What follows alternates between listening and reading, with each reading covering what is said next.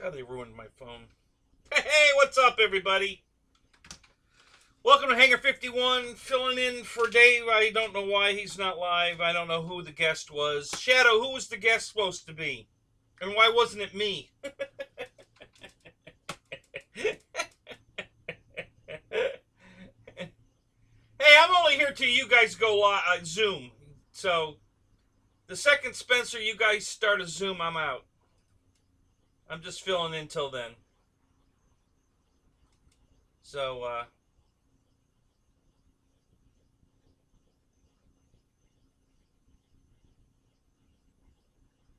yeah. Oh, that's funny, George.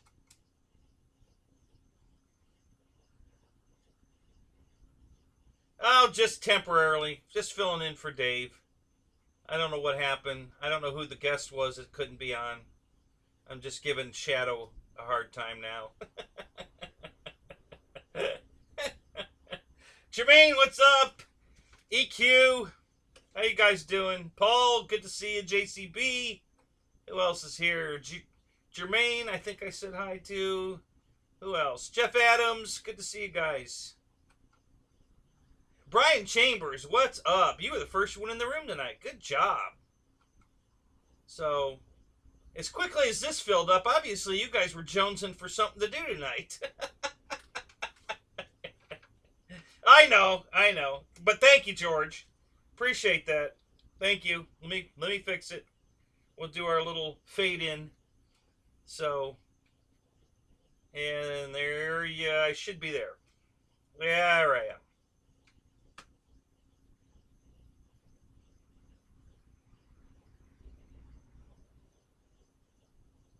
Oh, so Skip Build was supposed to be on tonight? Okay.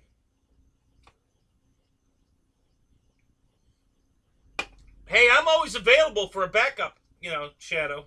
Just saying. Not that anybody wants, me to be on the show, but... So I just thought I'd fill in till the Zoom starts. So, as soon as you guys want to go zooming, we'll just shut this off and go zooming. But until then, I thought I'd just hang out with you guys. So, hey, what's everybody think of the new Freewing release?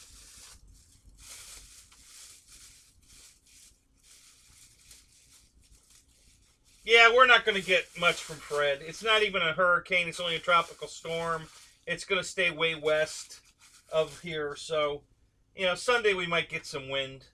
Other than that, I don't see much happening with that.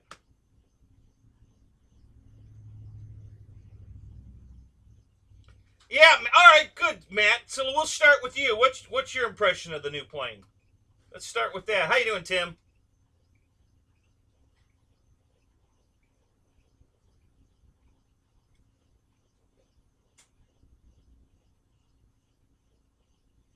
Oh, you got stung by a wasp? That's hilarious because I just killed one with the bug zapper. Here he is, right here. Yeah. I cooked this guy. Yeah, he got in there and just started.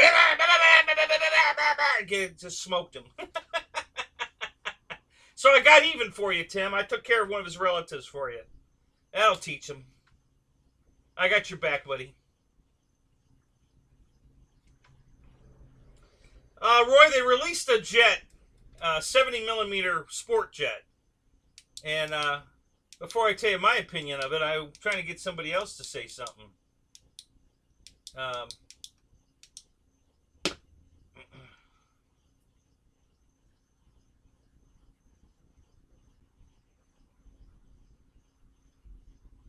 Yeah, it's in stock, by the way. Yeah, it's not a pre-release, not a pre-order. What's up, David? It's in stock. You can order it right now. If you like it, you can order it. They have them in stock. So, big thumbs up for that. I think that was a good move.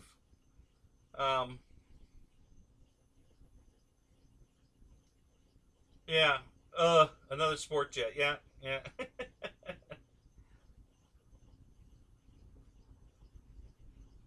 They sold out already? I just looked at it 10 minutes ago. They weren't sold out. Well, it might have been more than 10 minutes, but it wasn't that long ago. I just looked at it. They still had them in stock. Let me open it up here. I was in the house when I looked at it. Let me look out here and see what it says. Maybe we're over speaking and they already did sell out. So let's go to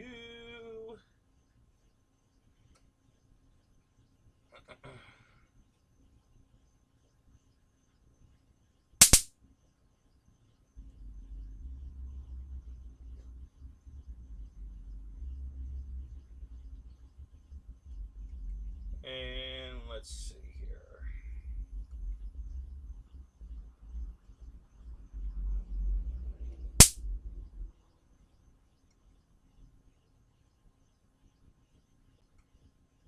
Come on. There it is.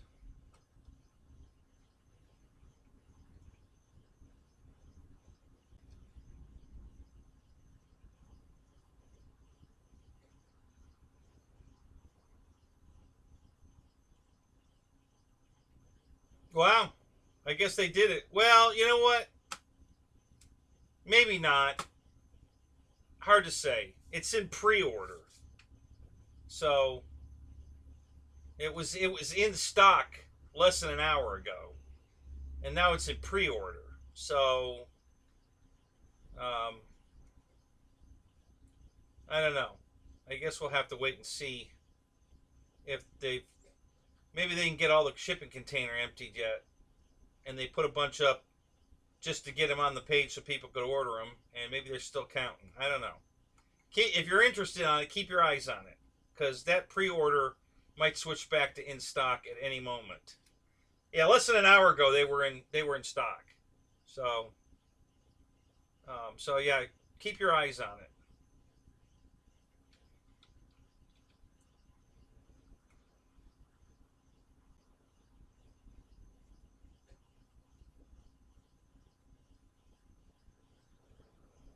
God, it's screaming.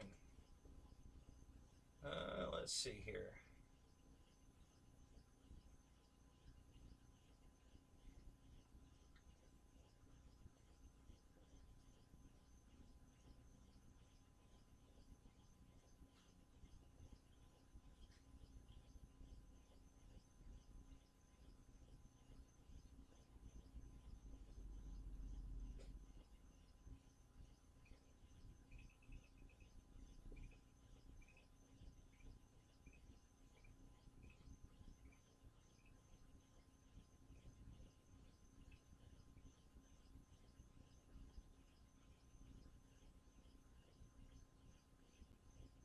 Yeah, Brian, you're absolutely right. Tired of jets. We need more prop planes.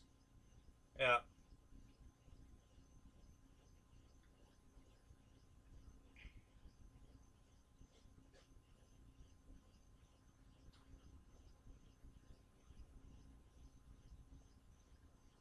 Yeah, Barry, it's Thursday. That was the first thing that went through your mind.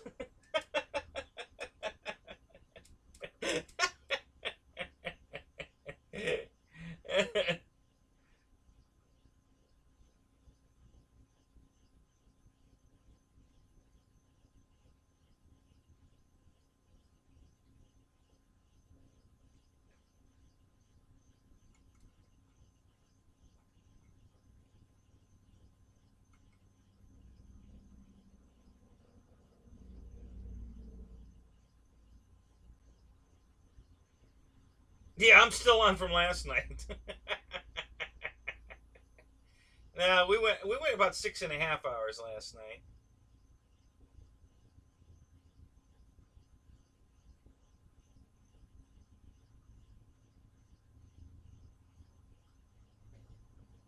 Turn out the lights. Yeah, maybe in a minute, Jeff.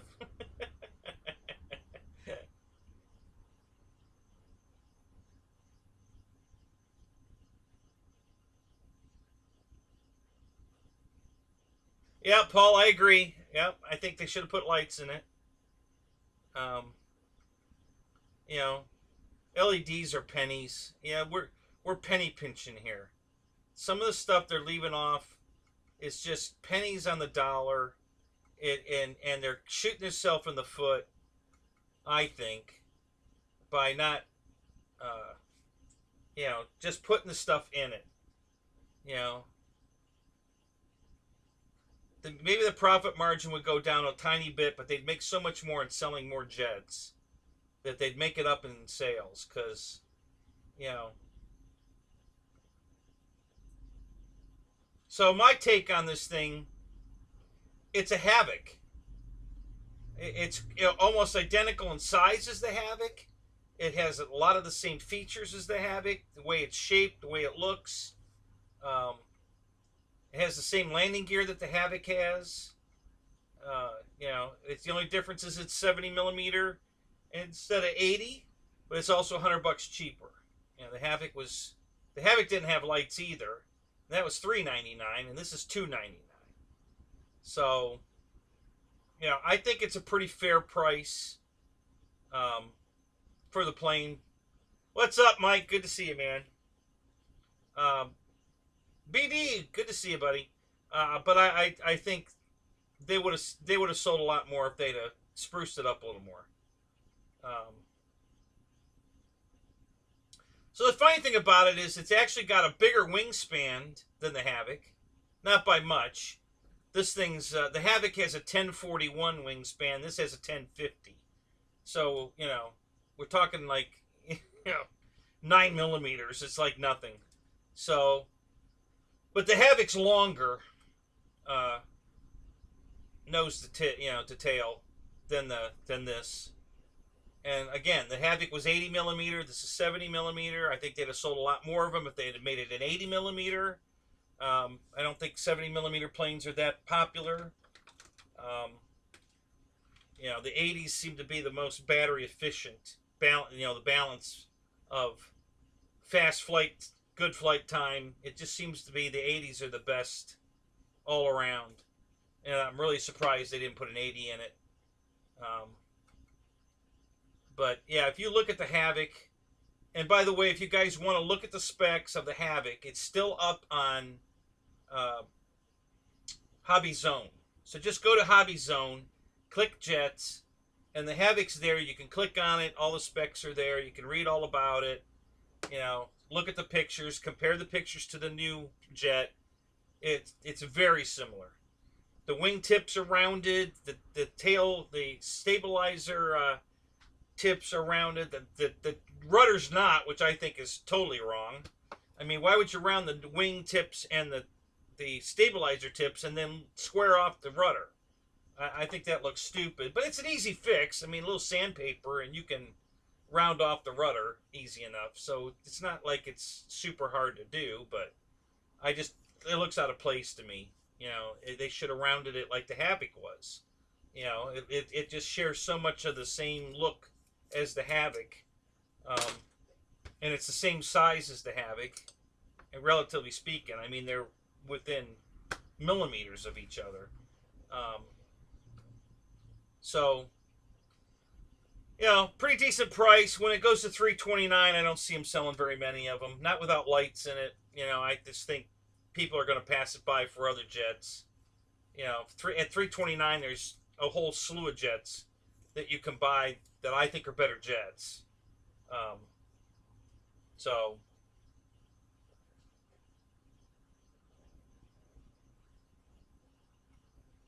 yeah, again, Mike, I agree. Too expensive. That's why this plane's the most reasonably priced plane that Motion has for sure. I think, bang for the buck. I think this is the best thing Motion's got right now. At $299, when it goes to $329, not so much. I don't see them selling a lot of them at $329. There's better planes. I think there's better planes to buy at $329, or a little cheaper. I think I'd buy the F5 before I buy this. But at $299, I don't know. It's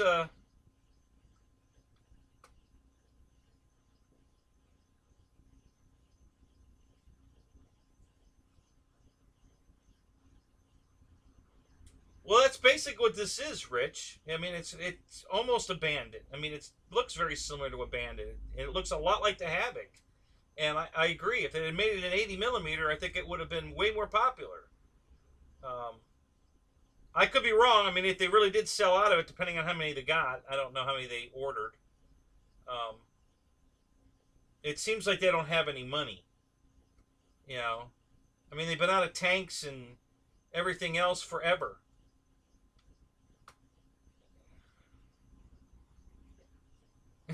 Thanks. Thanks, Jay. The Friday night fill-in. That's me. Just hanging out here till either Spencer or Dave starts the Zoom. Then we'll shut this down and jump over to the Zoom. But I thought, you know, any of you guys don't have anything to do on a Friday night like me, I thought I'd go live for you guys. So,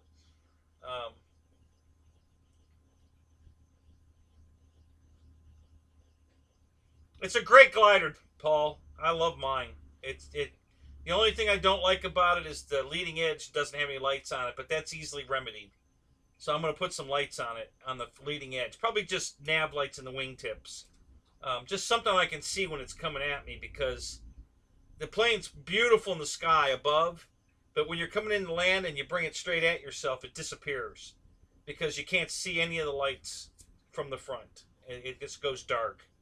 So I'm thinking I'll put a light in the under the canopy, so the canopy's lit, and then I think I'm going to put a nav light in each corner, and that'll probably be good enough so that I can see it coming at me. But other than that, I love the glider. It's beautiful. God, the lights on that thing the colors are just gorgeous. It's a rainbow. And there's like 72 different light patterns you can pick. Not only color, but the pattern and the speed of the pattern. You know, so you've got all these choices. I think there's 7 different speeds. And there's, I don't know how many different colors. There's a lot of different colors. And you can just light it up a solid color. If you want it to be just green, you can just make it green. Not moving, not flashing, just green. If you want to make it just green, you can do that. Purple, you know, aqua, blue, whatever. Or you can have it moving, or you can add 2 different colors together, moving. There's a lot of options. Really a lot of options. So it's a beautiful glider in the dark. I really love it.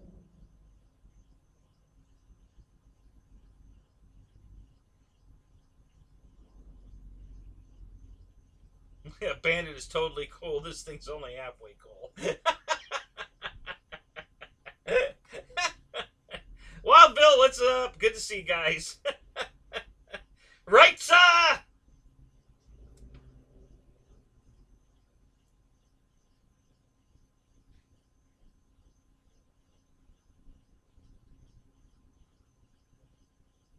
Yeah, if it's in your card, it's not reserved. If you didn't push the trigger, you know, to buy it, you didn't get it. It means nothing to be in your card. They're not holding it for you. You know, it means nothing to put it in your card. You got to hit the buy button before they're going to hold it for you. So,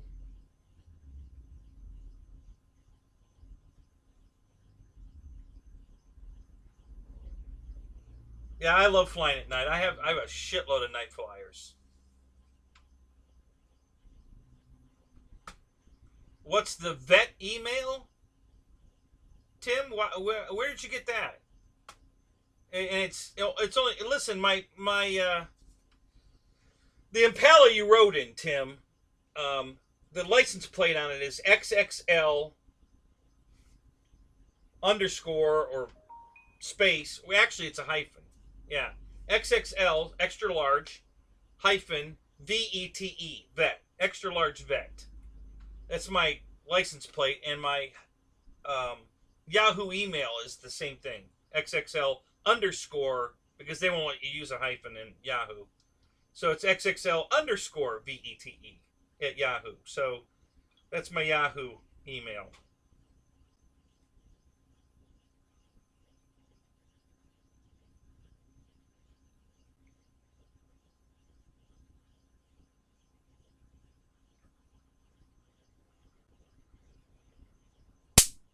looks exactly like the guy I killed. Yeah. Yeah, he got him with the zapper got him.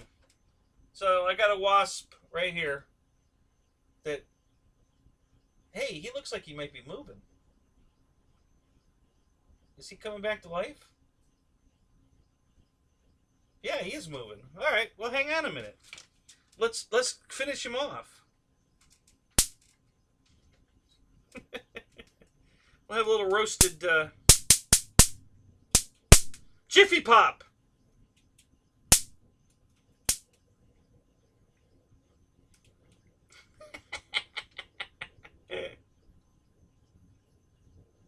Yeah, he's cooking right now. Yeah, he's literally on fire right now.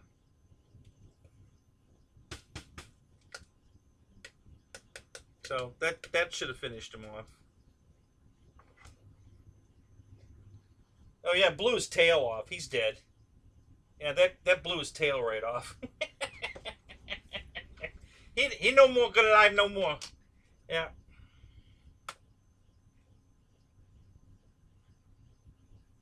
Yeah, I did the same thing with the Visionaire, Alan. I put lights on my Visionaire before they had a night Visionaire. You know, it was about 6 months after I did that, they came out with a night Visionaire, and I'm like, you son of a bitches. So, and that's exactly my, if you guys wonder what's in my logo, the round circle, that's exactly what that is. That's my night Visionaire. My, you know, I forget what you call that. But the little picture next to my name, or in the upper corner of the show here, is my night Visionaire lit up. So you can open that in a separate window and take a look at it, or you can just click on it, go to my page. I think it's in my emblem on the page. But yeah, that's my version of a night Visionaire. I did that way before they came out with a night Visionaire.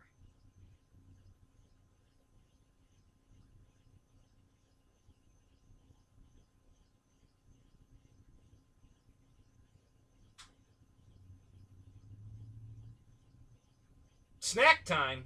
All right. The Exterminator. That's right, Alan. Michael, what's up? Good to see you.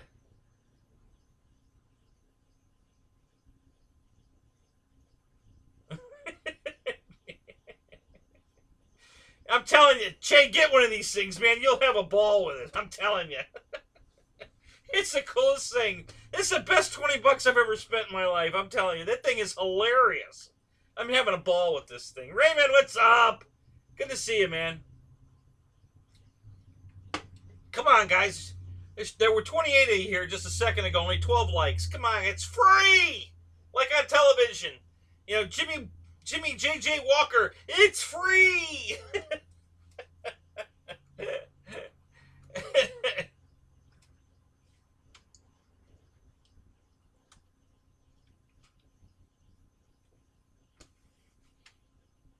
So George, did you buy one of those planes? I was watching you in the live stream, and you seemed to like it. So did you buy one?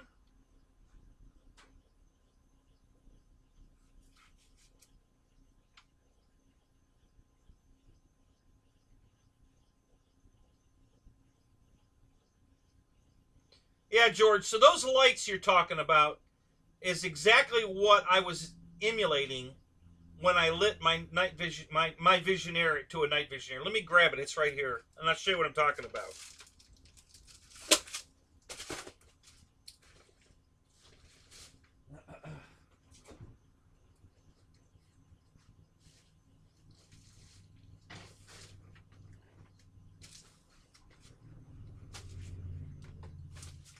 So the Visionaire always had these, you know, these spoiler, whatever you want to call these damn things, the winglets here at the end. It comes with these.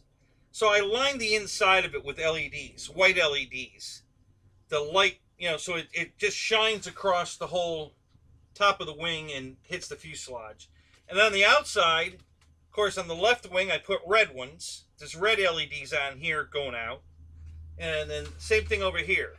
The white ones on the inside shining in, and the green ones shining out. And then on the I made these, and I made new ones. These are crap, but these were a test. I just wanted to see if it's going to work. So I made these out of flight test, foam board. It's this piece of foam with the paper on it, and they were temporary, and they did work. They worked fine. And I've got lights on the inside of these shining on the tail, and so it's acting like the light kit you bought, George, and it does a great job. I mean, I've got pictures of this lit up at night. In that picture there, there's no outside lighting on that. It's pitch black outside. All that lighting you see is 100% coming from the LEDs on the wings, the wing tips and the stab tips. So, and if you just open that, it's going to be a little blurry, but you're going to get the idea how bright it is. You open my little icon thingy, and then just enlarge it, and you'll see what I'm talking about. It's bright. It shows up well. So that was my. So now I've since made wooden. I've got like 64th inch plywood winglets for the tail. I just haven't put them on yet. I already made them. I painted them. I sanded them off to smooth it out, to fill in all the wood grain, and then I painted them again and sanded them again, and now I got to put one more final coat of paint on them, and then I'm going to redo the lights. I'm going to just unsolder the wires here and put the new one on with more lights on it, and I'm going to add more lights here too on the wings. The white lights facing in. The outside lights are plenty bright enough. The red and green lights are plenty bright. But I'd like more light on the inside, so I'm going to put another row of lights on both sides. But that's how I did it, which is it's very similar to what George is talking about. He's buying these light kits that are on wires and stick out, and they have these big spotlights that show, that light it from external. And that's where I got the idea to do this.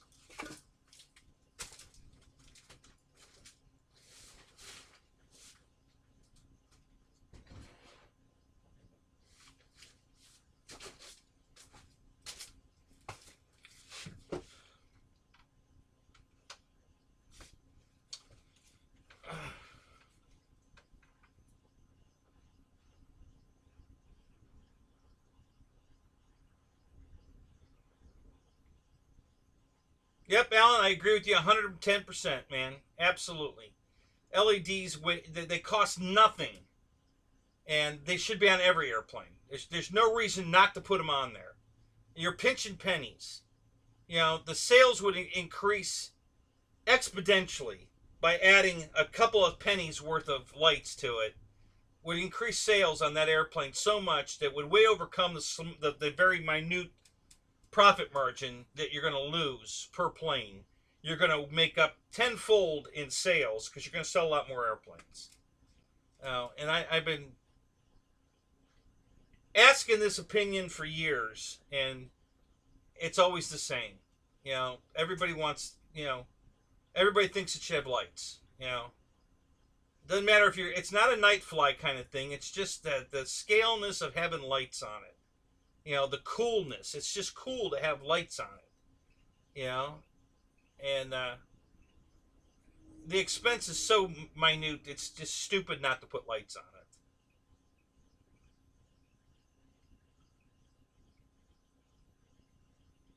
Yeah, George, you're right. I watched Joe Smith at Null over the lake.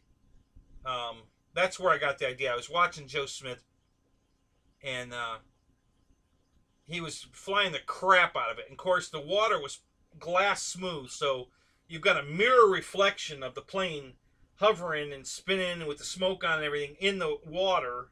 So you got two planes, one this way, one this way. It was so cool. So If you guys haven't watched that, just, on YouTube, search Joe Smith Null, and I'm sure it'll come up. And super cool. Super, super cool.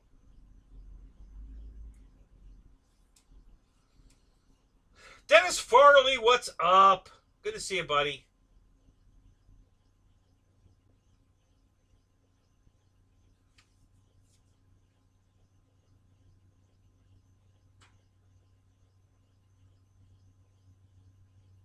Yeah, exactly. They fly better with lights.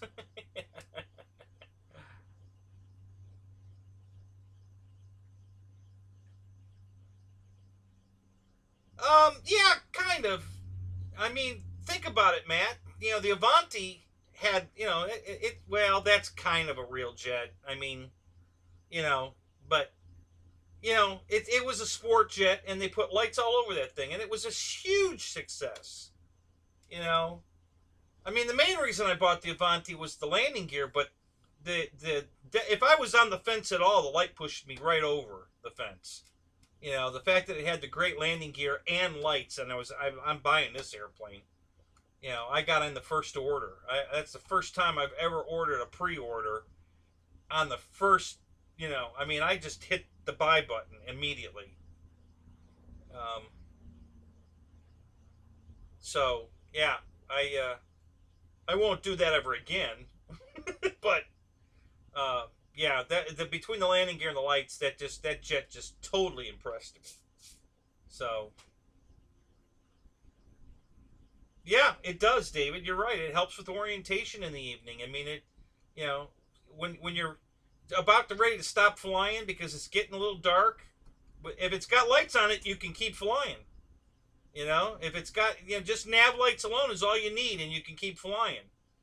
So, that adds a good half hour to an hour of flight time at the end of the day because it has lights on it. Without the lights, when it starts getting dark enough, you can't see it. You very easily lose orientation.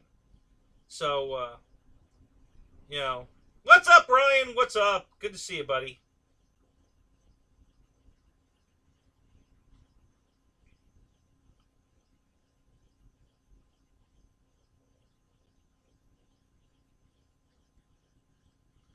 Don, what's up? Look at all you guys coming in here.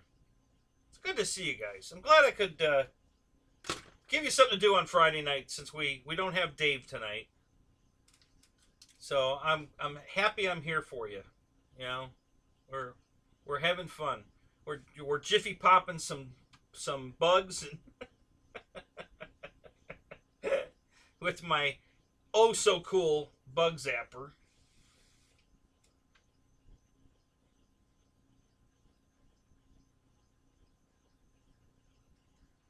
Yeah, put the rating together there, Wild Bill. Absolutely. I'm going to work on my Wild Willie some more. Um,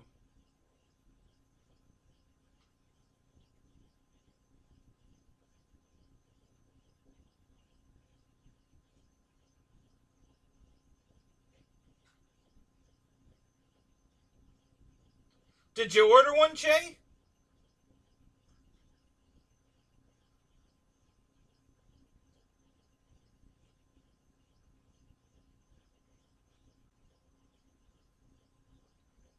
Don't forget the baby powder. I haven't tried baby powder. I usually use um, Vaseline or on rare occasion I'll even use like transmission fluid, but usually I just use Vaseline. That works great. Yeah, Mika, there's Dave canceled tonight because he was going to have Skip Build on, and I guess Skip Build's having power outages, so he didn't want to go live without Skip, I guess. So he says they're going to go tomorrow morning at 11:30, and I'm thinking all you guys have nothing to do on a Friday night, so I'll go live to give you guys something to do, at least until we go. If Dave or Spencer open a Zoom, then we'll cut this off and go zooming. But until then, we'll just hang out, talk about whatever you want to talk about.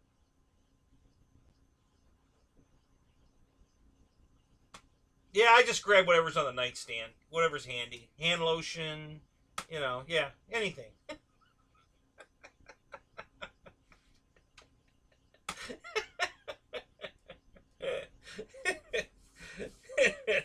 Thanks, Brian. I know you're looking out for me. Thank you, buddy.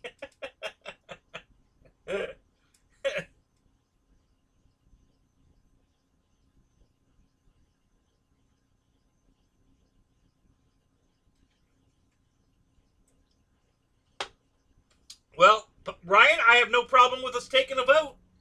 If you guys would rather let Ryan go live and build the T7, pop in some emojis, and I'll go off, and Ryan can go on. I have no problem with that. I'm just here to, host a show for you guys to do something.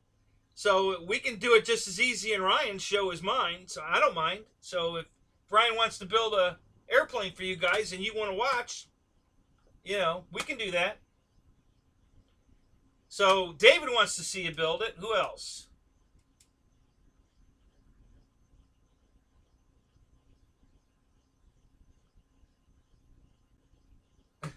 So that's what's on your nightstand too, Brian, huh? Our club has a night fly every October. We tried doing it in June, but yeah, it's too hot. Yeah, well, George, that's not a problem for me. I like flying till 1 or 2 in the morning.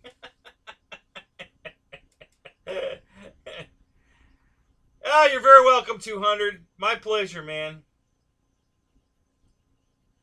Yeah, yank and spank. That's a good one, Roy. Are you ready, Ryan? I mean, you need to get set up. We'll, if you want to do that, get everything ready and then let me know, and we'll all head over to your show.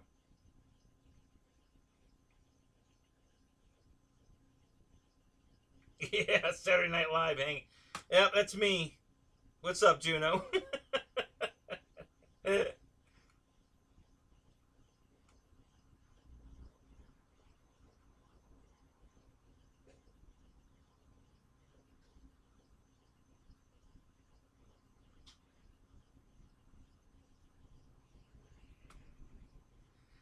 Yeah, I don't know. Randy, I haven't even seen him in my show much anymore. He's kind of dropped off the map there a little bit. I haven't seen him in anybody's show, honestly. I don't know if he's lurking or he's just found other things to do now. I don't know. I haven't seen him in anybody's show, really. Occasionally, but not like he used to be. So, hey, we got some takers here. Got a few more Jiffy Pop going on over here.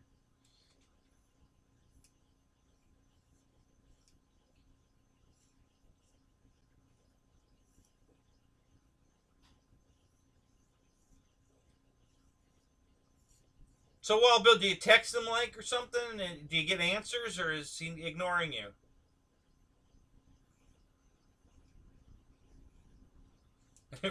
Roy, build it and we will come.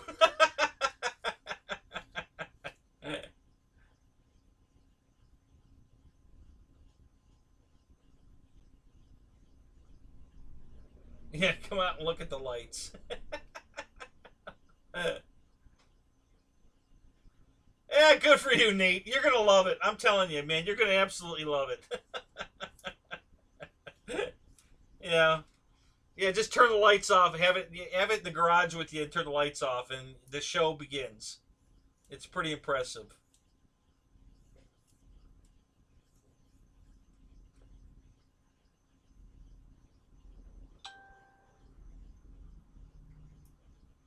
Yeah, Alan, I usually don't go flying at that time of night. I'm already been flying all day, and I just keep flying. And those are the nights a lot of times that I use the tent and stay at the field. So I'll fly until 2, 3, whatever in the morning, and then put the planes away in the tent, and just go lay down in the tent, go to sleep. Wake up the next morning. So we have a guy that comes out really, really early. I think he gets there at 5:30, I think, or 6. Um, so I always know, you know, when he's got a diesel truck, so it's kind of noisy. It's an old diesel truck, and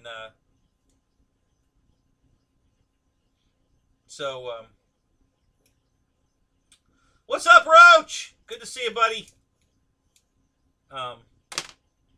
So yeah, he shows up, and then he spends an hour setting up. He gets everything out of his trailer. He puts up a canopy and tables, and gets his generator running and runs all his cords on his chargers, and takes him a while to get set up.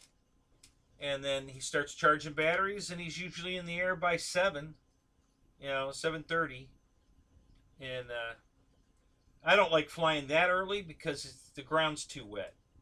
The grass is wet. We fly off grass, and all the wet just comes off the tires and just covers the bottom of the wing with grass clippings and dirt. So I tend to wait till it gets dry before I fly, which is usually by like 8:30, 9 o'clock. So until then, I just hang out.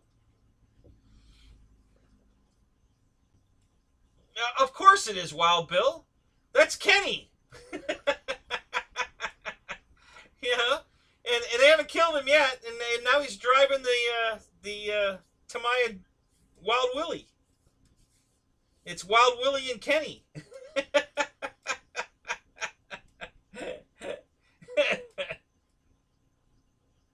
So Flying Time, Tim Flying Time bought me that, sent it to me, and so I occasionally put him in different things and take pictures and send it to him, and he just cracks up. And then he's got one too, so then he puts his in something funny and sends me pictures. So we're always sending pictures back and forth of what we're doing with Kenny. It's kind of like the Christmas elf on the shelf kind of thing. So my favorite was when I put him in the PT-17. He looked hilarious in that. That was really funny. He just sat in there perfect. It was really funny. Yeah, I'm playing with my Wild Willie again. I can't stop, guys. What can I say? I just can't stop. It's just I have to go to Wild Willie Anonymous, so I maybe stop playing with my Willie.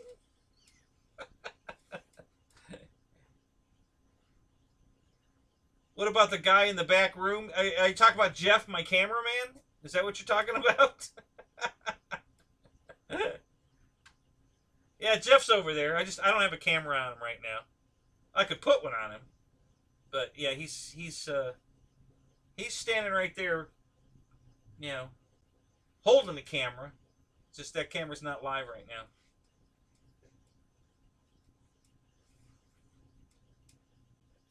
Yeah, night's the best time for night flying. You're right. And landing closer to the ground is the best landings too. I know it's hard to believe, guys, but trust me, if you land closer to the ground, they're better landings. What's up with the garage? So the guys came today. I was gonna film it. I was gonna go earlier, but it was raining, and even though it was a light rain, I didn't want to put my phone out in the rain again. I'm just really leery about getting it wet.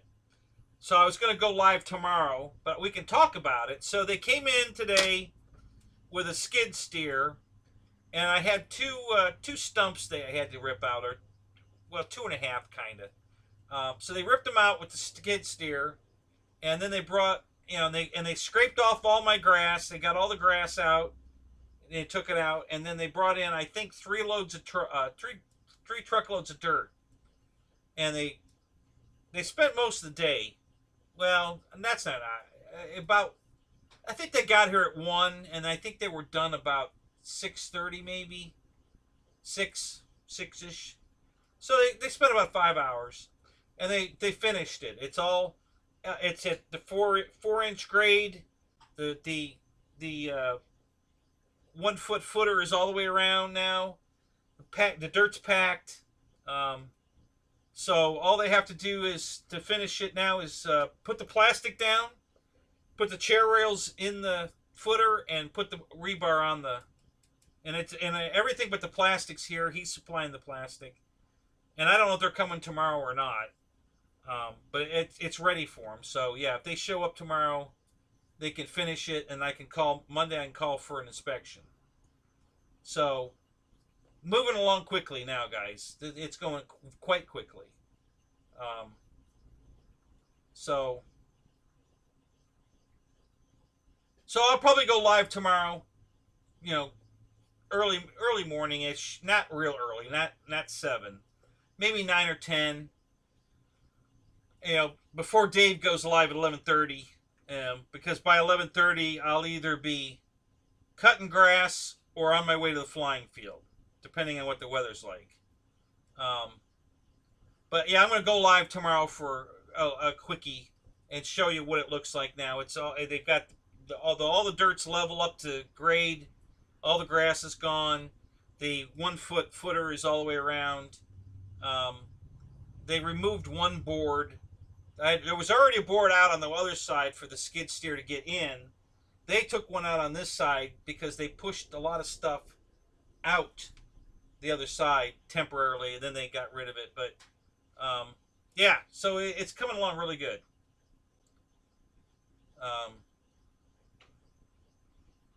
So yeah, it's moving right along. I should probably, I don't see any reason why I won't be calling for an inspection early next week. I imagine, you know, it's going to take them less than an hour to come in and set the chairs and the rebar in the chairs. You know, put the plastic down and then set the rebar. So, you know, they got like an hour's worth of work to do, and then I can call for an inspection. So if I can call Monday or Tuesday, and the guy can come right out and look at it, I should have it inspected by the end of the week. I'll call the factory and tell them, okay, we're ready for the building. How soon can you get it here? And we'll get a determination on that. So I'm hoping it's done by the end of September. You know, I don't see, unless they're backed up, I don't see that not happening. It should be that should be a pretty easy goal to make.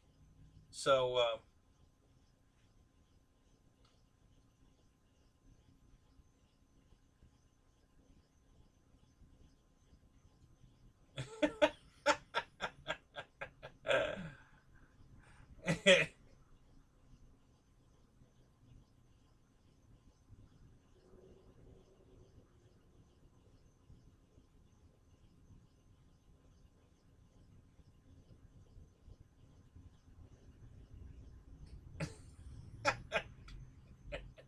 I thought that was Beetlejuice, David. Don't say Beetlejuice.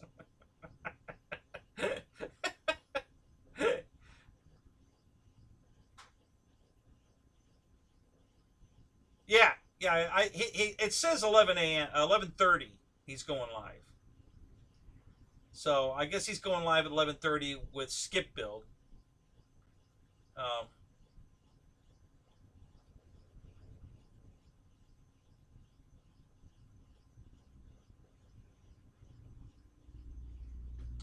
$900 in England, really? Damn.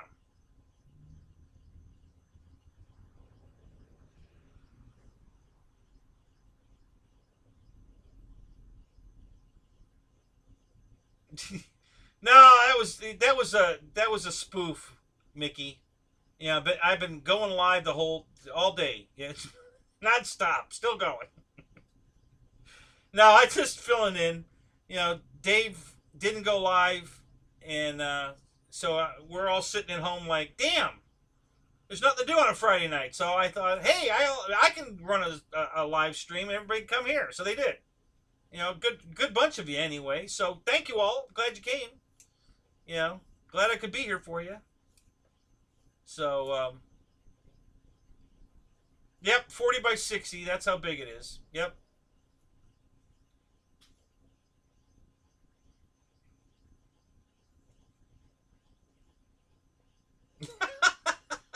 you know.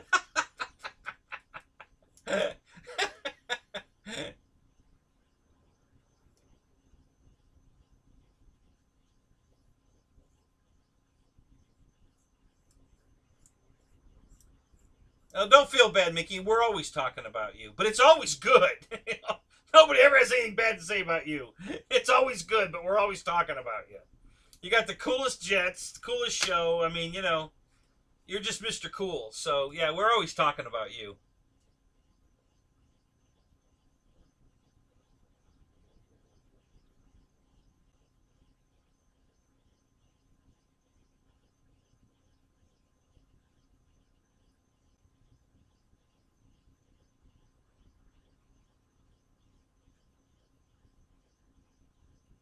Yeah, my huge hangar. And it is huge, guys. You know, and it's really not as big as I wanted it, but it's as big as I could afford it. So, it's big. It's just I wanted an 80 by 100. You know, I had to settle for 40 by 60. So, and I would have filled up the 80 by 100. So don't think for a second that that was too much. I could have easily filled that up. um, Captain Crouton, really? He's here? Oh, where is he? Yeah, I haven't seen Ricky for a while actually. You know, it's been a while since I've seen Ricky.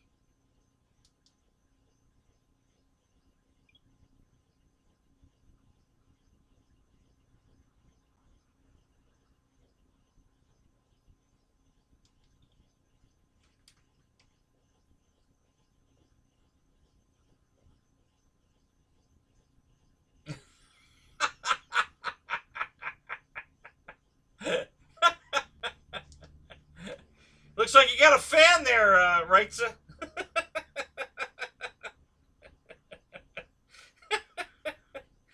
That's funny.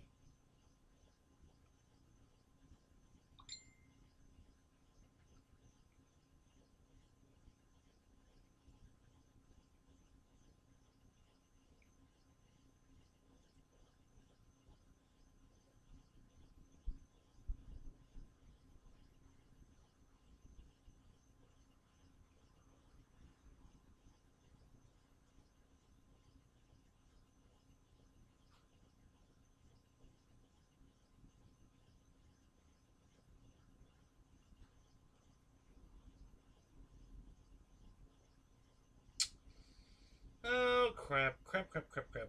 Where is that? Is it here? No. Here? This might work.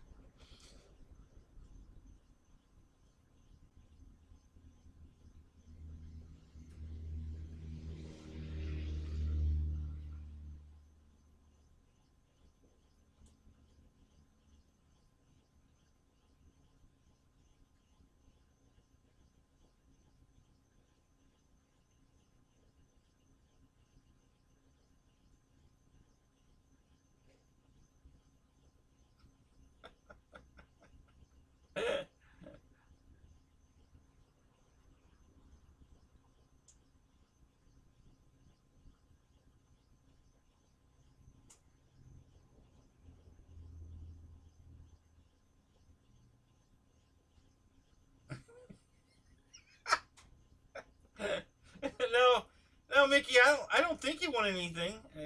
Not that I'm aware of. I didn't know you were the asshole this week either. So that's news to me.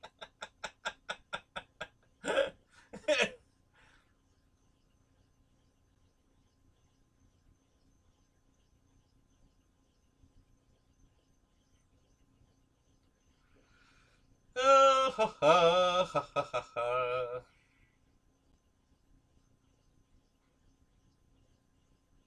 Oh, you're leaving us, Dave? Oh, man. All right, buddy. Have a good night. Keep your eyes open for Zoom. I don't know if it's happening, but keep your eyes open. I would assume it is, but you know how you spell assume. So, But keep your eyes peeled. Have a good night.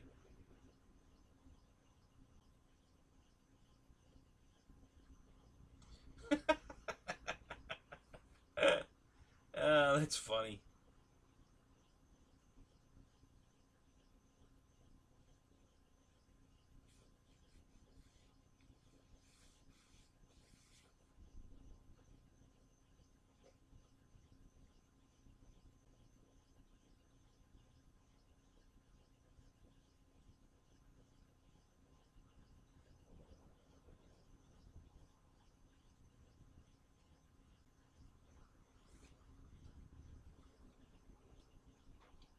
So I guess Spencer is working on putting a Zoom together. Haven't seen Air Marshal tonight, so I don't know what he's doing.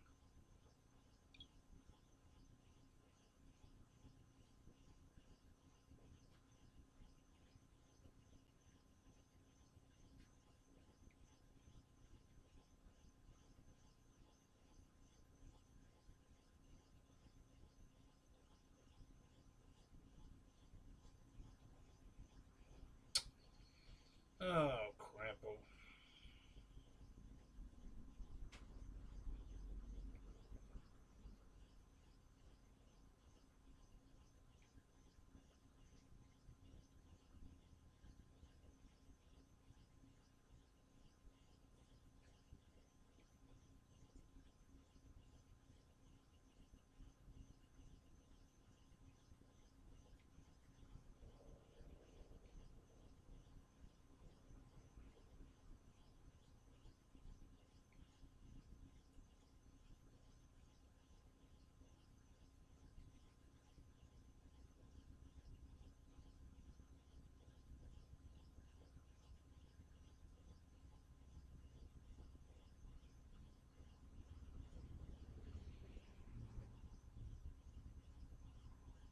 Yeah, right, EQ.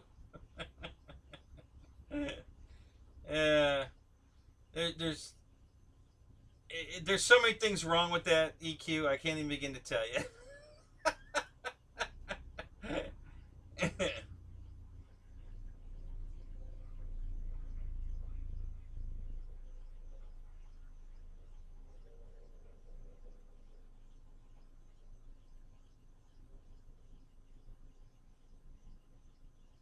Yeah, you think that's what's going to happen, Roy? Ryan's going to have Bobby build it?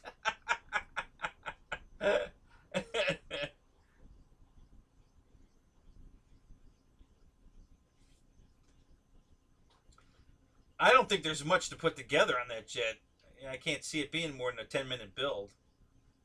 Um,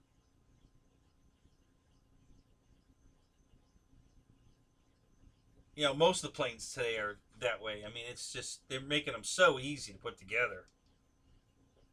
I mean, I love this his UMX Radiant build. You just slide the wing in. It's done. Yeah, I mean that was hilarious. I mean, it doesn't get any easier than that. Oh, you want to see me rebox it? Okay, slid the wing out, and put it in the box. There you go.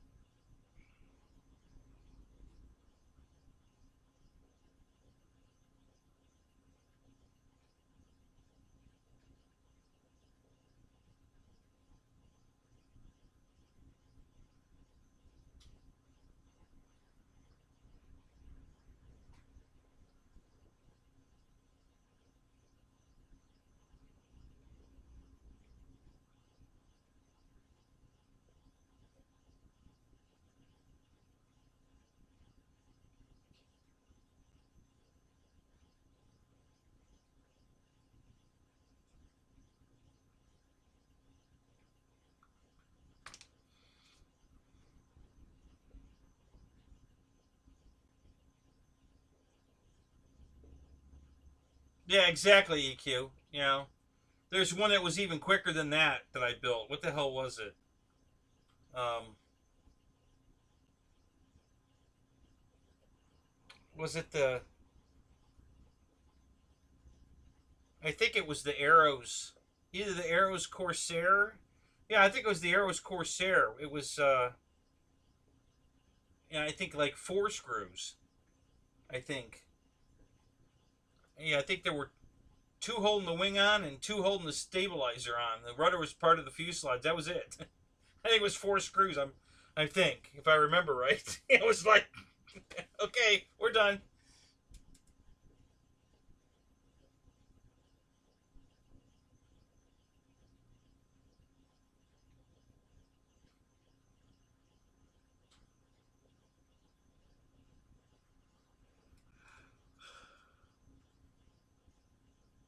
Yeah, I think Victor was making jokes. It took me longer to explain it than it did to actually put it together. I don't know if that was a dig that I talked too much or if the plane was just too easy. I don't know. But it was, yeah, it was like over in seconds. It was ridiculous.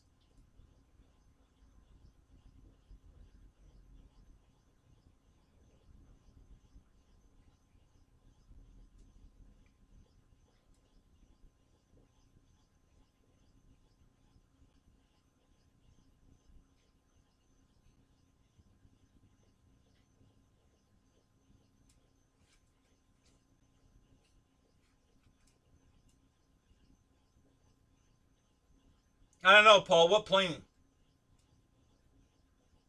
You want to? Yeah, you want to see me fly a plane in my hangar? What plane you want to see fly in my hangar?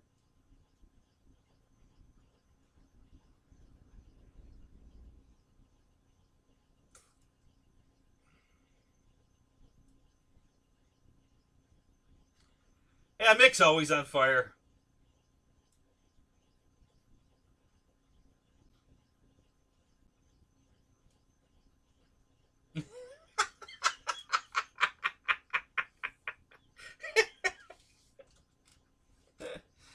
You're one of those criers, are you? Oh, that's funny. uh,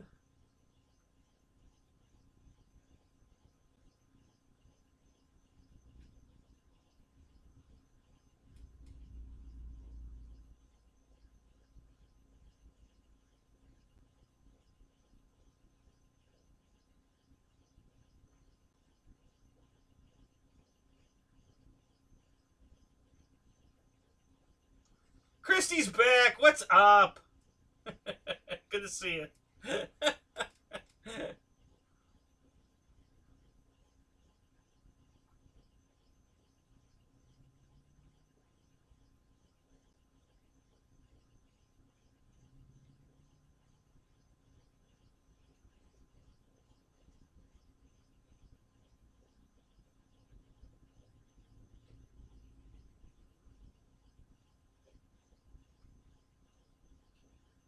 Christy doesn't like cuddlers.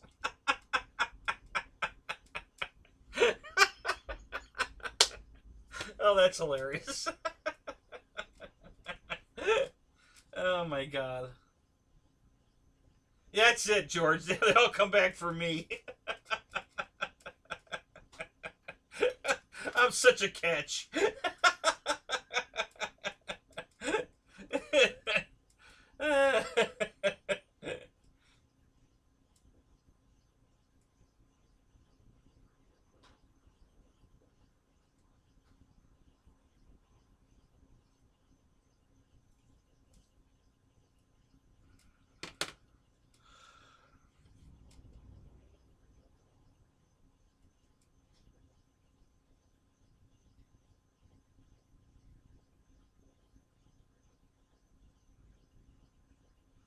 There you go, Roy. Jeff in Lower Alabama, what's up?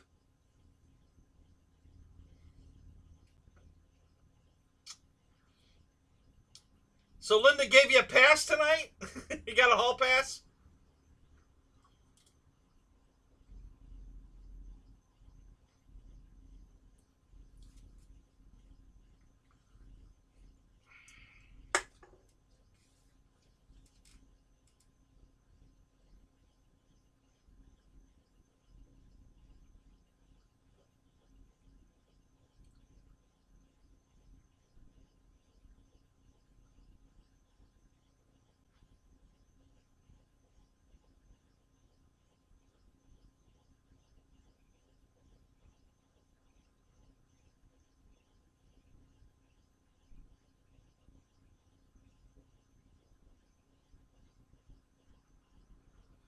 Yeah, Jeff woke up from his nap.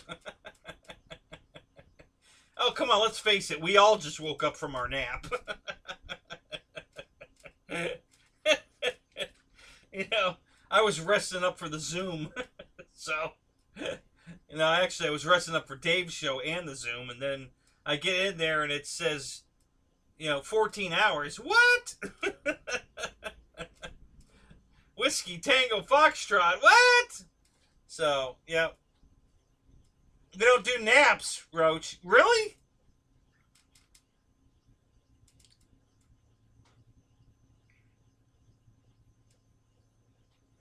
God, I nap as much as I can because I don't sleep much. So, but I get naps every now and then. 20 minutes, an hour maybe. If I sit down and I'm tired, I go out pretty quick, but I don't stay sleeping very long. So, little micro naps. That seems to be enough. It keeps me going. Although last night I was really tired. When I shut the Zoom down, I was pretty tired last night. So I went in the house and turned the TV on, and I was asleep in seconds. I didn't see much of the show I put on. I forget what show I put on. What did I put on? It was, I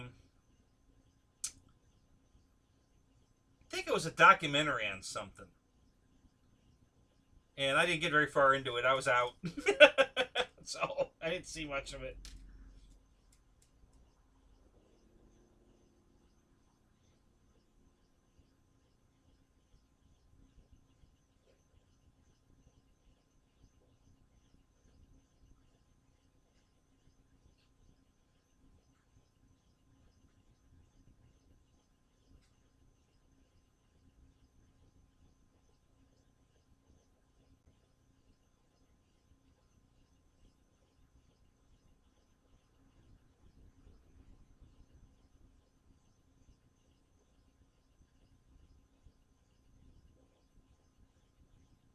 Hey, my lizard's back. He's here. I know you guys have been wondering about the lizard, thinking I'm taking all of his food with my zapper, but nope, there he is. He's here. Still going strong. He's on the hunt for something right now, as a matter of fact. He's eyeballing something over there. Yeah, to go for president. There you go. Oh, that's good. I like that one.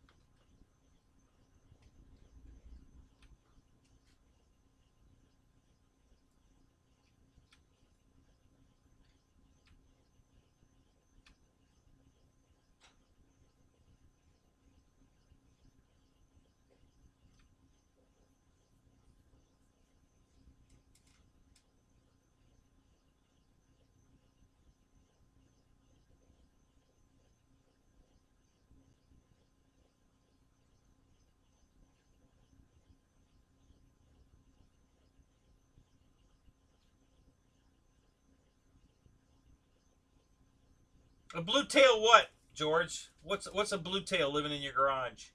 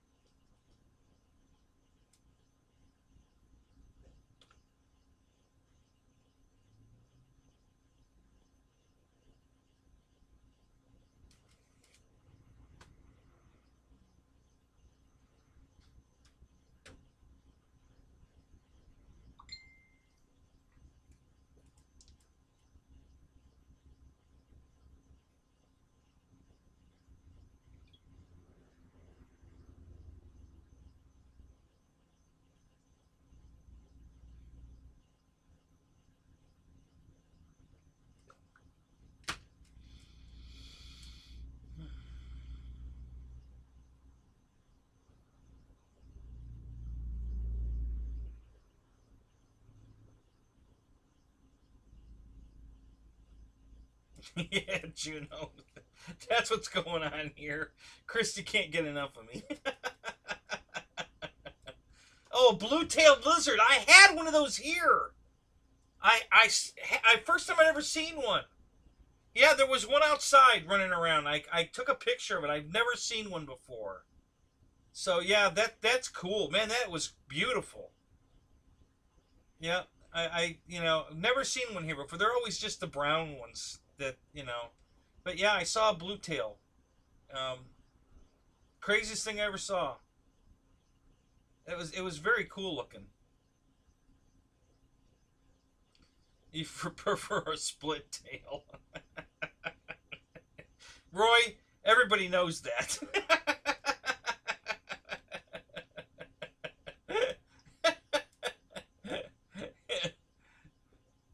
There ain't a soul in any one of these chats that doesn't already know that. So, just saying.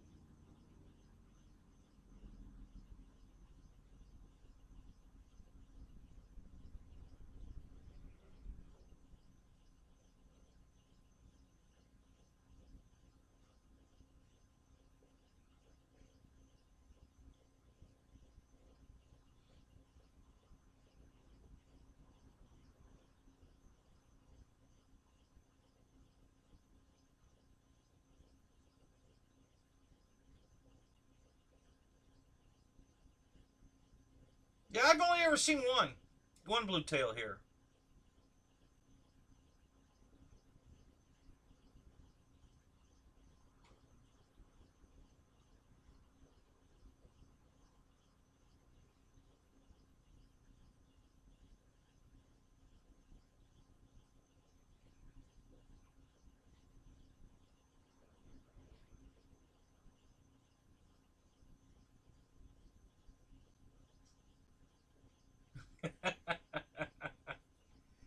All right. So, which trick did you use to get the wings on, Wild Bill? After you got all the advice from all of us.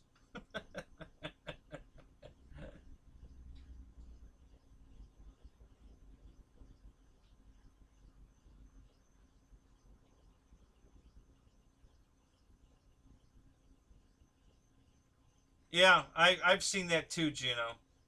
I love it when spiders go after roaches. It's hilarious.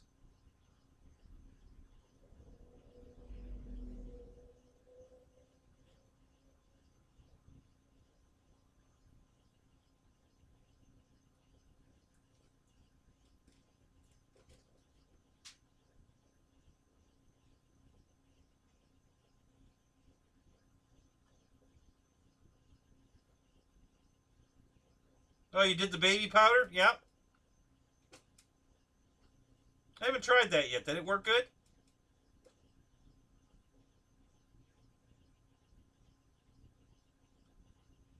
An albino squirrel. I've never seen that. Wow, that's cool.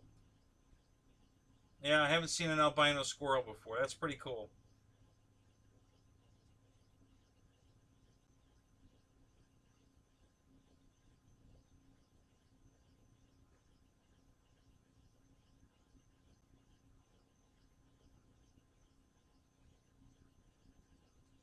You had an elephant hiding in your cherry tree.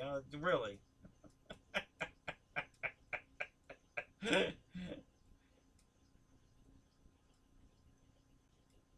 Well, good. Thank you for telling us that. I'll have to try that. I've never tried baby powder. I'll have to try that.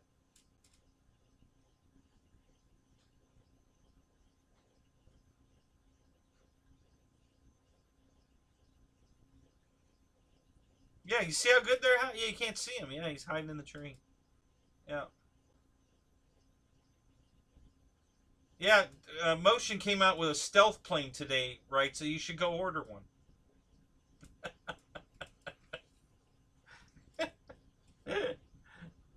Time to quit the acid. Next week. Oh my god.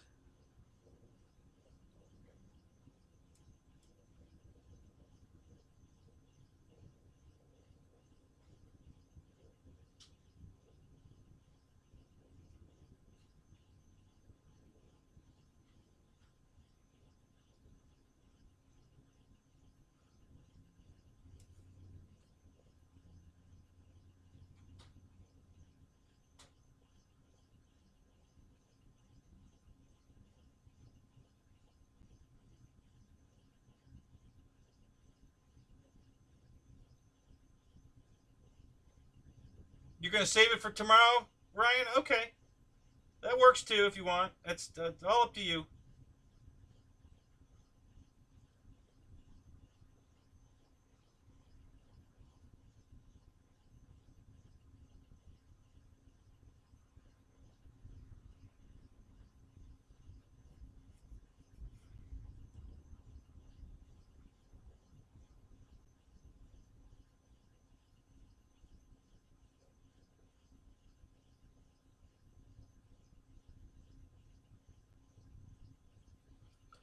Boomer's Burgers. Wow, there you go.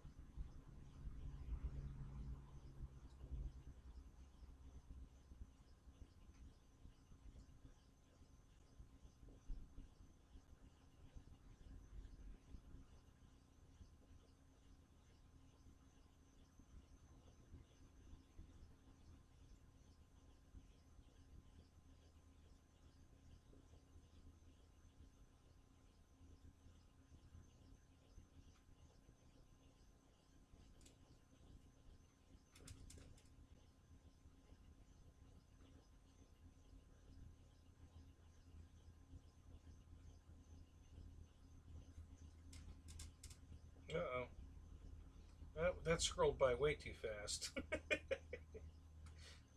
My computer can't keep up with that.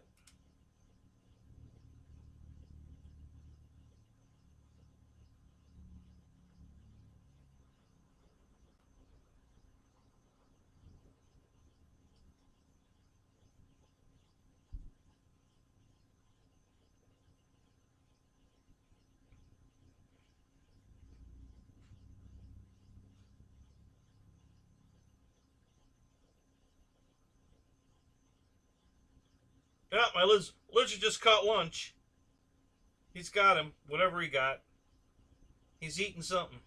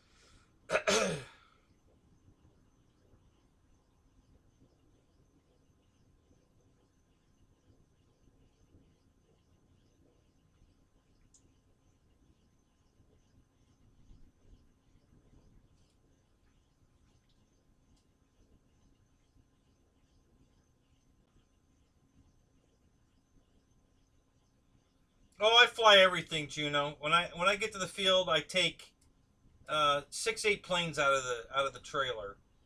Have to take 4 out to get to the RV8, but there are 4 planes I fly. So that's the QQ, the Flex Innovations QQ, the FMS Pitts, and the Corsair, and I think there's one more. What's the other one? The BA Hawk, and then I can get to the Flex RV8 is standing on its nose with the wings off. So I have to get those out of the way because their wings block me getting it out. So I get those planes out, then I get the RV8 out. And then I go around to the other side and I take the FMS Beaver out, the F7F Tiger Cat out, and that's it to just take out.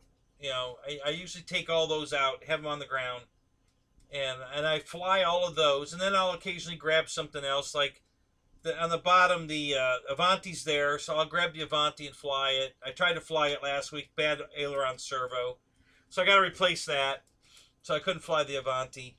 And then the Radiant, the Night Radiant is up on the top, and I'll grab that and fly it.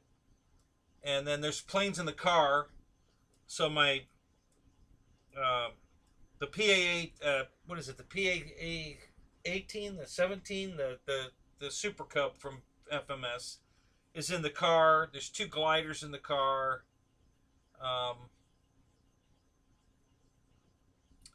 And then sometimes I take the B-25 out to work on it. It's not ready to fly yet. It's close. It's just, I'm just piddling with some stuff.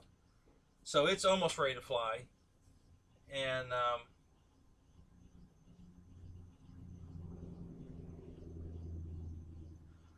so yeah, that's usually the ones I grab first. And then from time to time, right now those are the planes because they're the new ones. And I'm flying the crap out of them.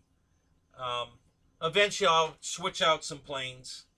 You know, I'm not switching anything till the garage is done because that way I can get everything in the garage, and it'll be super easy to start switching planes around. So right now, everything's just gonna kind of sit where they're safe, kinda, and then we'll start switching them around after the garage is finished. Oh, good, trailer talk again. Is that like trailer trash?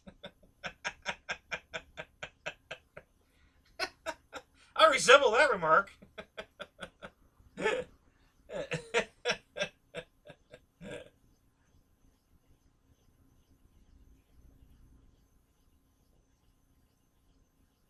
So I missed it, George.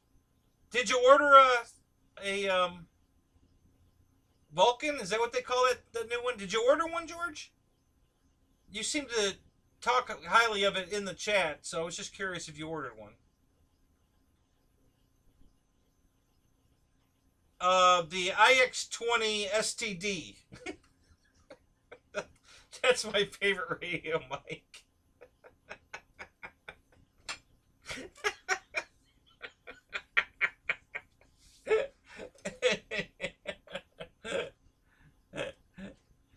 The shaggin' wagon, there we go.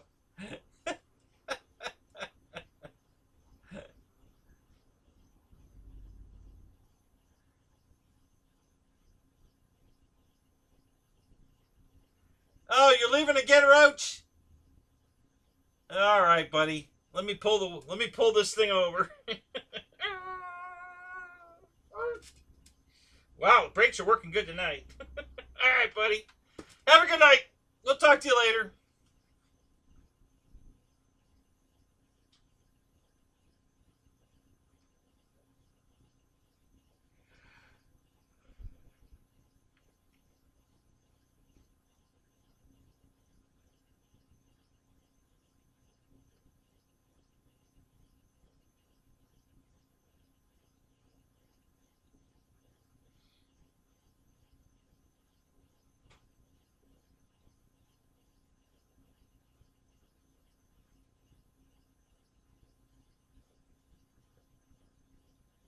Yeah.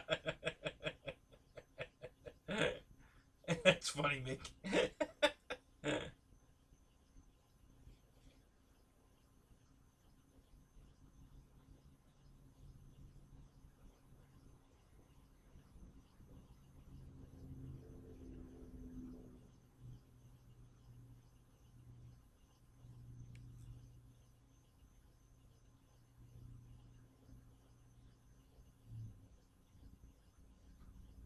Oh, so you didn't buy it to fly it? You bought it for the giveaway?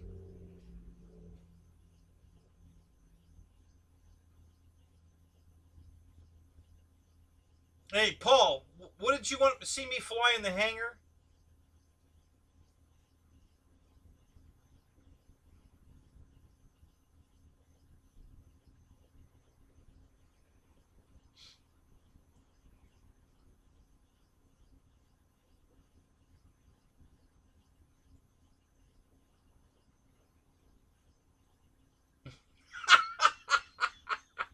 You don't let Canadians in. What?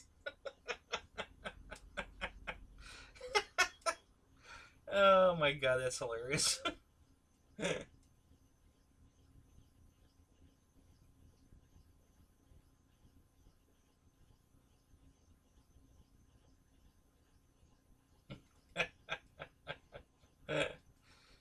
Mickey, you're no, not Mickey. Roach, you're spending too much time in the shower. That's why you're all wrinkly. You know, do that before you shower. You won't get so wrinkly then.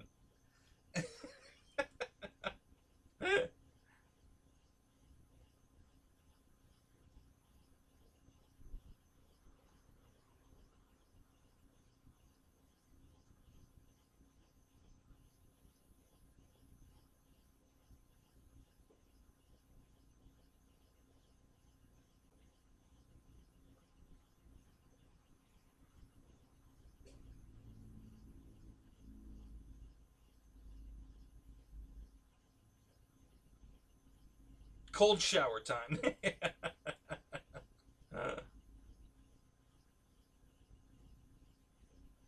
Oh, Jeff, did you order one?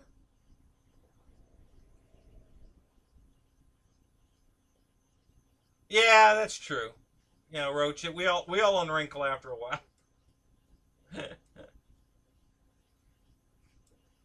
Oh, you got the sun coming up? All right, Mike. Good morning. Have a wonderful day.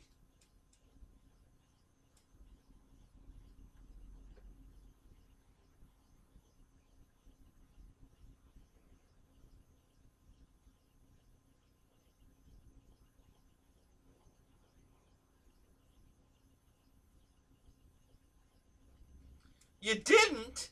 How come?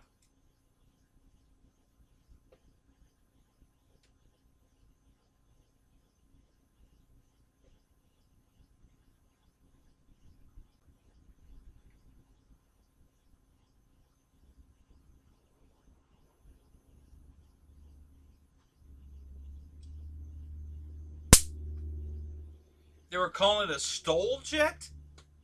Wow, I didn't see that.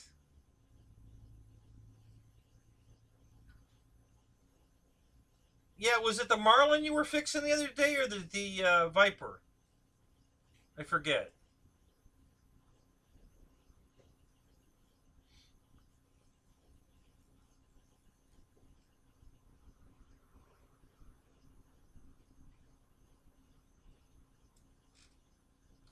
I have a walking stick right here on the box. That's the first time I've seen one of them in here. They're usually dead all over my car. But yeah, I have a walking stick right here, hanging out on the box. That's crazy. I've never seen one in here before.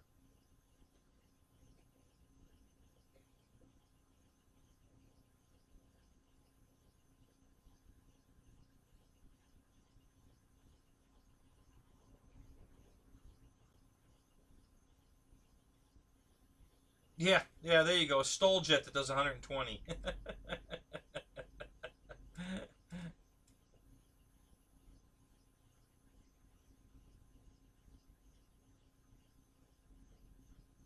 Oh, you gave away a Merlin last year? Oh, that's cool.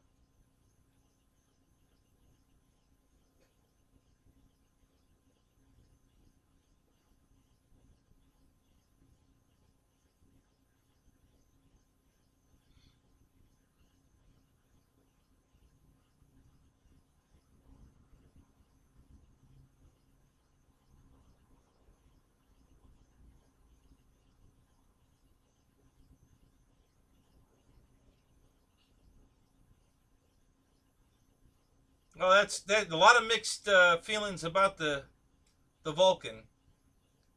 I guess you either love it or you hate it.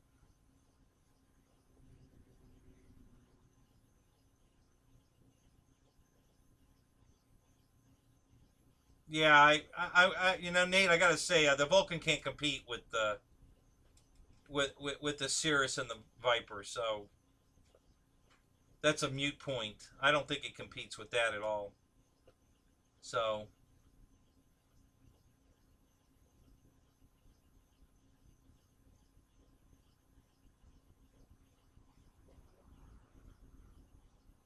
yeah, Mickey, I agree with you, 10,000%, man. All this wait for and that was the best they could come up with, really? Yeah, it's a good price for what it is, but it's kind of disappointing. I was really hoping for something better.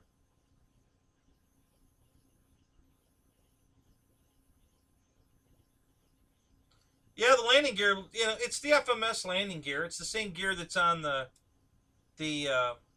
Futura, the BA Hawk, you know, the Havoc, same landing gear, you know.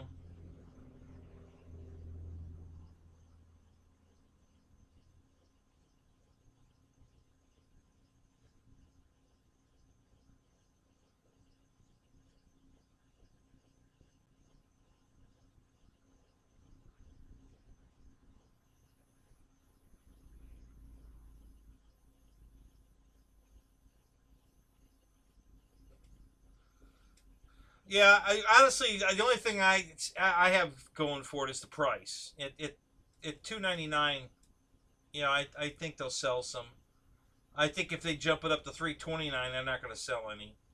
It's not a big amount of money, but it's enough to. Now, if they'd put lights in it, I think at 329 they'd still sell. But they cheaped out. They can't put 10 cents worth of LED lights in it so that they can mark it up an extra $30 and still sell airplanes. I don't get it.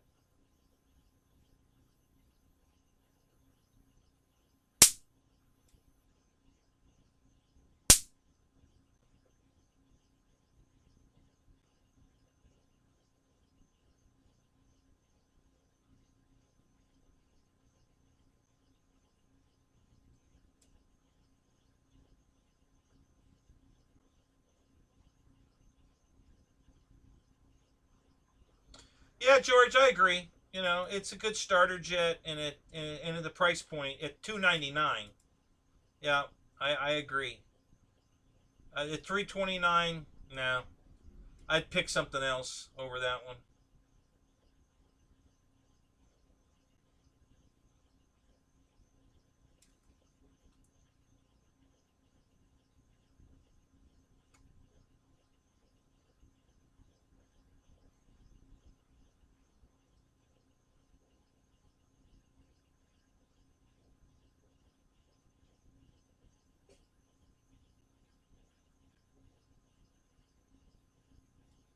And what brings you to that conclusion, Mickey? What have you heard? What are you thinking?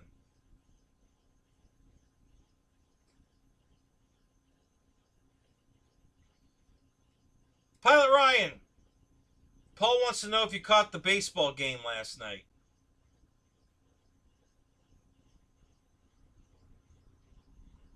Yeah, I saw that, Spence. I'm just wondering if they just threw an arbitrary number up to get them ready to, available to sell, and they haven't actually got them all out of the shipping container yet to know how many they actually have. So if you're looking at one, I just keep your eyes peeled because that might change from pre-order back to in stock. I seriously doubt they had time to unload the whole container or containers. Let's say in case they had more than one. So they might have just threw 100 planes up to get, it to say in stock so you could order them. And then as soon as that 100 went, it went back to pre-order, but they still have more to get out of the container. I don't know that. I'm just assuming. Um,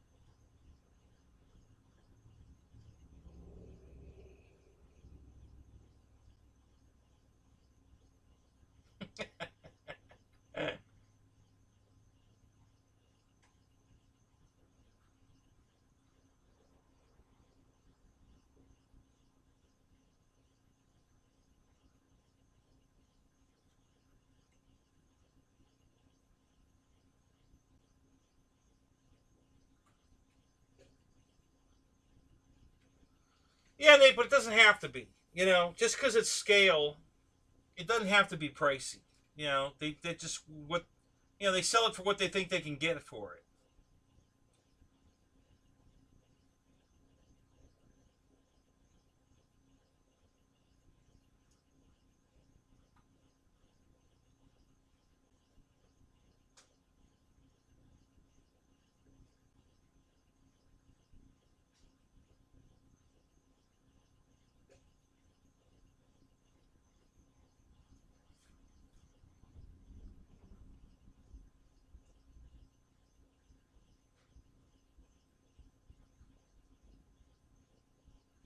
Yeah, Nate, I agree with that one completely. I would buy the Avanti first for sure. It's got a much better paint scheme. It's a good looking jet. It's got lights. There's really nothing negative to say about the FMS Avanti. So yeah,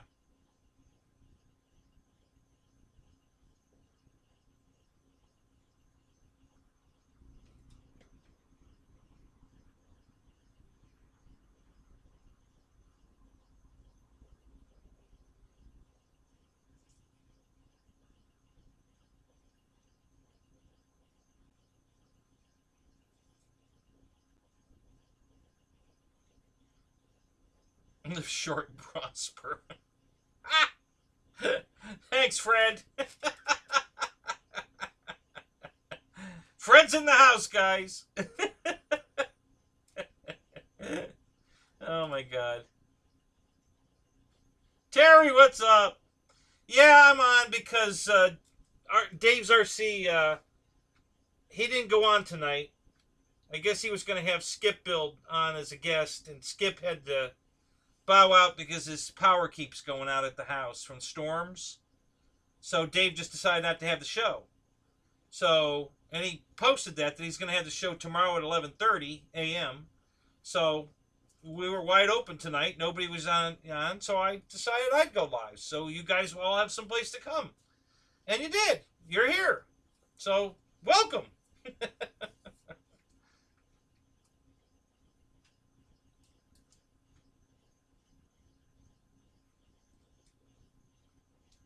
Well, listen, like I said, it's the same size as the Havoc.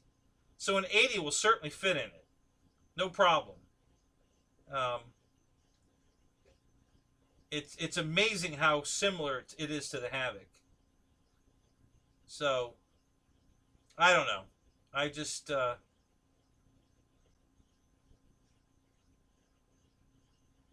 you're welcome, Mike. Honestly, I love doing these shows. I love you guys here. We have such a good time. So anytime you guys want me to go live, just let me know. I'll go live every night if you want. No, I won't do that because I'm not going to step on everybody else's show. But anytime somebody's not going to do a show, I'm available. I'll do a show any night that somebody, for whatever reason, can't do a show. I'll be happy to fill in for them. So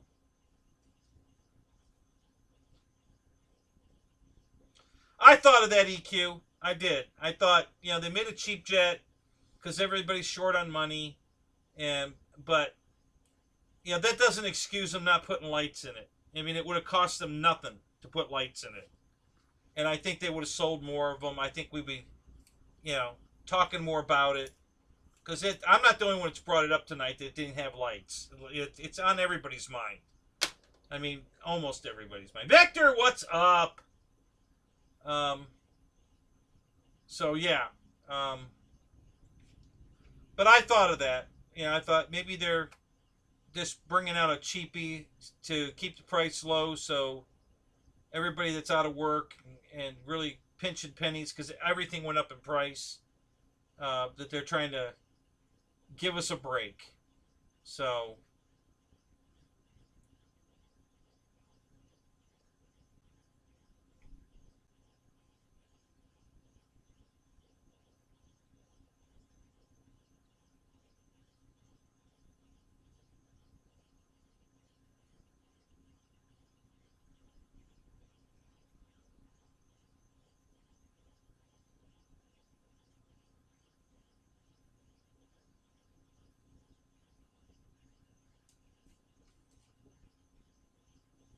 yeah, well, Bill, I'm definitely gonna. I'm going live when they start putting the shop up.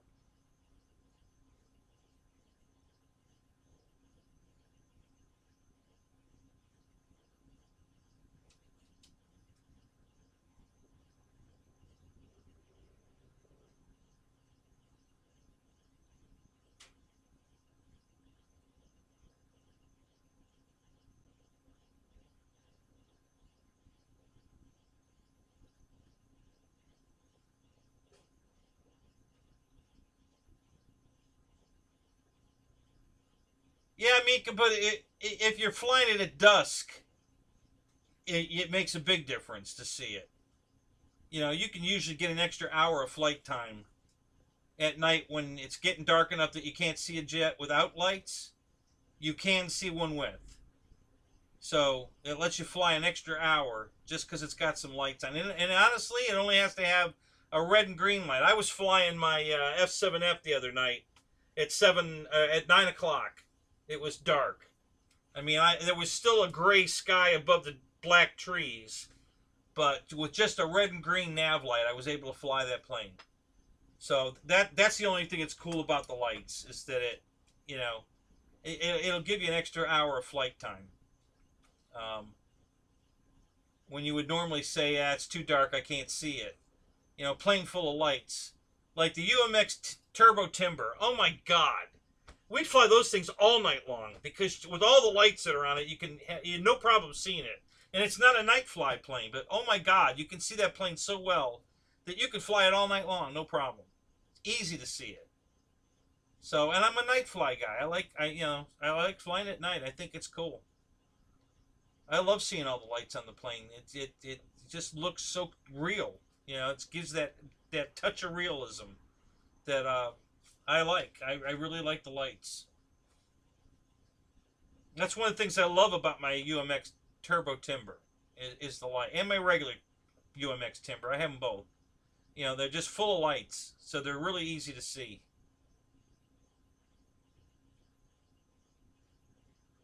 See, Brian agrees. He loves flying his Turbo Timber, his UMX at dusk. Yep.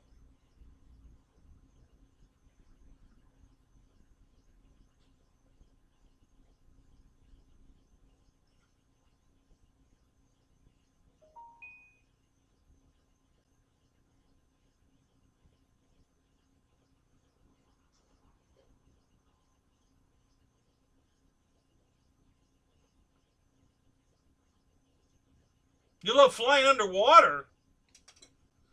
Sweet! I love it. See, Christy loves the lights. See? What can I tell you?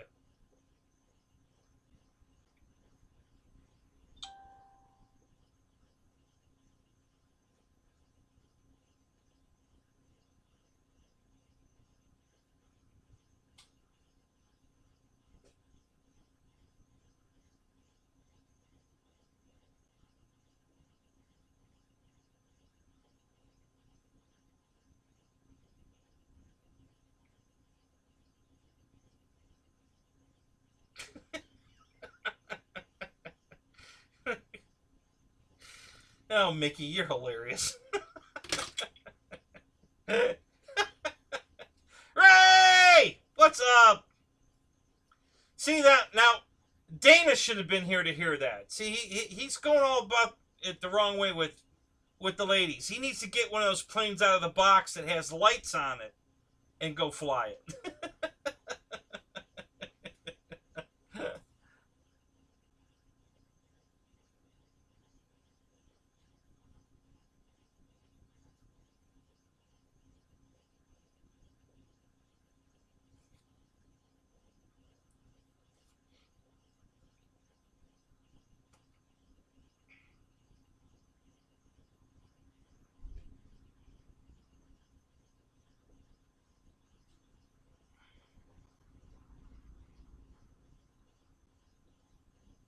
Yeah, exactly. Right. So I don't need another one. I've got all the planes I need. I'm good. Not buying anything else right now. So what do you think of the new plane, Mika? Do you like it? Do you like the new release? Did you buy one? What's your feelings on it? I don't hate it. I think it's for the money. I think it's a good deal, personally.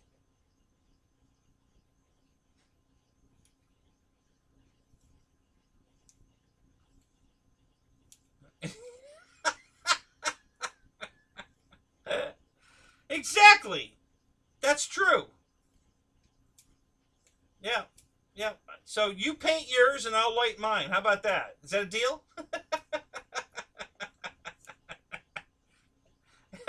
I'll get one and put lights on it. You get one and then paint it.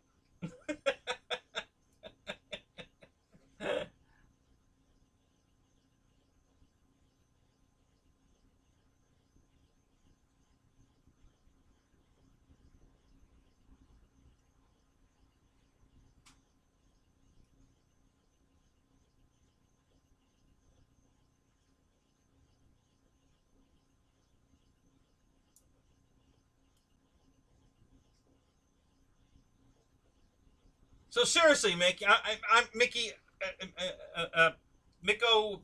No, hang on, Micah. Sorry, too many mix in here. What do you think of the plane? Do you like it? Are you gonna buy one? Did you buy one?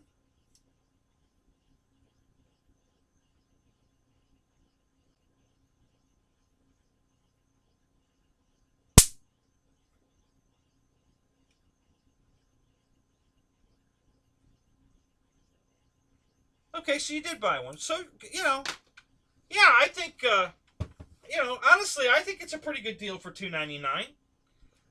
I'm just saying that I think you know, I think their sales would. I could be wrong. It's not like I know everything. Uh, You know, I just think the sales would probably be better if it had lights on it for pennies, a couple of pennies worth of lights. I think sales would be better. You know, I could be wrong, but that's just my feeling. It's not a deal breaker. I mean, if I was in the market for another jet, I think it's a pretty good deal for $299.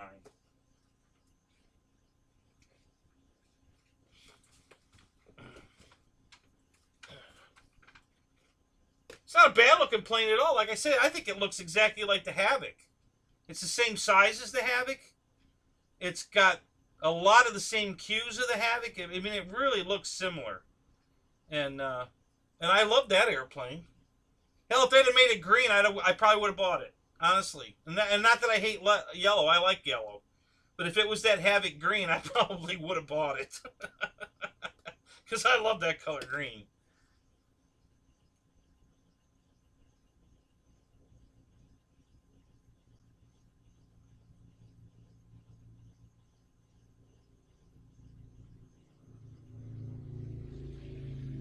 Yeah, I think honestly, I don't think.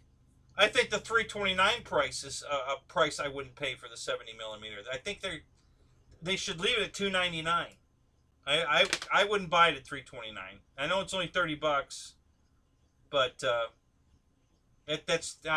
wouldn't buy it at 320. At 299 I'm in. You know, I would be in, but at 329 I'm not.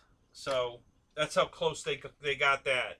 So if they're smart, they'll leave it at 299, but they won't. So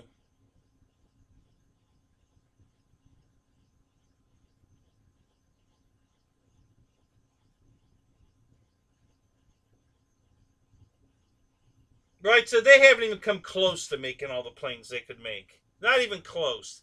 They haven't even like even got 10% of all the planes they could make. There's a lot of airplanes out there that they haven't made yet that a lot of people want. So making another sport jet that looks exactly like one that we've already had is, to me, kind of foolish. You know, if they really want to get people's attention, they need to be listening more and going after what people are asking for. There's a lot of people that want a B-17, you know, but nobody's making one. Well, nobody's making a new one. There is still that one out there, but um,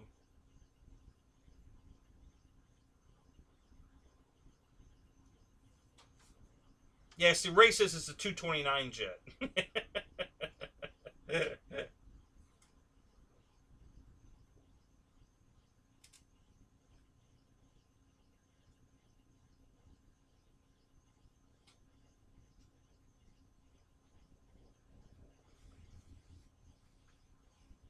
Oh, I hadn't heard that, Spence.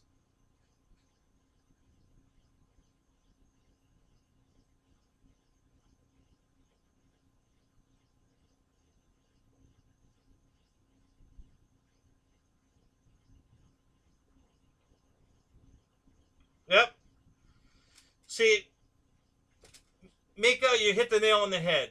The F-35 at 325 I would buy that all day long before I'd buy the Vulcan at 329. So exactly, that's why I said 299 is the max point on that plane. If they go to 329, I don't think they're going to sell them.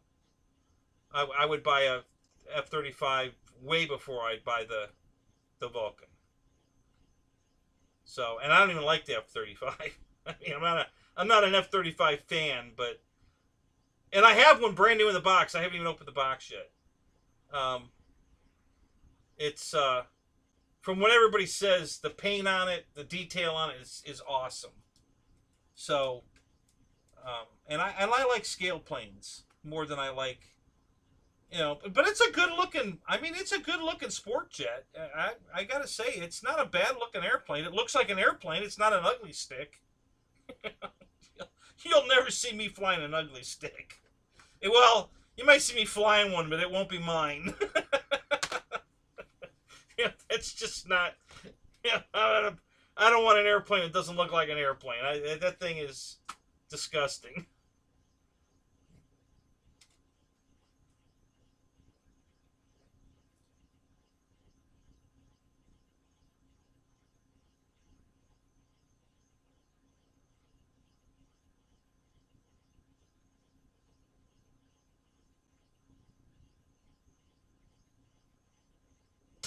Chow Main's on back order.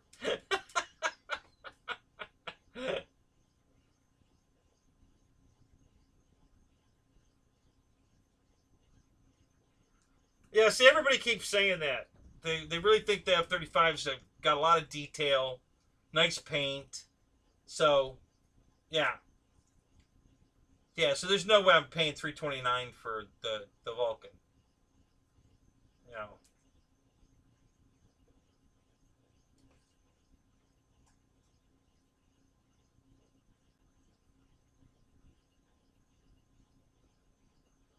I still have mine, man, if you want to buy it. It's brand new in the box. I haven't even opened the box. Haven't opened the shipping box. Still got the blue tape.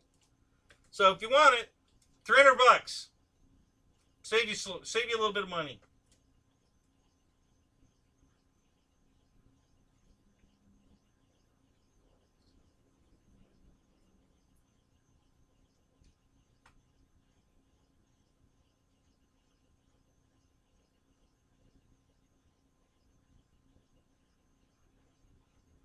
You could order parts just in case.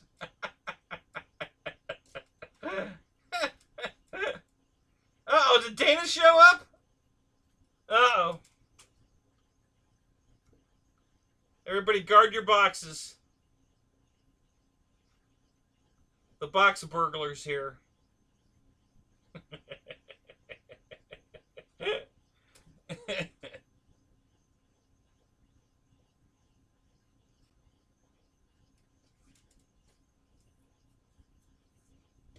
Are you making fun of me because my plane's still in the box?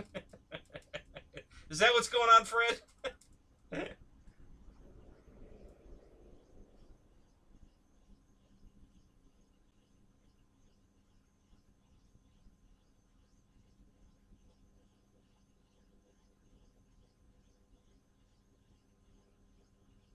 Yeah, it comes with crime scene tape. Yellow crime scene tape.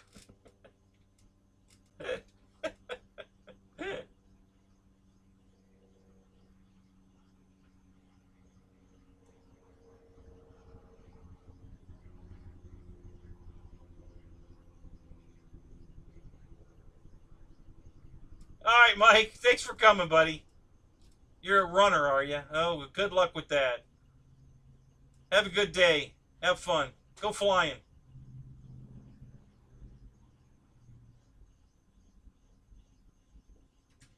Yeah, that's I got it, Fred.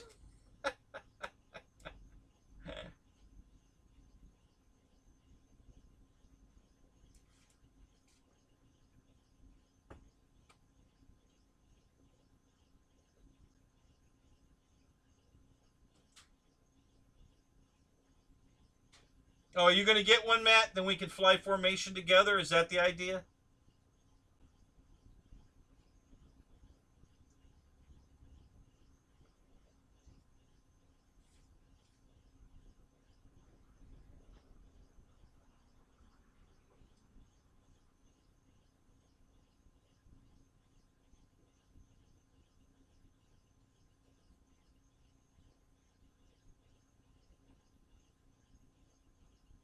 Yeah, exactly. They call it Fat Amy. Well, or Obese Amelia. I guess that's more politically correct. Obese Amelia. Um,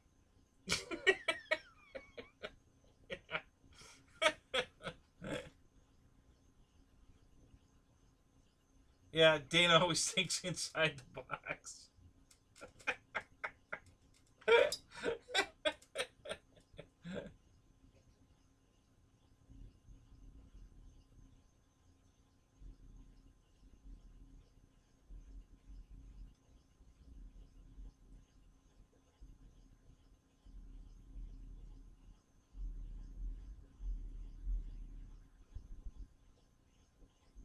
Hey, the afterburner looks good in everything.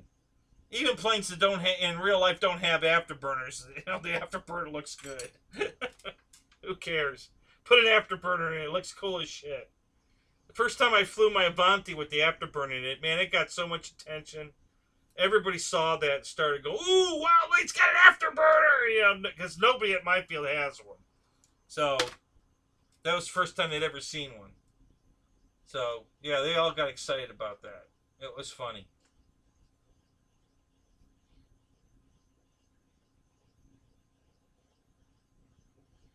After the first attempt to fly the F-35, I should have left it in the box.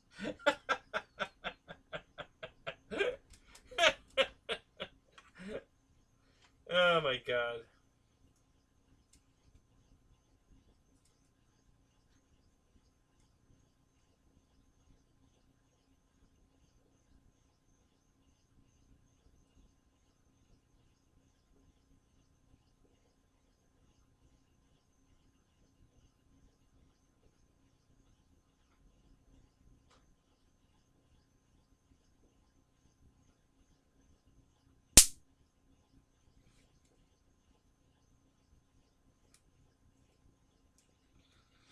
Yeah, Ray, I'll give you that. It does look kind of boring. You know, just saying. A better color scheme on it would have helped it a lot.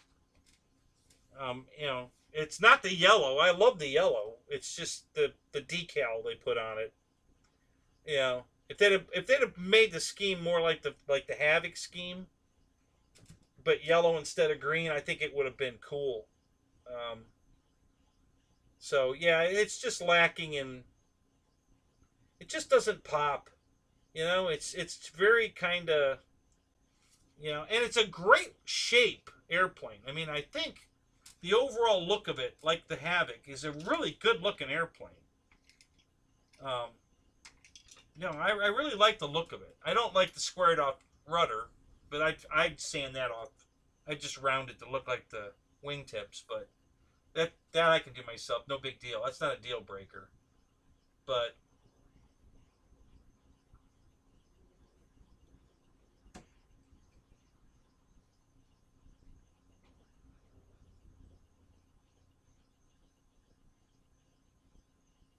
oh wow, how in the world did that come back on?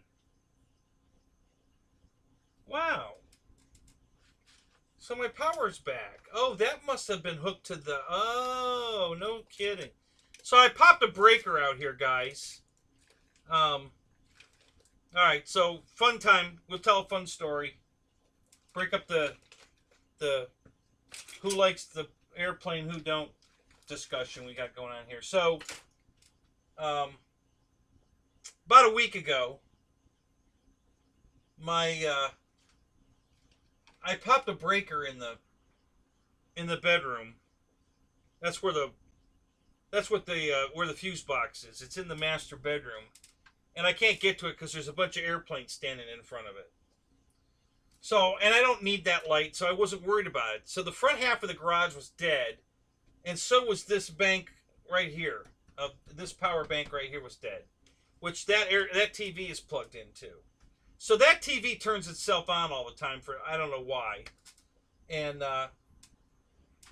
so it hadn't turned itself on in a while, and I knew it hadn't turned itself on in a while, but I didn't know why, and I just found out why because it was on that breaker and the breaker's been out. So I had to turn the breaker on today because when they came to work on the garage, you know, the footer, they wanted me to cut down branches that were overhanging the driveway because they didn't want their dump truck to hit a branch. You know, like it's some kind of show vehicle. It's a freaking dump truck, for Christ's sake. It's all beat up, you know, and they were worried about the paint getting scratched from my tree limbs. So anyway, I went out there with, I needed a cord. My chainsaw has a bad, I got to replace the bar. And I didn't have time to go get it today because they were supposed to show up early today, and they didn't show up till 1 o'clock. So I'm sitting home all this time. I could have ran to Home Depot and fixed my chainsaw so I could have cut the branches down, but I didn't know what time they were coming. And I didn't know they were bringing the dump truck today. I thought they were just bringing the skid steer. So, but anyway, so yeah. So I had to go in there, move airplanes, get to the breaker box, reset the breaker. The power came back on. I cut down the branches, did all that, and now tonight my TV came back on again automatically. so there's my story. How was that?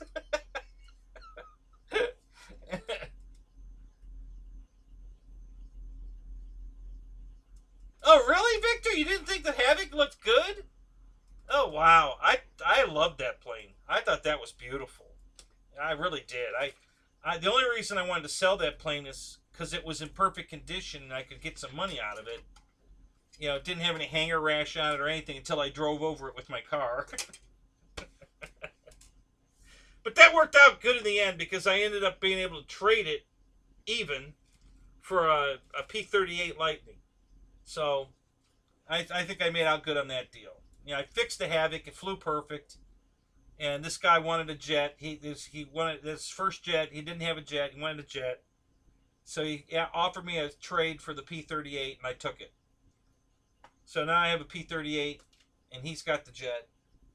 And but I always loved that plane, especially the color. God, I love the color of that thing. So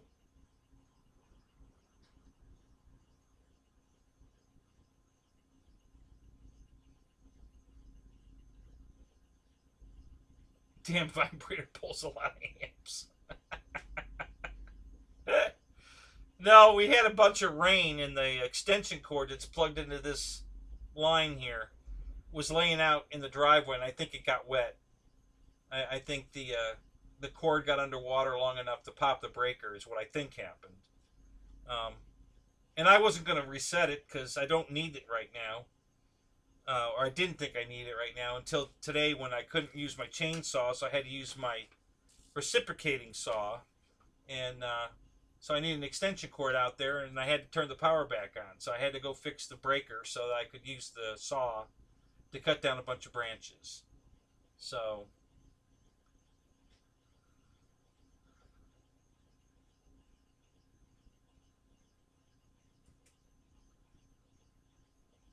yeah, it's squished. Mine was squished. It definitely looks squished. After I drove over it with the car, it really looks squished. uh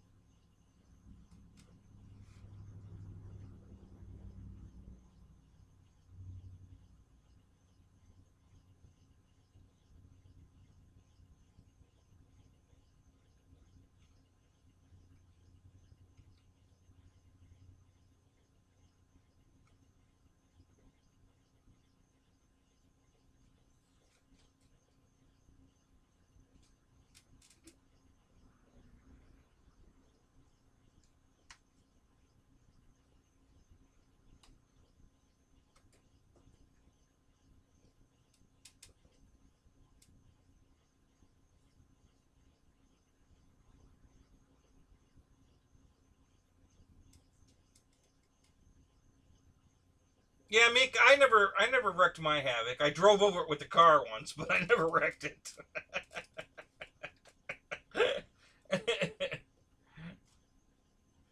Hey, look who's here. You changed your name again. What's up with that? I'm assuming that's Colin. Calling me Uncle Kenny. It's got to be Colin.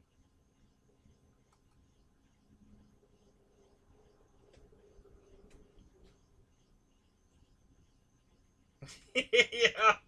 Yeah, Che, we're still here. It's only been 2 hours. We're not like overdoing it. I guess we're not zooming tonight. Apparently no Zoom tonight. I don't know why. I don't know if Air Marshal's oversleeping or what's going on, but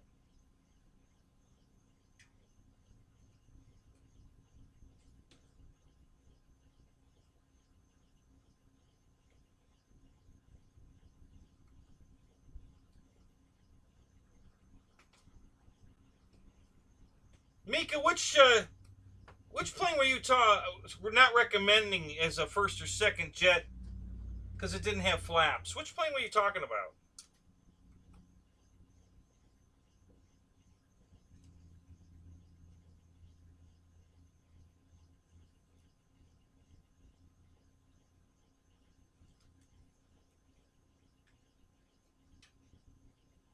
Do you think the lizard hit the breaker? He's still alive. I don't think so. Lizard's doing good. He's over there having a good meal tonight. So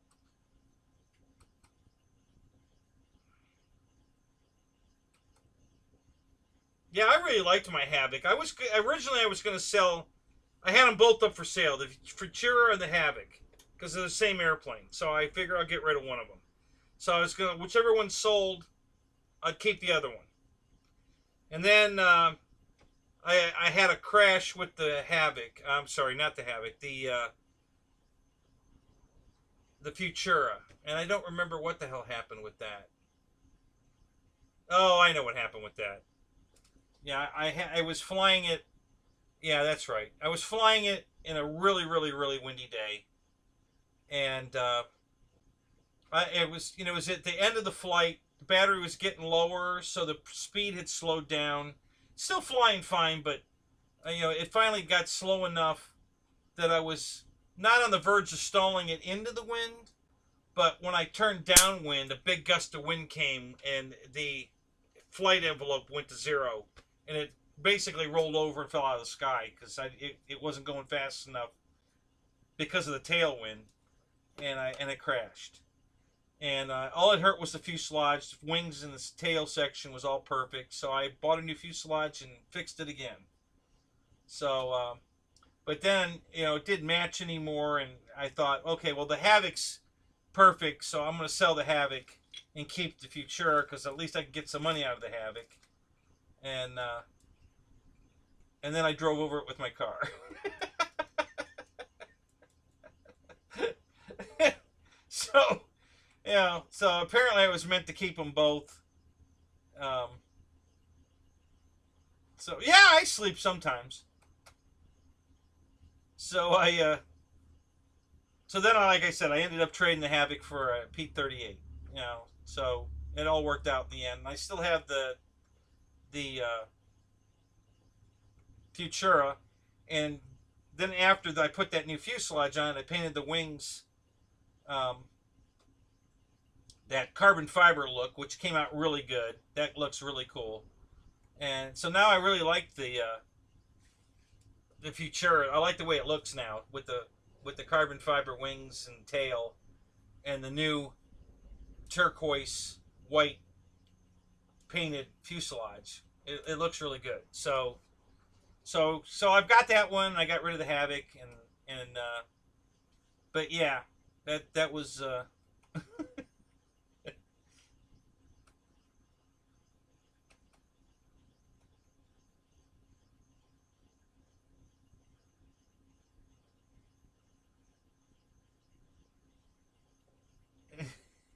Shay, did you order one? Did you order the Vulcan?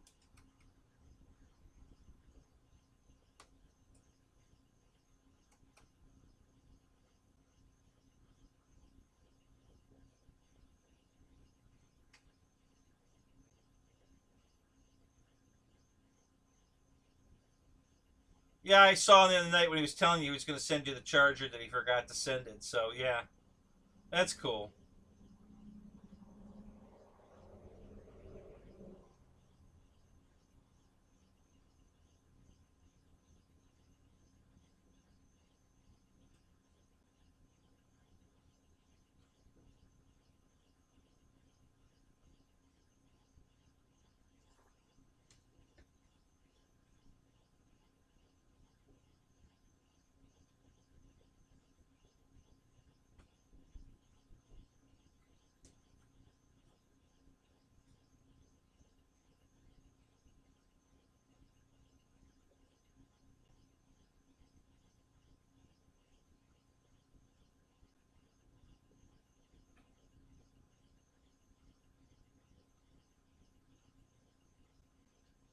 Oh, no kidding.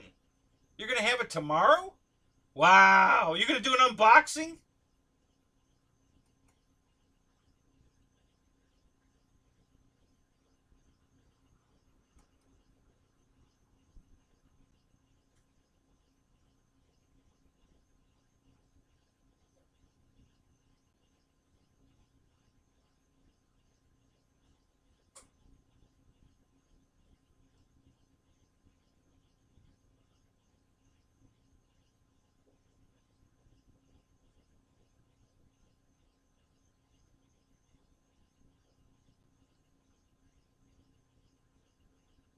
No, Mika, they were in stock today. Earlier today, as a matter of fact, an hour before I went live, they were in stock. You could order one, and they released it when they released it with them here. And they, if you watch the live show, James said that they're here. We just don't have them out of the shipping container yet. So, they should be going live any minute, in stock, and you guys can order them right now. They're here. We're unloading them out of the shipping container. And so, yeah, if you grabbed one, I know it says pre-order now, but, an hour before I went live tonight, they were still in stock. So, and I have a sneaky suspicion that they still have some stock. I think just to get them, I have no idea how many they get in a shipping container. No idea. But let's just say, okay, we haven't got an accurate count of how many planes we got, but let's just put 100 up on the website in stock and let people order them while we're unloading them. And then that 100 sold, and now it says pre-order, but they're still getting them out of the shipping container. So tomorrow they might show up back in stock again. So keep your eyes peeled if you want one, because that's just a guess. I don't know for certain that's what's going on, but I can't believe that they sold that many of them, in a few hours. So just my opinion. I don't know for sure. I have no secret source of information. I'm just guessing. So I just assume that they get enough in a shipping container to hold them over for months of sales, not hours, and unless it's a Draco. But anyway, so that's just my guess. So I'm just saying, if you're interested in getting one, just keep watching. Check it every hour tomorrow and see if they don't pop back in stock. And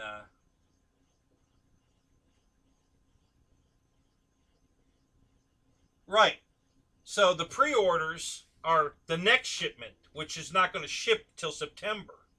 But the ones they have today they're already selling and sending out.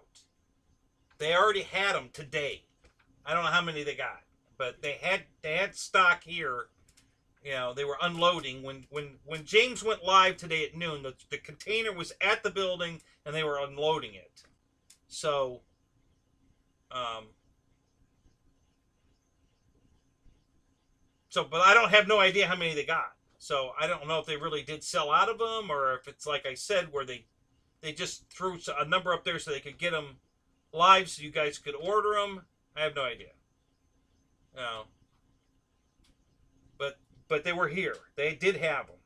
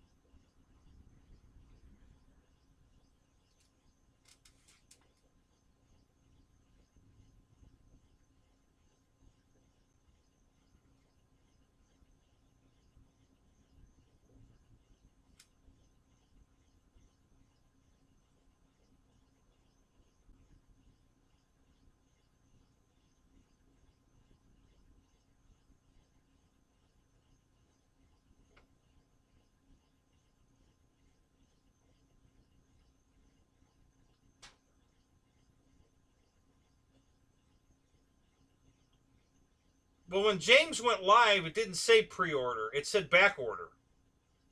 And James was telling everybody, we have them here. They're here. That's why it says back order, not pre-order.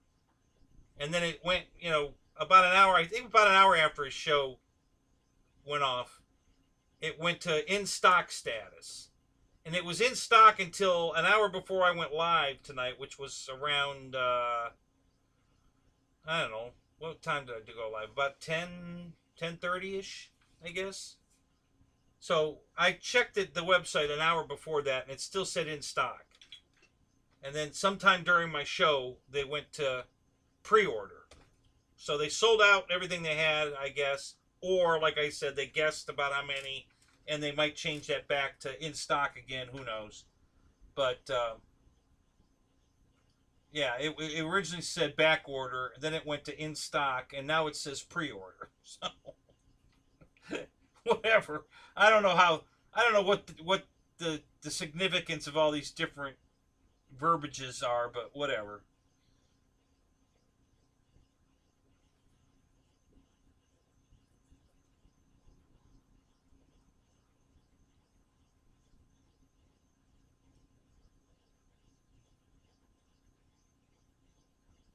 Oh, George, you had a golden opportunity there.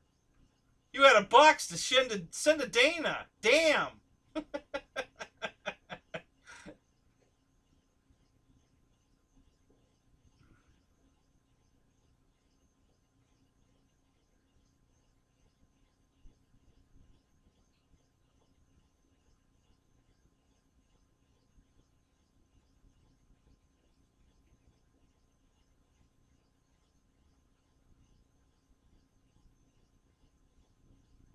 Eric, do you live close to there? How do you know this trailer was slammed full? Where are you getting your information? And was it all? How many different planes were on that truck? Was it a whole truckload of just Vulcans, or was it a variety?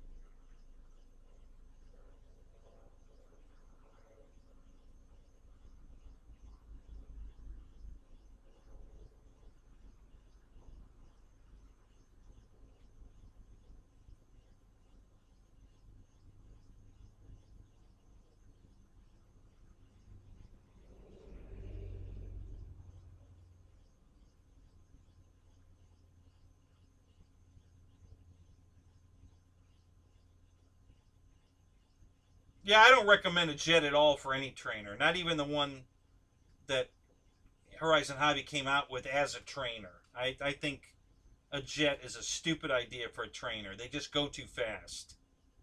You know, I mean, their landing speed is faster than an apprentice's full throttle. So to put a jet in a person's hand as a trainer is a stupid idea. Um, I think that's just my opinion. But I would never attempt to teach somebody to fly these planes with a jet.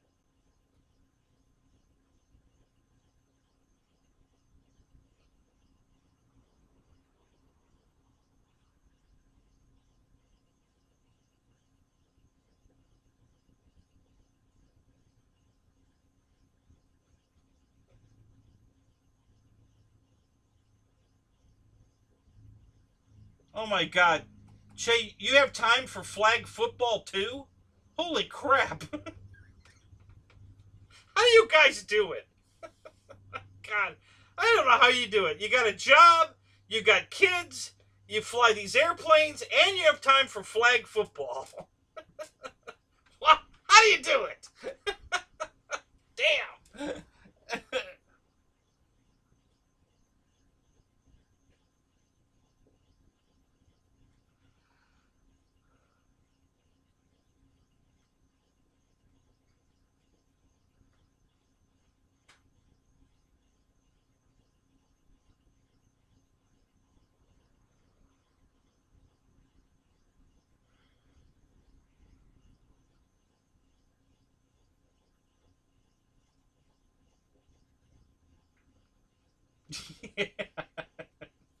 Yeah, man, I know that. You know, they were giving me crap. Is Sean at the Pilot Ryan event was giving me. He was razzing me while I was flying because you know people kept wanting to go up, and he kept asking me, "Are you coming in yet?"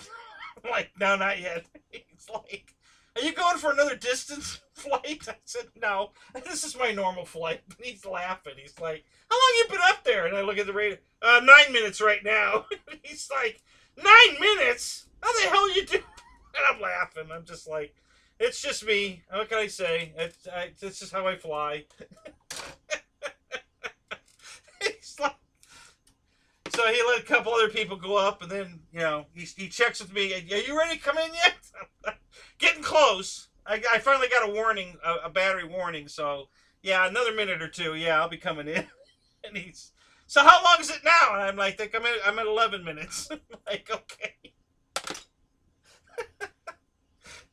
So yeah, it's just listen. It's not that I don't like going fast, but I have other planes that go faster. But the V900's faster than any of the jets I have. So when I want to go fast, I'll fly that one. The jet, I just want to fly scale and we're practicing for formation flying. So the guys I fly with, we try to fly in formation, and if you're trying to fly in 3 minutes, man, we won't even get all together in 3 minutes, because we all take off at different times or have different takeoff speeds, and we can't even join up in 3 minutes. So we have to extend so that we can practice, getting in formation and you know, and all of that. So yeah, if the flight's over in 3 minutes, you can pretty much forget formation flying.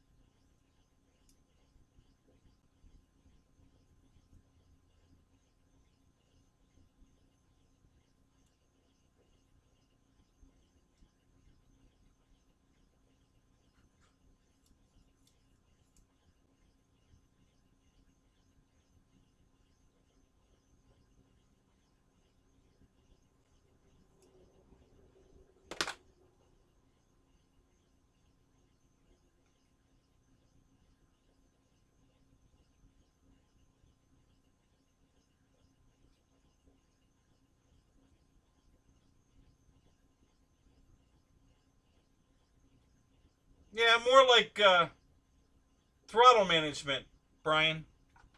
That's how you get long flight times. Throttle management, uh, telemetry helps tremendously. You know, being able to hear where my throttle position is, so that it keeps me, uh, keeps my awareness of where my throttle is throughout the flight, so that I know if I'm going too fast, too slow, whatever. Um, and then the battery call outs to let me know when it's time to land. All those things come into play to get the flight times I get. So I'm never guessing. I know exactly where my throttle is. I know exactly where my batteries are, and so there's no guesswork. And when you have all that information, you can fly it a lot longer.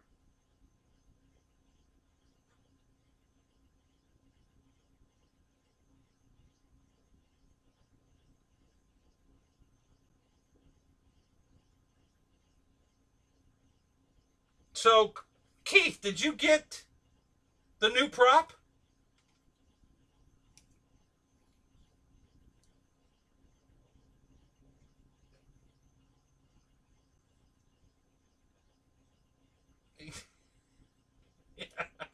Throttle management, what the hell's that?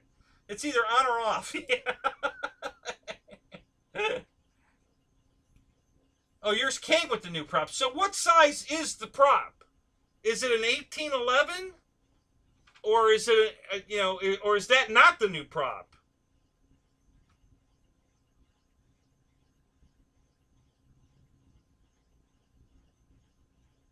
See, I thought that wasn't the new prop, but then I was hearing, I read somewhere that the 1811 is the new prop, and that Rich got the wrong prop in his plane, the one they sent him to test. So I'm wondering, what prop am I supposed to have? Is it an 1811? An 1812? What are we supposed to have?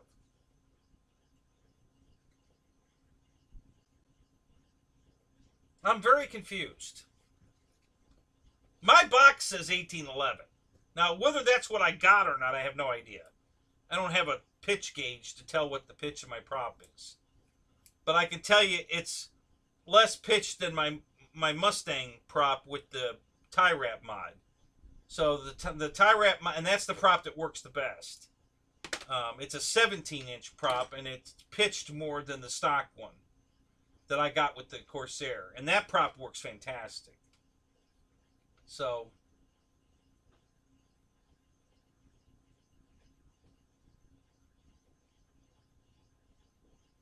yeah, full throttle till it shuts off. Well, that's how I was flying the Hurricane at the Pilot Ryan event, and it did shut off.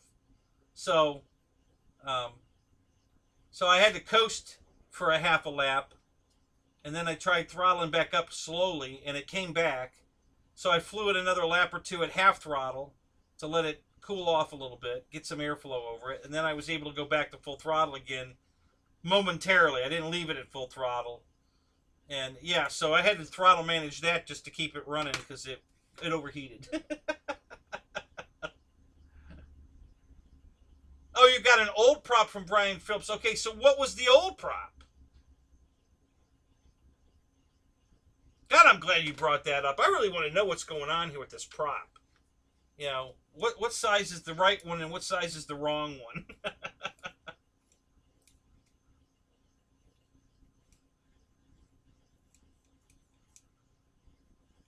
See, I have my 1700 millimeter P47 right there, and it looks like an 18-inch prop with the correct hub and everything. So I could bolt that on the plane and it would look right. But I don't know if the pitch is right.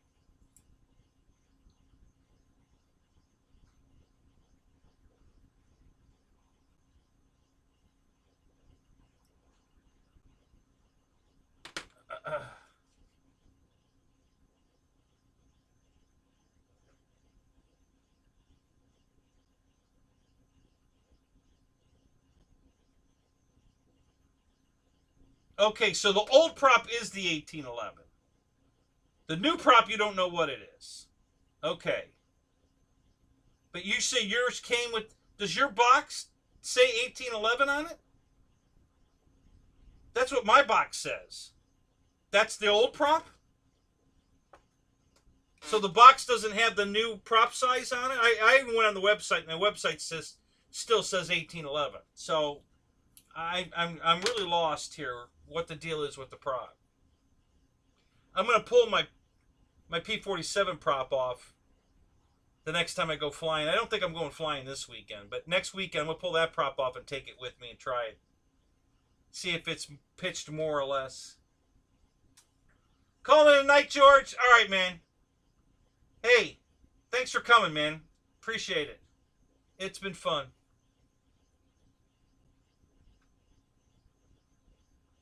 This force is strong with us.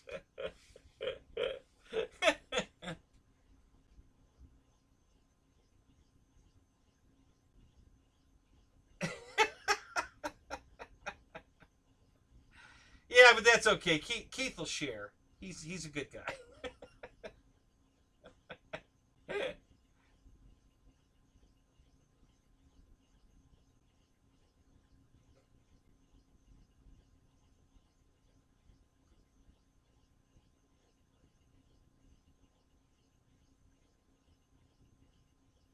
Yeah, George. Good luck with the yak tomorrow.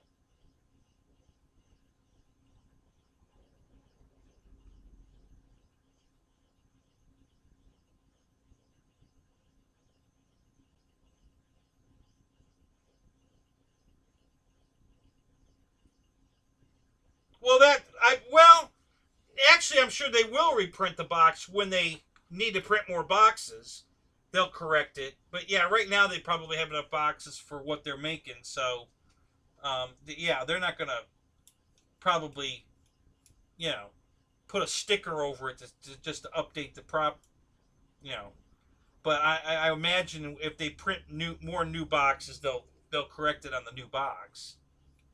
But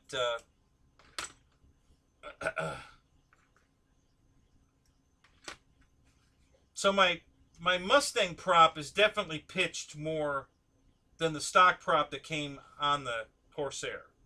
Now I don't know which one I got. I don't know if I got the 1811 or the 18 whatever the new one is. I don't know, and I don't know how to confirm that.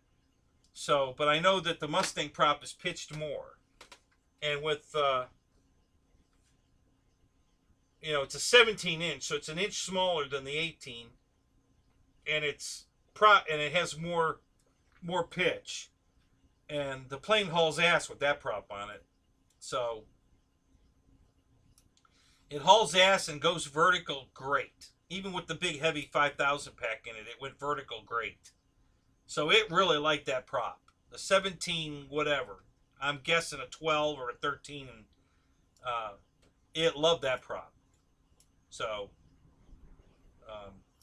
it almost hit 80 miles an hour with that prop. I'm sure in a slight dive I could have hit 80, but in level flight it was doing 78 miles an hour. The original prop was doing 71 miles an hour. So it was a pretty good difference, Flight time pushing it, going fast. The flight time went down some. Just cruising, it did all right. I think the flight times were pretty close to the same. They were within 30 seconds of each other anyway, because I did some testing. So I don't see it. I'm not going to say there's a difference in the cruise speed amp draw. It seemed to be about the same. But it definitely flew faster and pulled vertical much better with the Mustang prop on it. So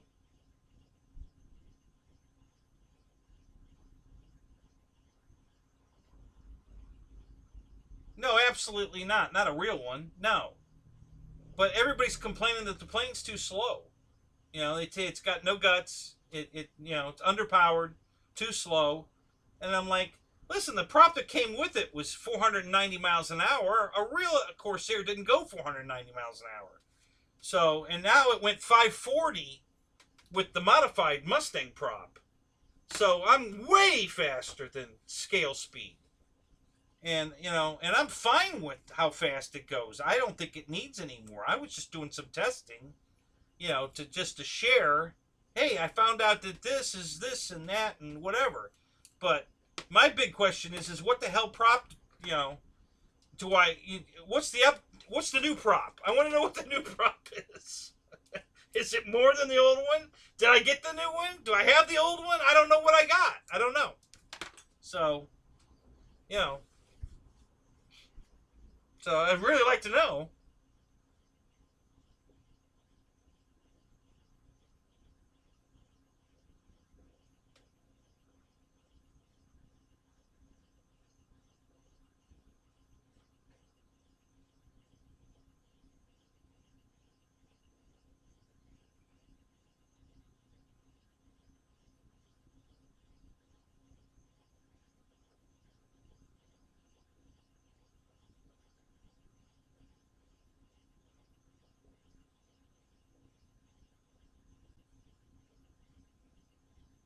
Yeah, I have no intentions of ever putting my plane on 8S.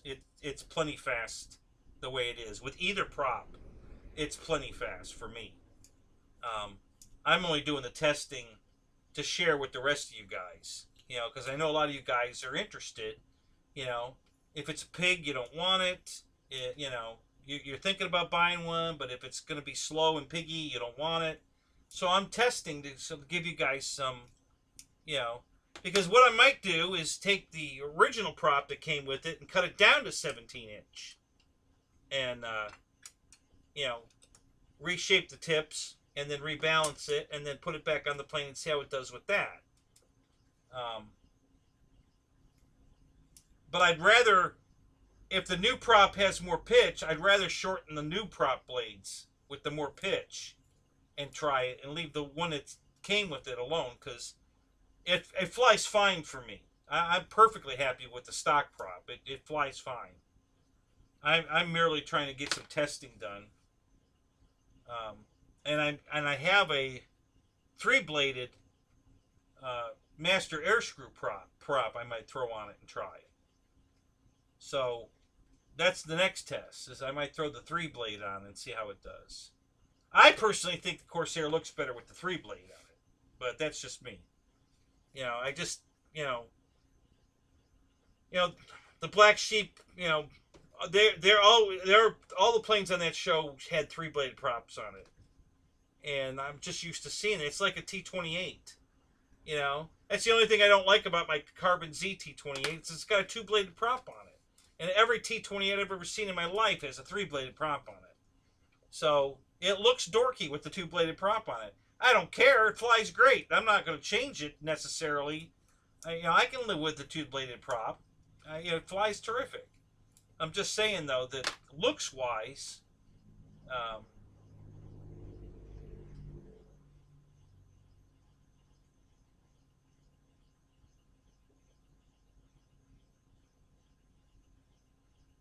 so yeah, I mean, it's not a deal breaker either way. I don't think it looks bad with the 4-bladed prop either. I think it looks great. You know, it's cool.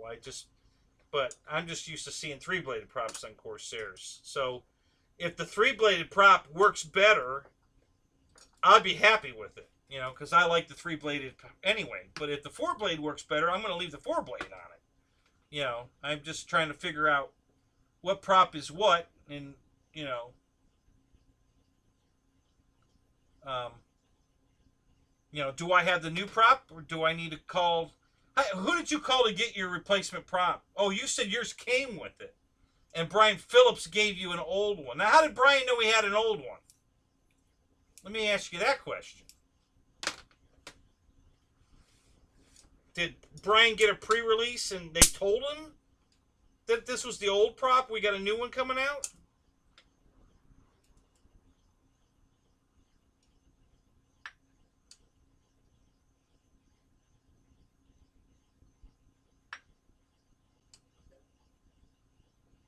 Yeah, Fred, I did the same thing. I put a 3-blade prop on my 1400 FMS.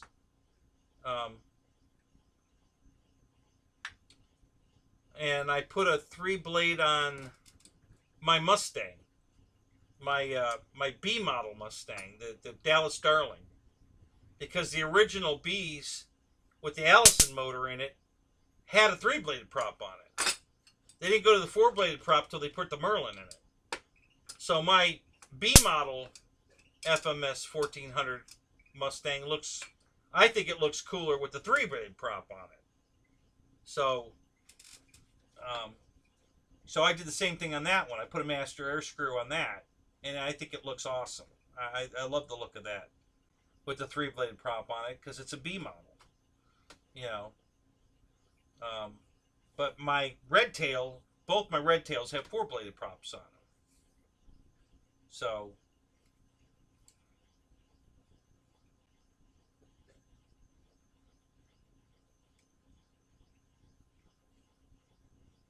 no, I don't run. It's a 4S Bird, but it's pretty fast. Go watch the Pilot Ryan Media, his fly-in that we did here in Newberry. Go watch the 10 airplane flight where everybody was flying their new 1500 blue and yellow P-51. I had my red tail flying with them, and I was just as fast as they were on 4S. So, I was able to keep up with everybody just fine. It was, it flew just great with the rest of them. I was pretty impressed.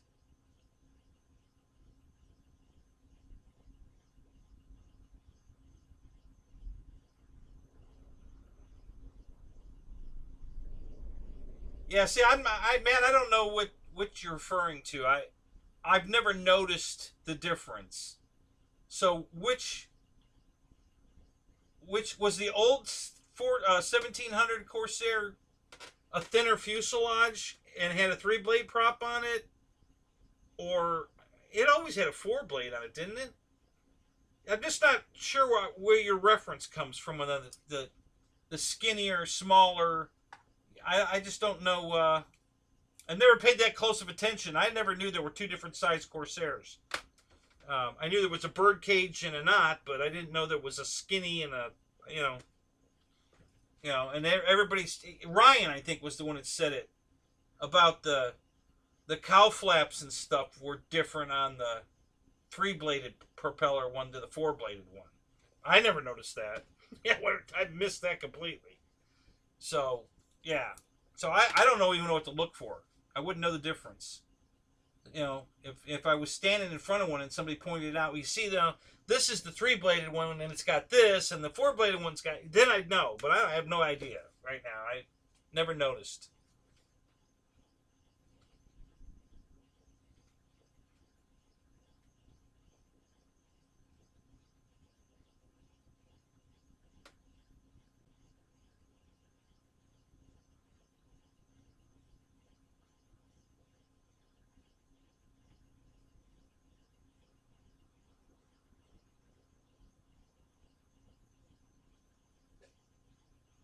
Oh, really?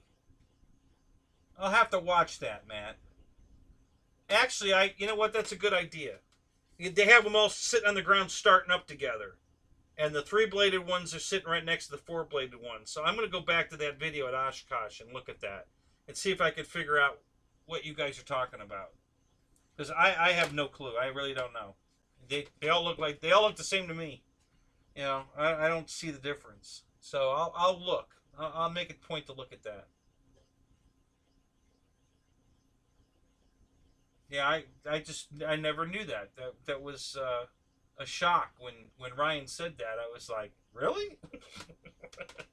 I had no idea. Never knew that. So, of course, I've shocked some people too when I tell them the Mustang originally had a 3-blade prop on it. They think I think I got 6 heads or something. I said, look it up. You'll find lots of pictures of Mustangs with 3-blade props on them. If it's got the Allison motor in it, it's got a 3-bladed prop on it. Go look. And, and they do, and they go, God damn, you're right. There it is.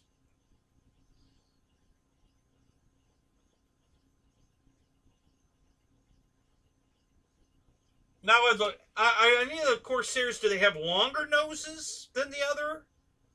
Does the length of the nose change? Does the size of the circumference change too, or what? What exactly am I looking for? Or is it just the cowl flaps?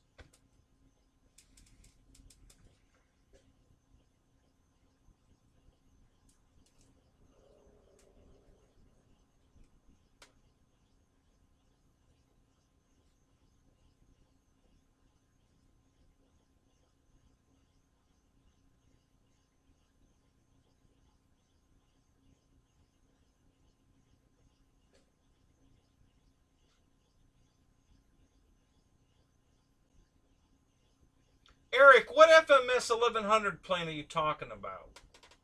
You said your FMS 1100 flies right past my 1200 unique. So, what 1100 millimeter plane are we talking about?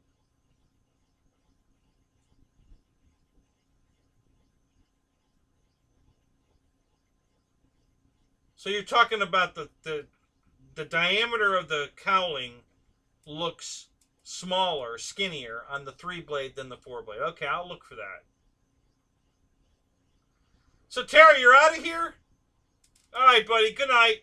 It's good seeing you, man. Have a good night.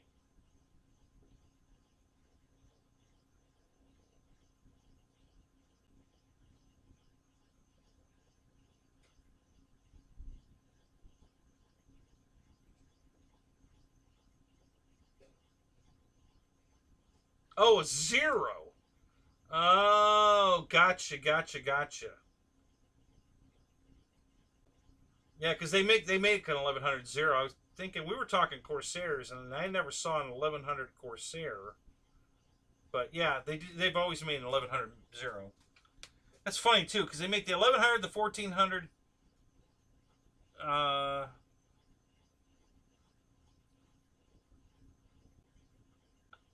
Do they make an 800 too? Is there an 800 0? Do they make 3 sizes in the 0? I know one of them they make 3 sizes. I'm trying to remember which one it was. Well, the Mustang. Actually, I think the Mustang they make 4 sizes, right? The 800.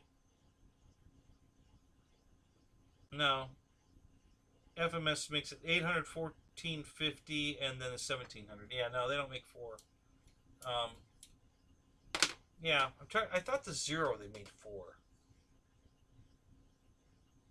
But yeah.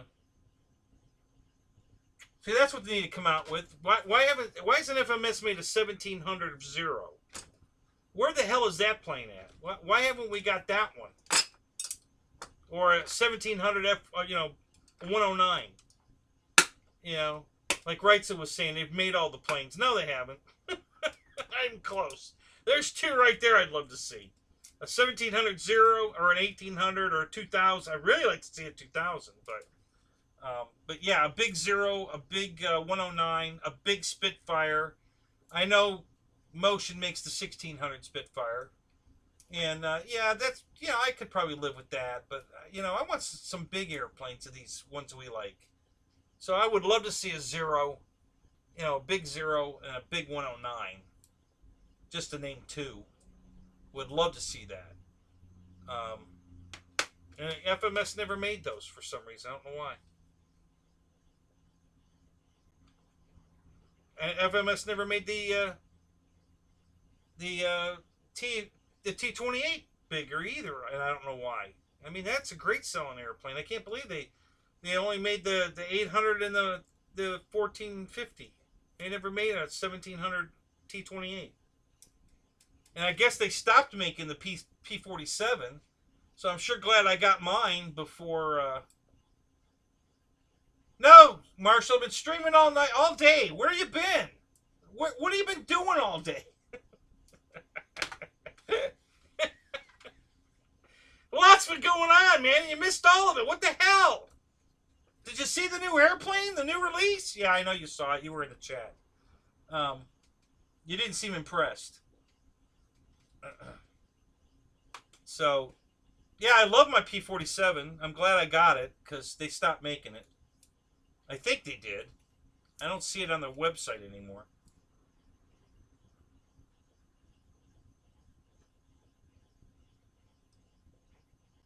Yeah, well, why haven't they updated the P-47 and brought it back like they did the Corsair? I mean, what are they thinking? You know, they're too busy making Vulcans. They ain't got time to make a nice P-47 remake where people would love to have. No, they're too busy making Vulcans.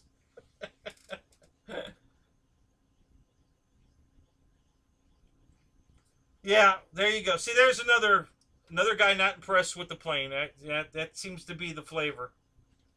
Um, that's been the majority anyway.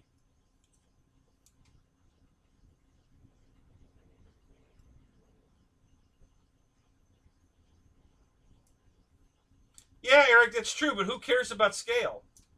When it comes to that, I mean, we just want big airplanes.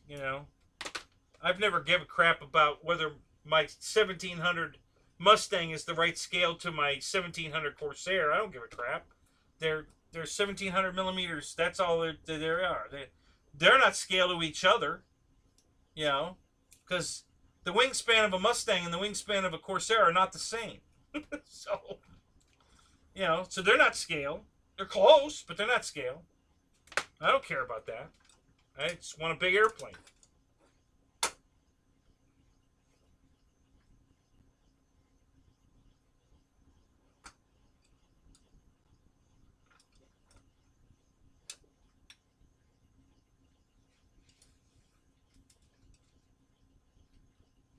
That's funny you say that, Air Marshal. I think it looks like a Havoc.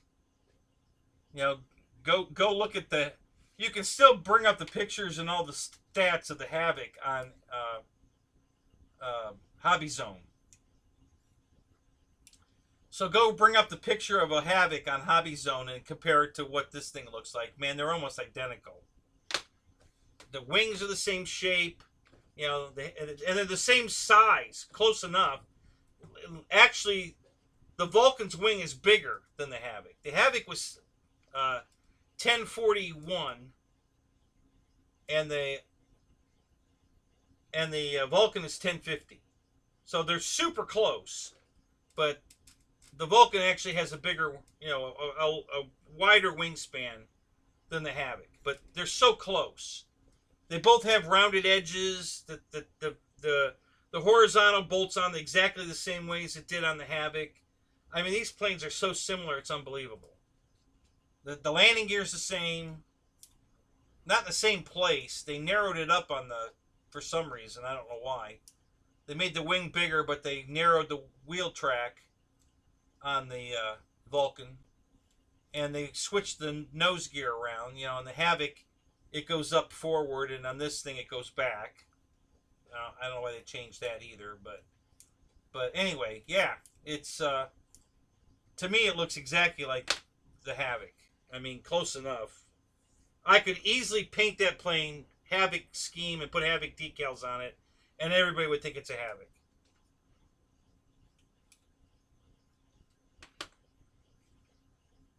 Unless there's another Havoc there to compare it to, nobody would notice. It would look exactly like a Havoc.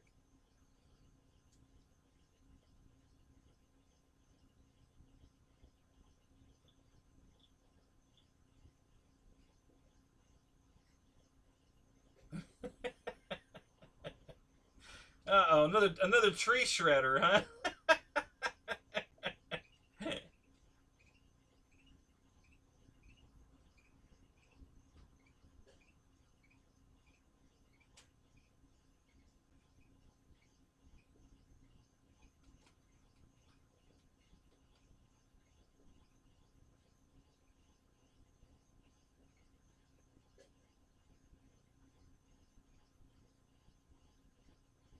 So, Dave, why no Zoom tonight? What's going on?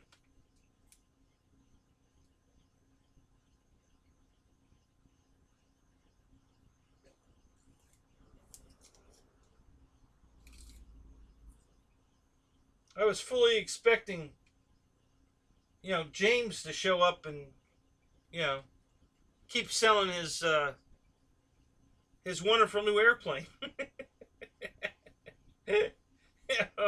I was totally ready for this tonight.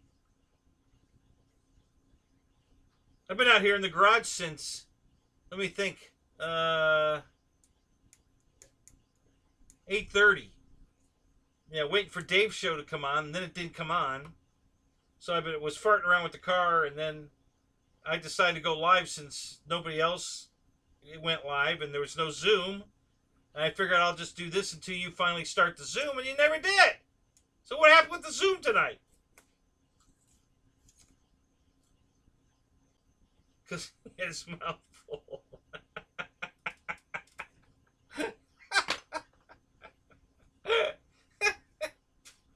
Oh my God.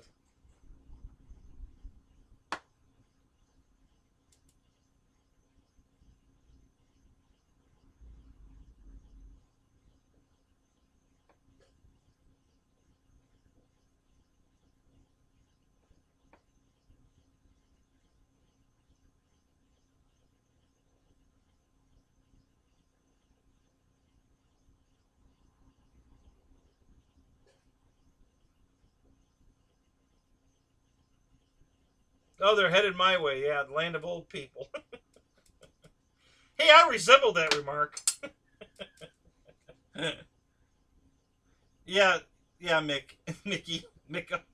Yeah, it's Florida.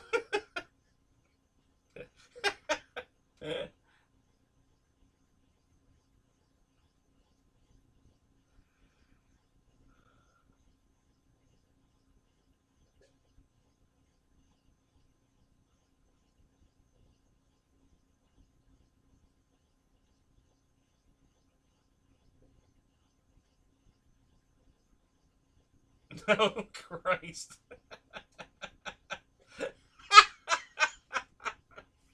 Okay, I don't know what Delta 8 means, but you're high as fuck, I get.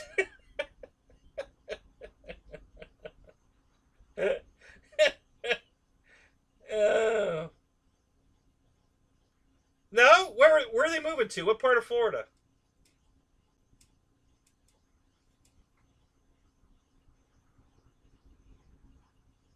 Yeah, there you go. Start the Zoom now, asshole.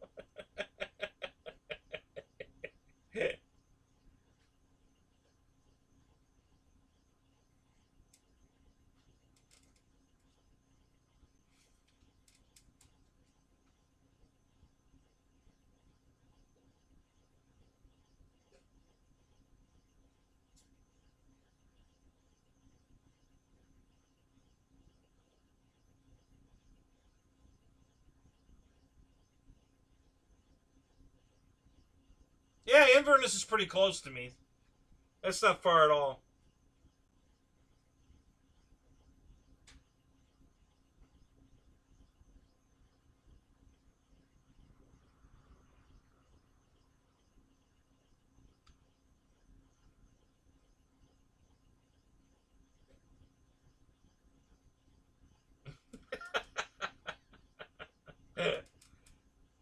So Air Marshal's checking out. Liar.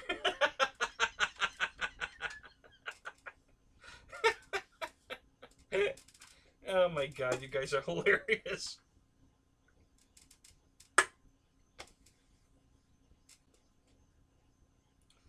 Well, don't sleep in too late tomorrow. I'm doing another live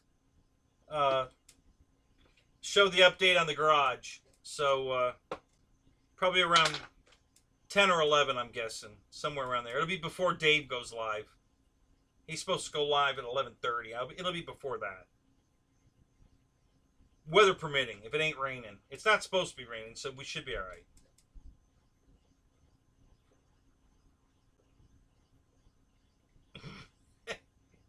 Don't do that. You'll catch the damn house on fire. Put the cigarette out. Put the cigarette out and slowly back away.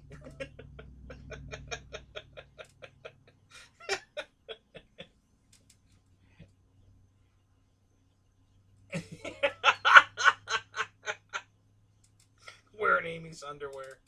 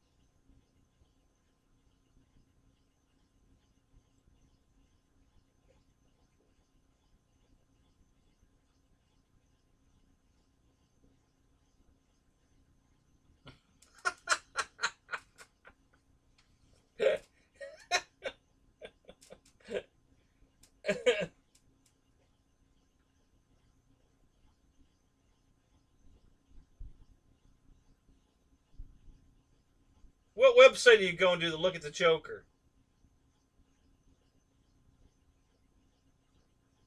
Oh, you want to be Joker, so you're looking at where can I go look at the Joker?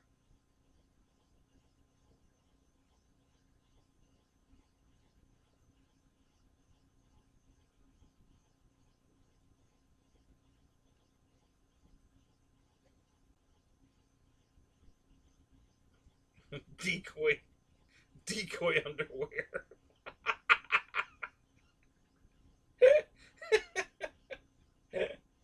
Calf models? Okay, let me go look at that. Hang on. I gotta check this out.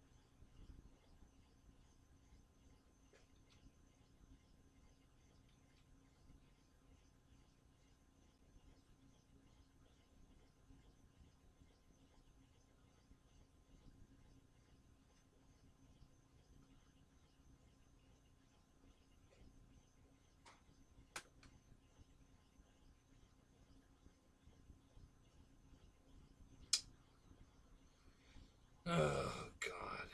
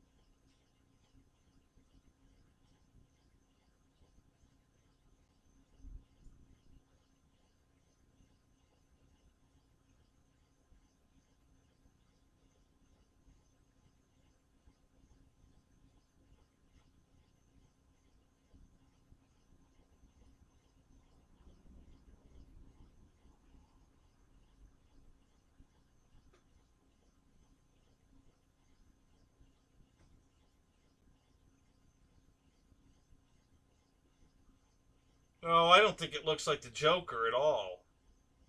Other than it's yellow. Yeah. No, I don't think it looks anything like the Joker.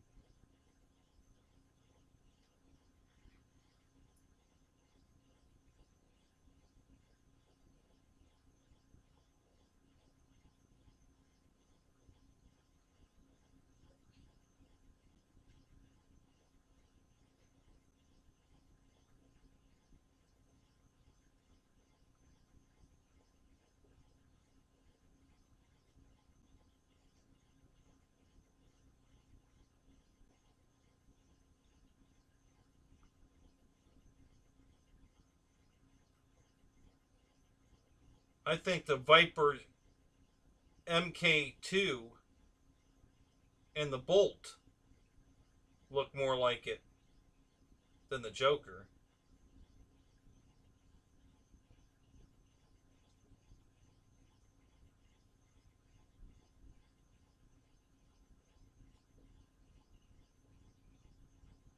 That Mephisto V2 is Memphis, whatever. However, that looks pretty cool. It kind of looks like that.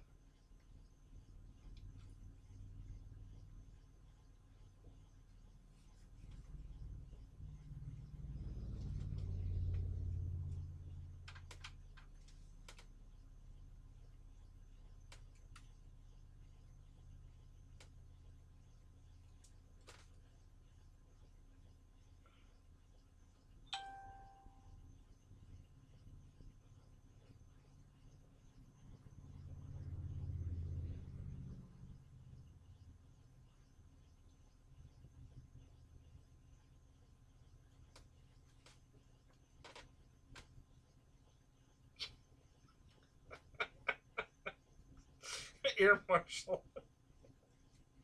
TMI, TMI, TMI.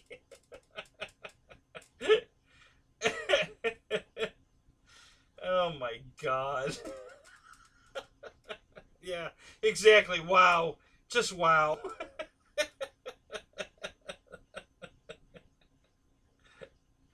Oh my God.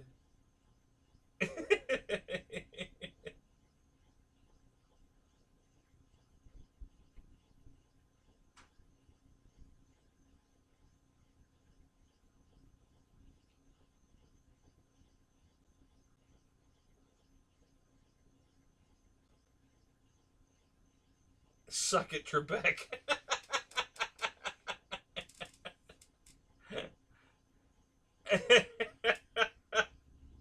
Oh my God. All right, Keith. Have a good night, buddy. We'll see you later. Oh my God, Dr. Feelgood.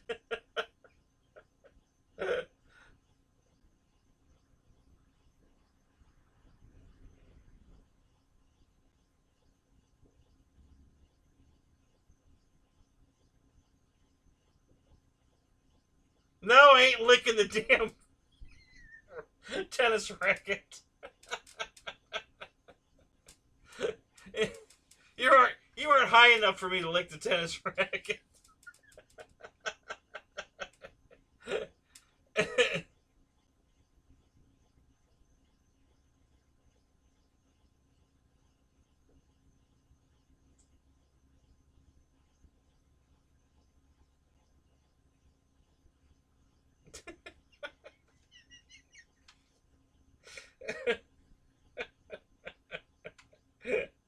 Oh my God. Air Marshal, you're nuts.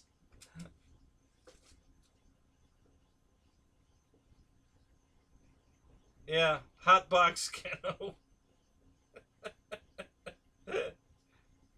Oh my God. He ain't getting in my tent. He'll likely burn the thing down. Shit.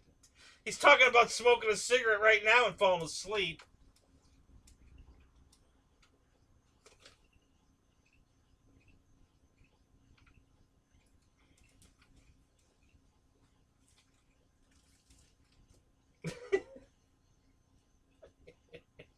Yeah, you're right. I'm not high enough.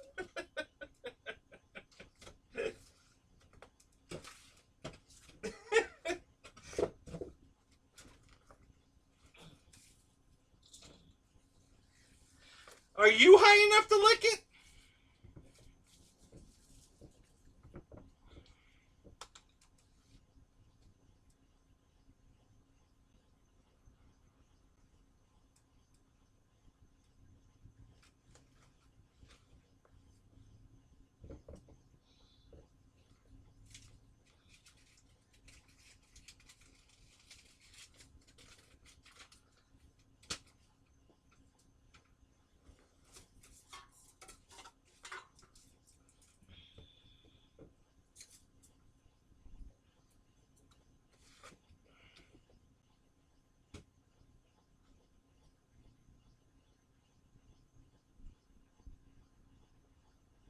What would you do for a Klondike bar?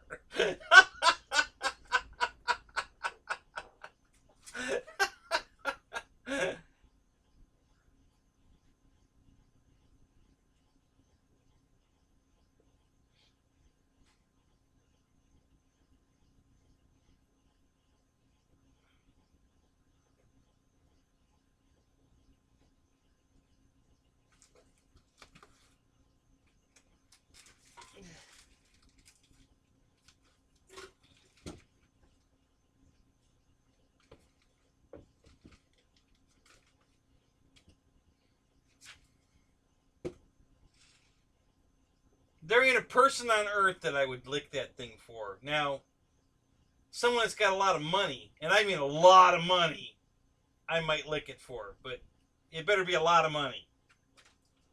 You know, we're not talking about a cheeseburger here.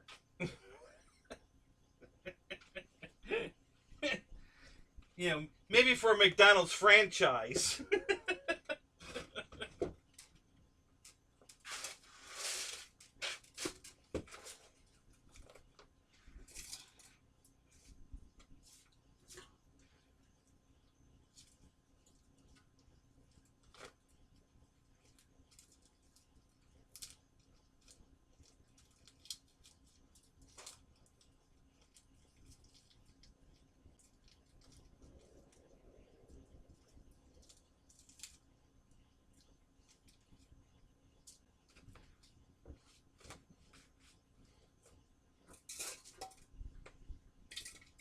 Yeah, I knew you would do that.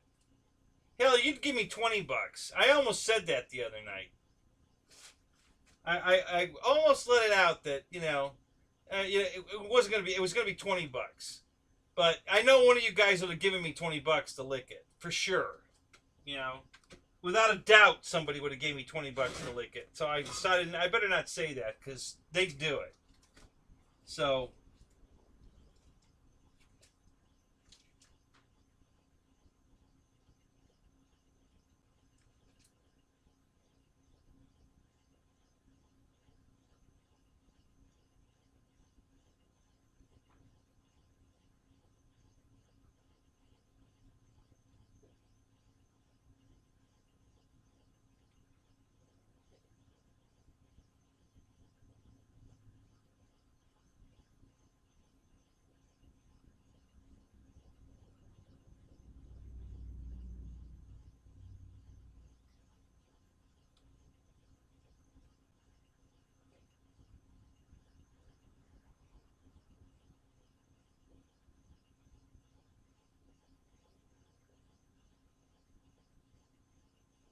that's a quote from Predator? God, I don't remember that.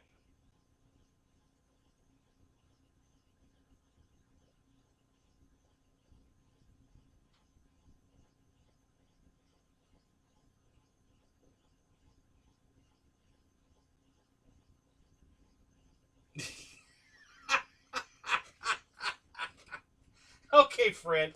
That was a good one. uh,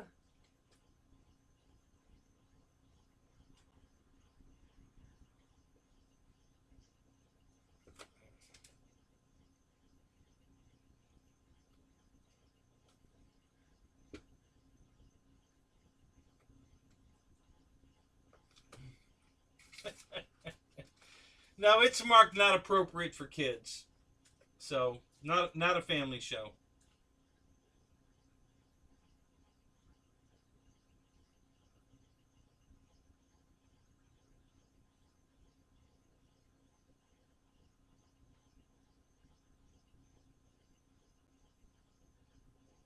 Oh, is that right?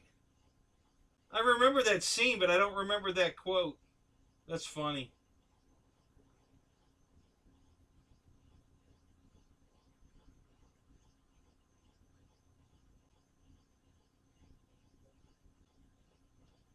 Yeah, St. Ronnie in the house.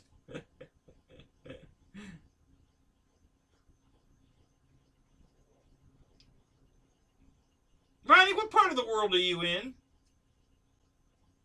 I forget.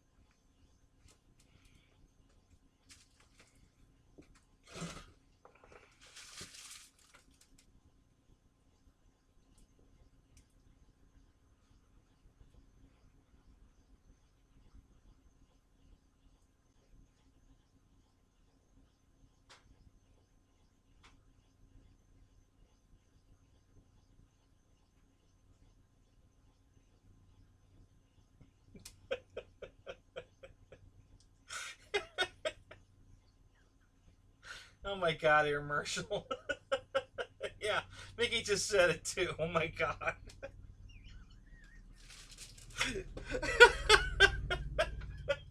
Oh my God. Oh golly.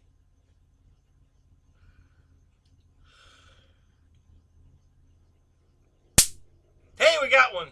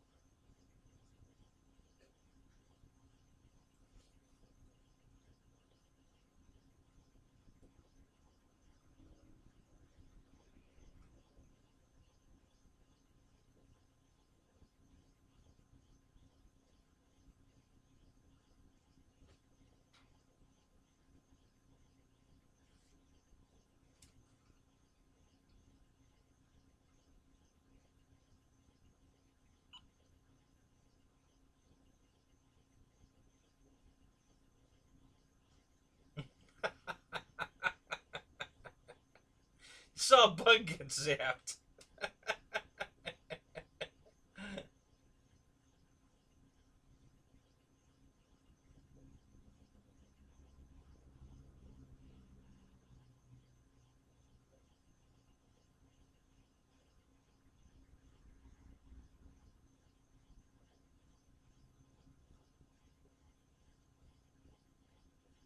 Yeah, there's always room for Jello.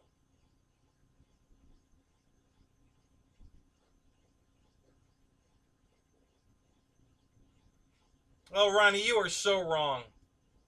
That FMS Pitts flies fantastic. What did you do wrong? You got the battery in the wrong place, or what? That's an awesome flying airplane.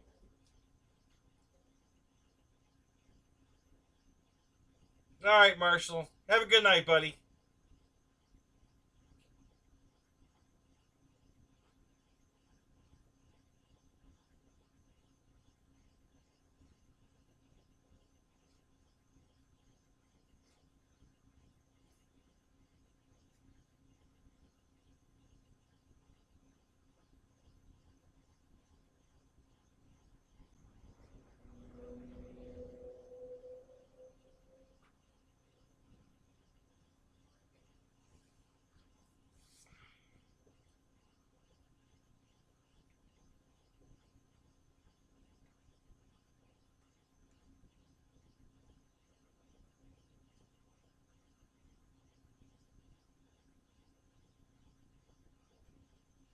The bed spins at Dave's house.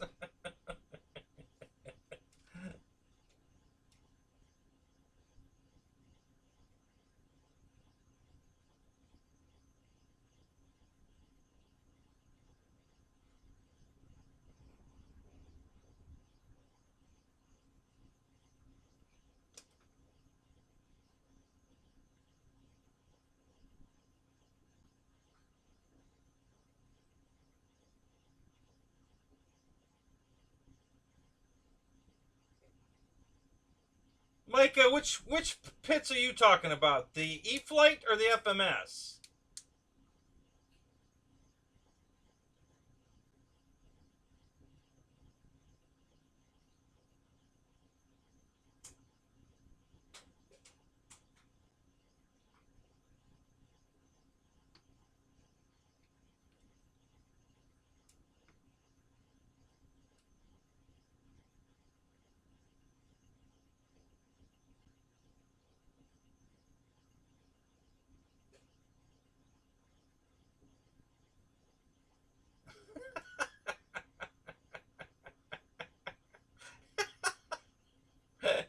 Oh my God, Marshall, you're hilarious. Oh my God.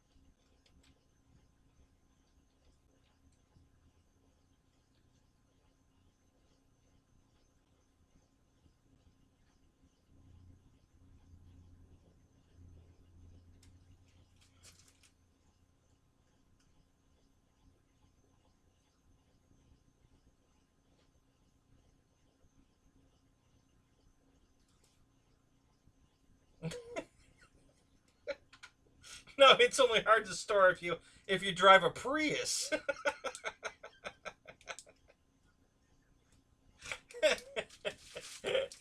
Yeah, Yeah, it's a big airplane. But yeah, I love that plane so much I bought a second one before the price went up. It was still $279 when I bought my second one. So I got a brand new one in the box. I love that airplane. I love the way it looks. I love the way it flies. That thing's awesome. It's just a gorgeous airplane.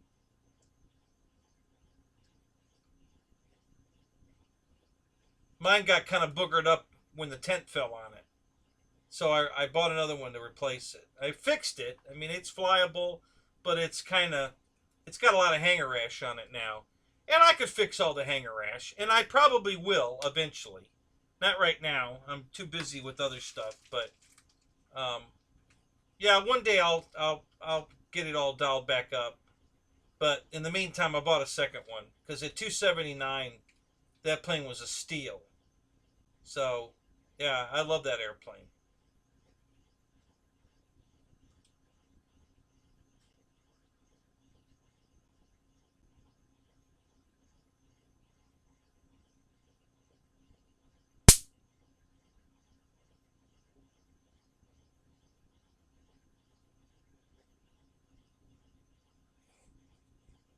So you want to sell it to me for $100? Where do you live? Where are you? What part of the world are you in?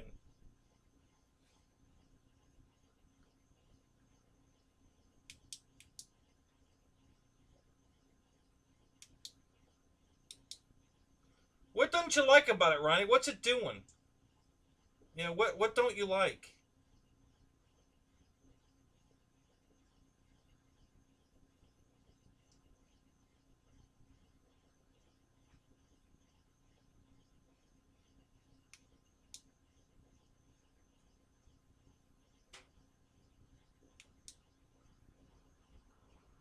He made it up the steps.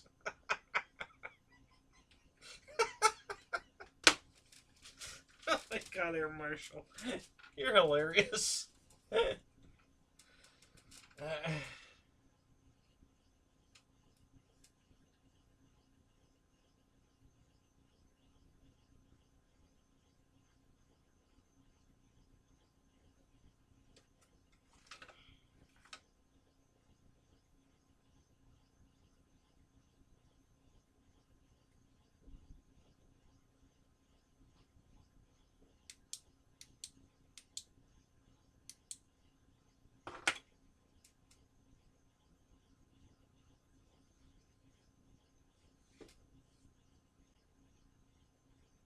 No, Mickey, he has steps in his house. It's a big house. Big two-story with a basement, I think. So yeah, there's definitely steps in his house.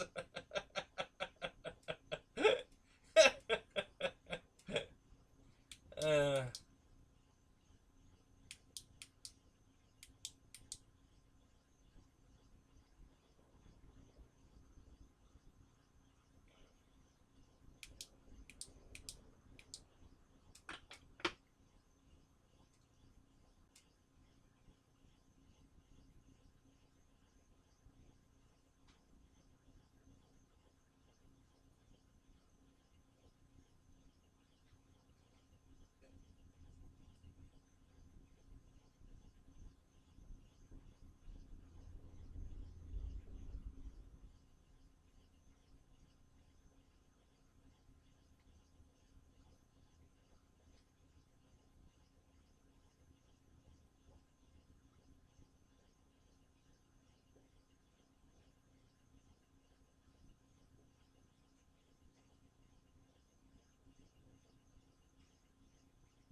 Ronnie, I'd gladly give you $100 for that plane, but it's going to cost me $200 to ship it, I'm guessing.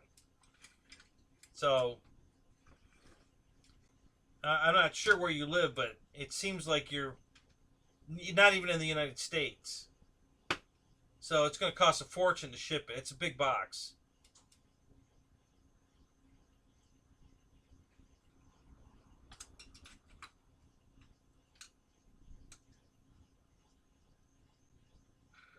Yeah, Eric, I love that airplane. Go watch my maiden. Holy shit, I think I was an 18-minute maiden, and I flew the crap out of it. I made like 5 landings, I think, and yeah, And that was the maiden flight. That thing flies fantastic. I love that airplane.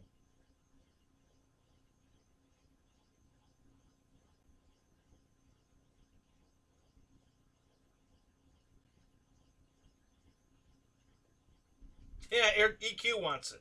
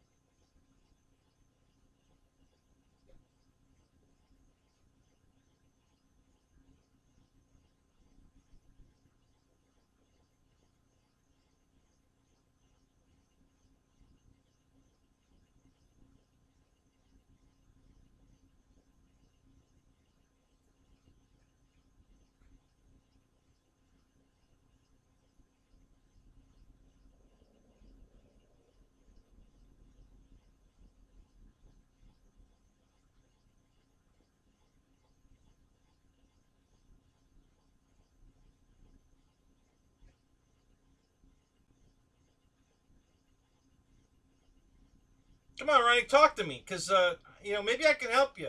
Maybe you just got the battery in it wrong or something. Because man, that's an awesome flying airplane.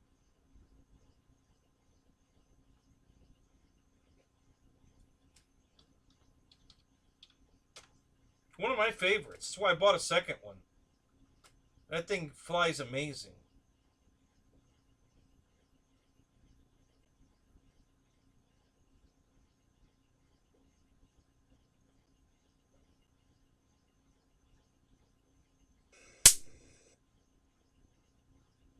Got one.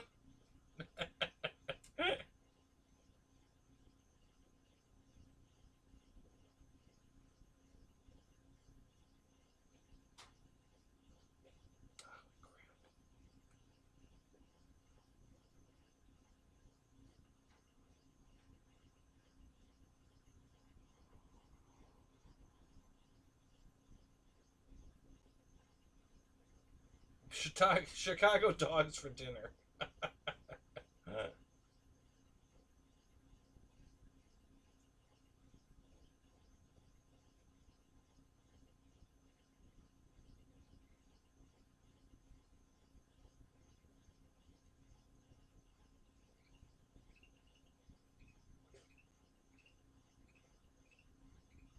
So what do you got? 3D printed parts, Miko?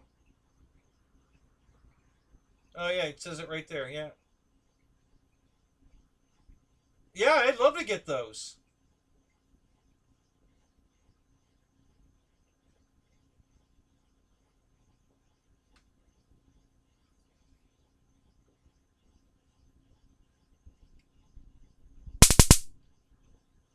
Got them. Hey, hey, hey, Dads, what's up? Good morning. Good to see you, man.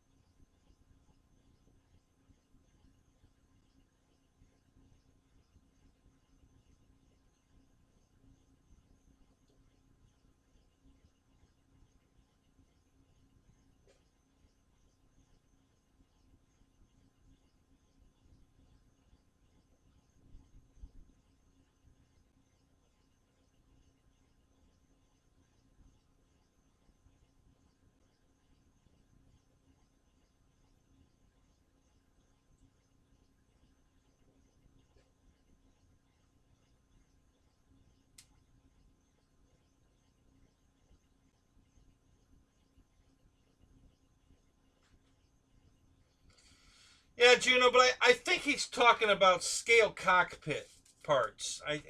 Because that's what I think. Um, I mean, I could be wrong, but I'm guessing that's what he's talking about because um, there's a lot of people have been doing the 3D parts for the cockpit area. Yeah, it's good to see you too, Dan. How you doing, Chris?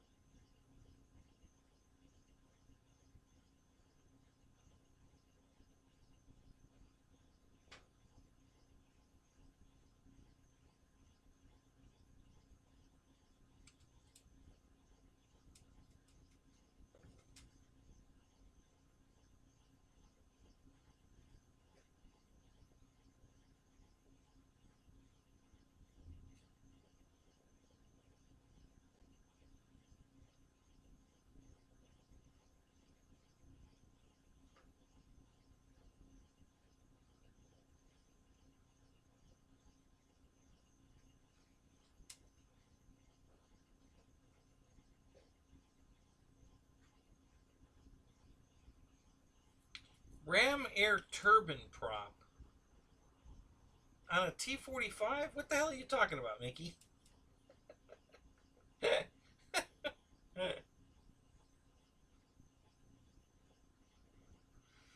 Chris, it's doing great. I'm going to do another video tomorrow, which is already today for you. Well, it's today for me too, but I think probably around 10 o'clock my time. It's currently 1:36. So, however that calculates for you. I'm probably going to do a live tomorrow to show the new update. They came and worked on it today. So, I'm going to do a quick update tomorrow.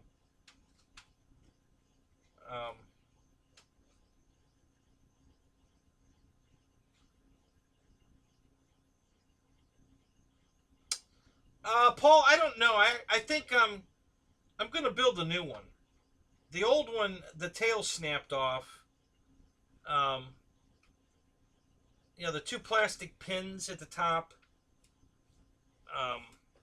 broke, and I tried gluing them and they didn't hold. I have an easy fix to fix it, and I'm going to do it. No big deal, but I think I'm just going to put the new one together. I'm tired of looking at the old beat up thing, because that's the way I got it. It came to me all beat up, and I think I want a nice, new, pretty, shiny one. So I've had the new one out of the trailer like 5 times to start putting it together, and then I keep getting sidetracked.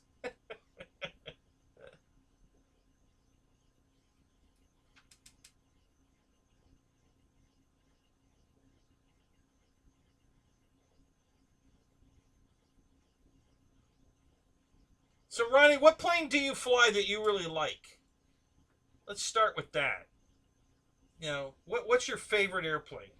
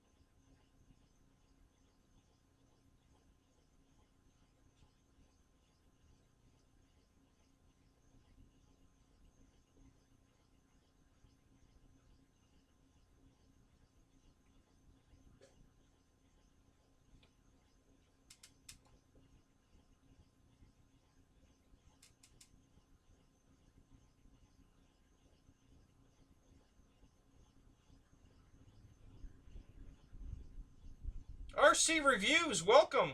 Good to see you, man.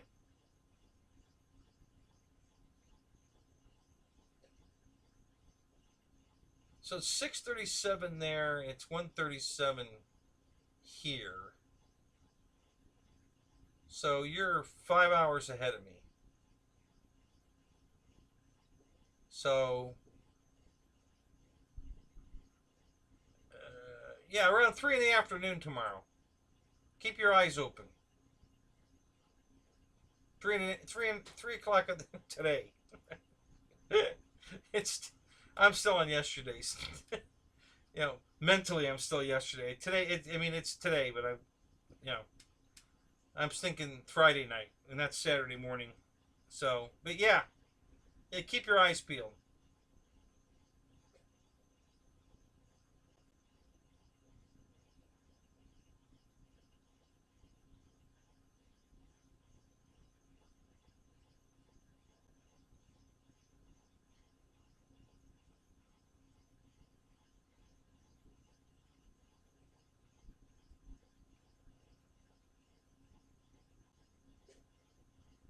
Okay, well, both of those have the aura in it.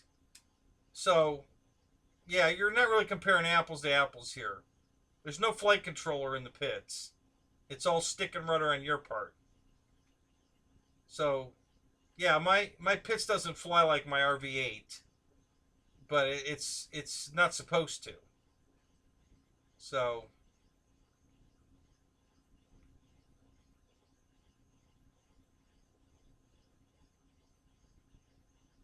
put a gyro in the pits and you'll love it.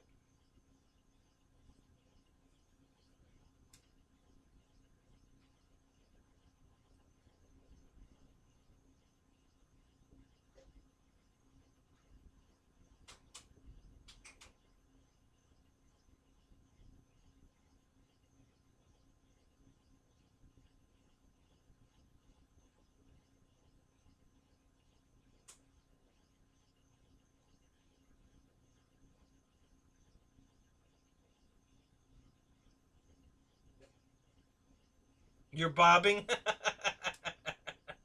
All right, Eric. Have a good night, buddy. I'll talk to you later.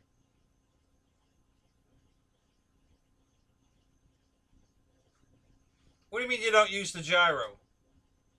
You took the aura out of the plane or you turned it off?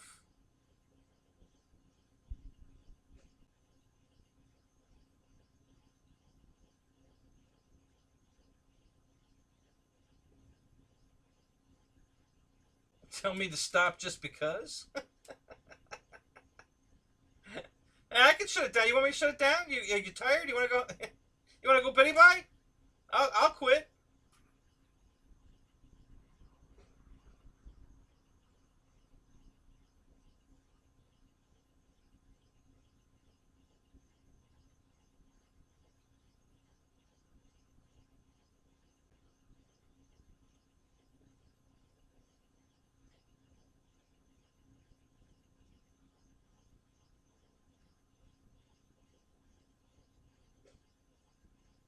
You crashed your Aero Scout, yeah? Wow. How'd that happen? I have one. I haven't flown it yet. It was given to me. A member died at our field that had it, and I was able to get it. So it's more of a, remembrance of my buddy than anything else. So I haven't flown it.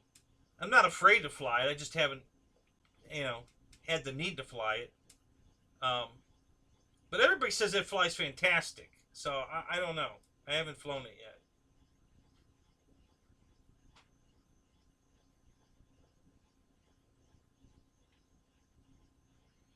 Yeah, I agree, Paul. I think it's a badass airplane. I love it. It's not a beginner's airplane for sure, but it's a badass flying airplane. I love it.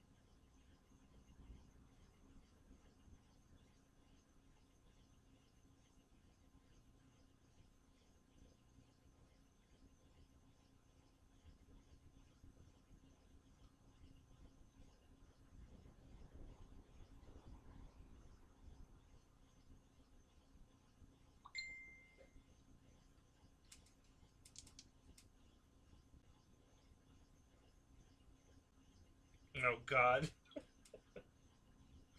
Spencer just sent me an attachment. I can't wait to see what this is. Oh my God.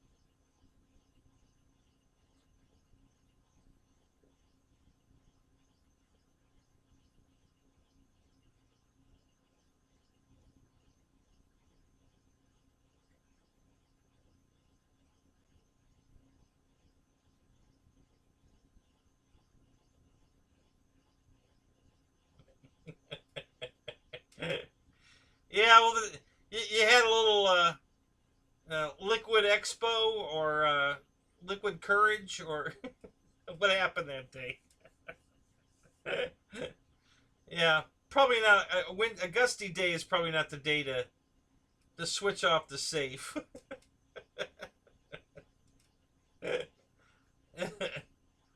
uh,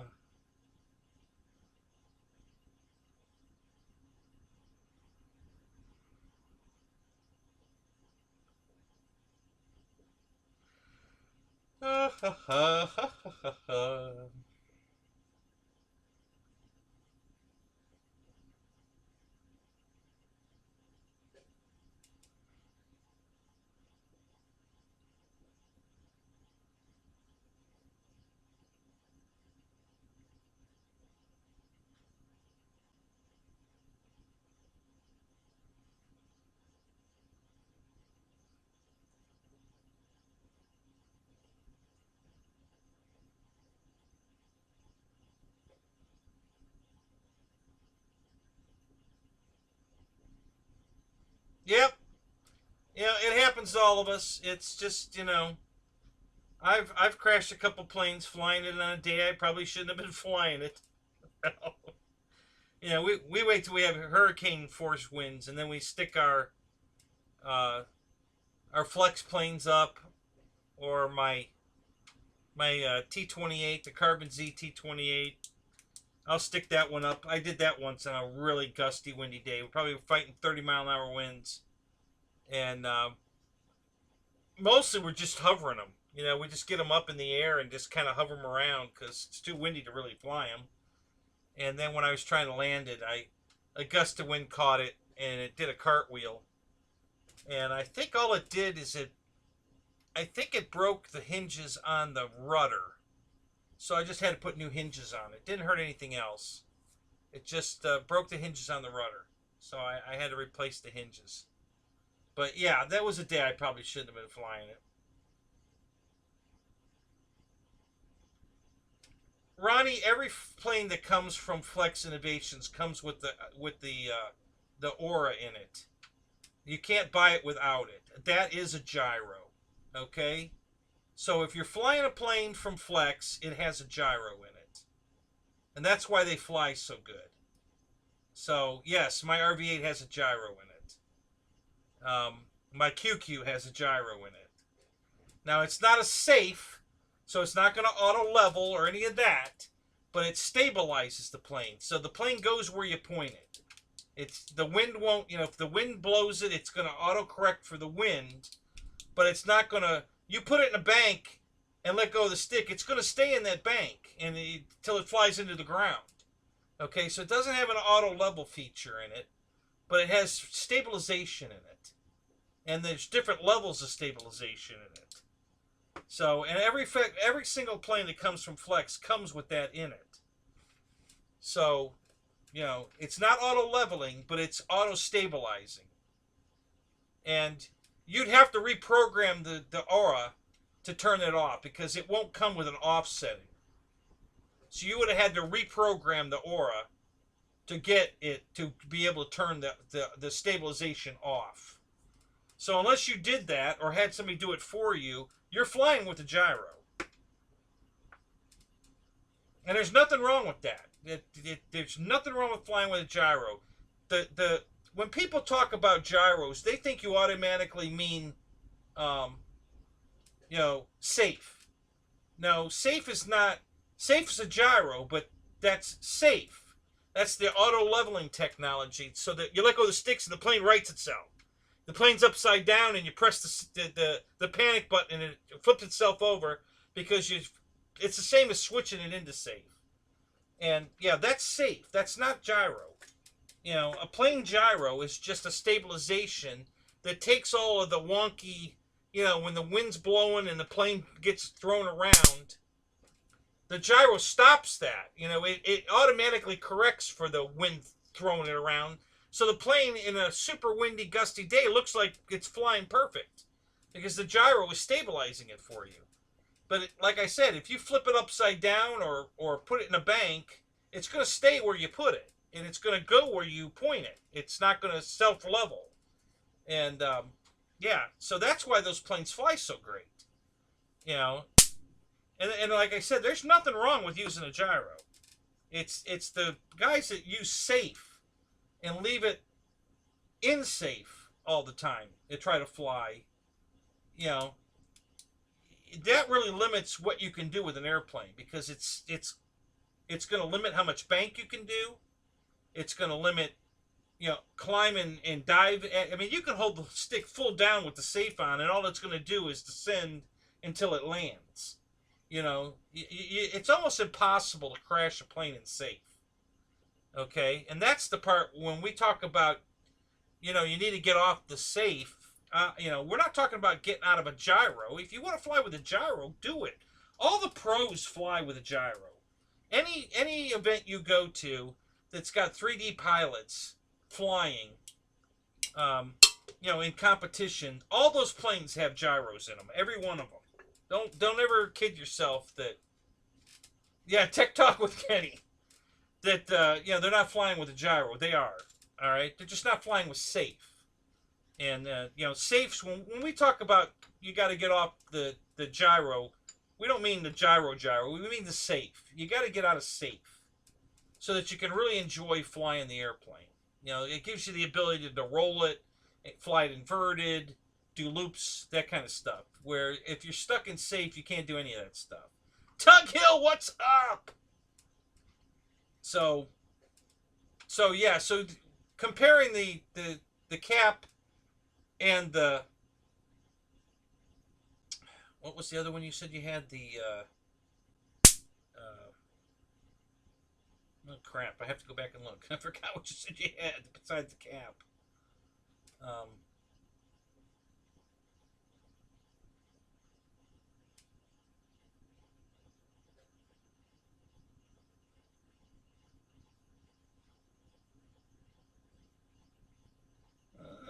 Where'd you go? Where'd you go? Where'd you go? Just tell me, what was the other plane? Damn it.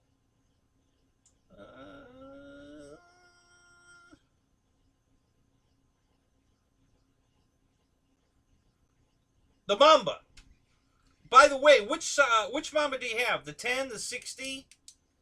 Which one you got, Ronnie?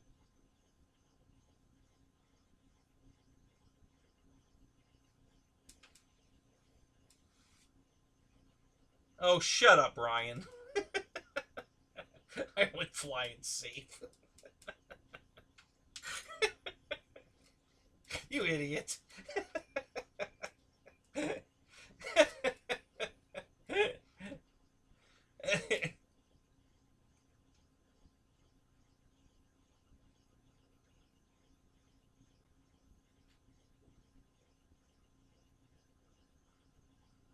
Only the new, the Free Sky, the S8R or the S6R have self-leveling capability in it. The rest of the Free Sky receivers do not. They're just plain receivers. They don't even have gyro capability in them. They're just receivers.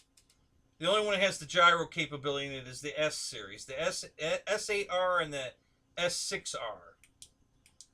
Which I think, actually, I think I have one sitting right here. Oh no, it's in the trailer. Yeah, I only have one of those receivers, and I haven't even flown with it yet. Which is a whole nother story. It requires your transmitter to be updated so that you can program it, and I have not updated my transmitter, so. But I do have a transmitter now that I can program it with, so I'm going to use that to program it.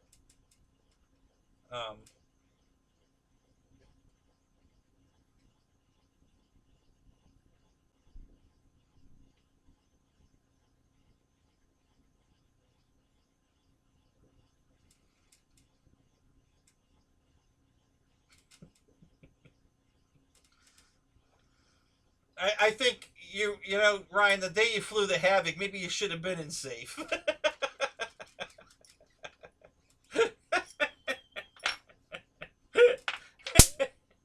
I only fly in safe. You're so full of shit.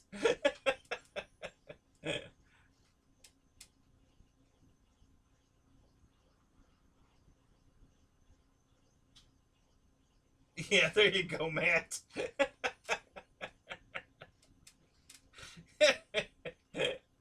Oh my God.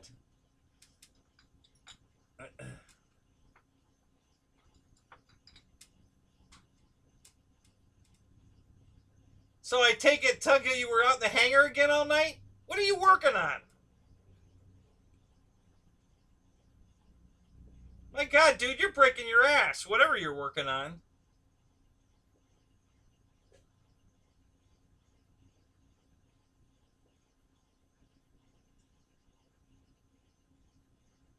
Drinking the Kool-Aid down here? uh,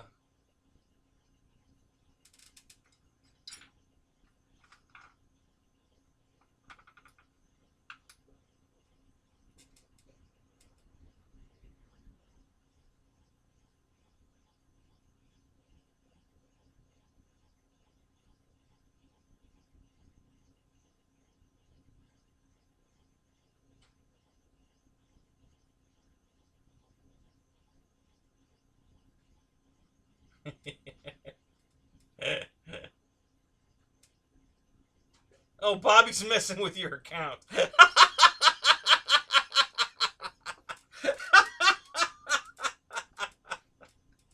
Touche, Bobby, touche.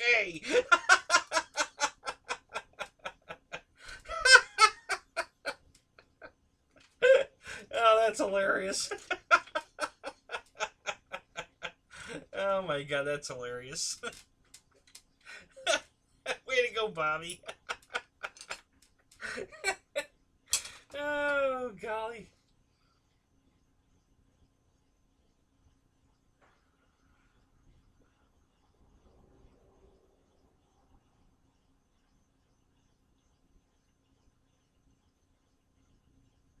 Yeah, there you go. It's a so Bobby's flying unsafe. Only flies unsafe.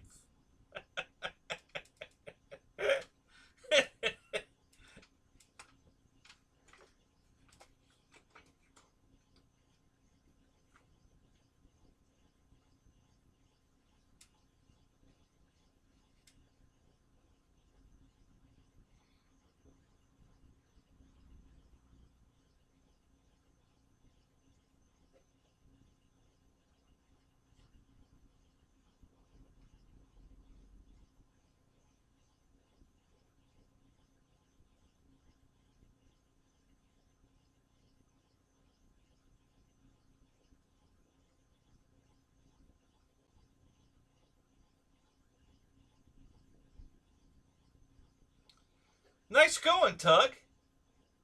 Yeah, I did the same thing. I mean, I took my old original timber and turned it into a Timber X. So, yeah, I get it. I actually turned it into a Night Timber X. I bought all the...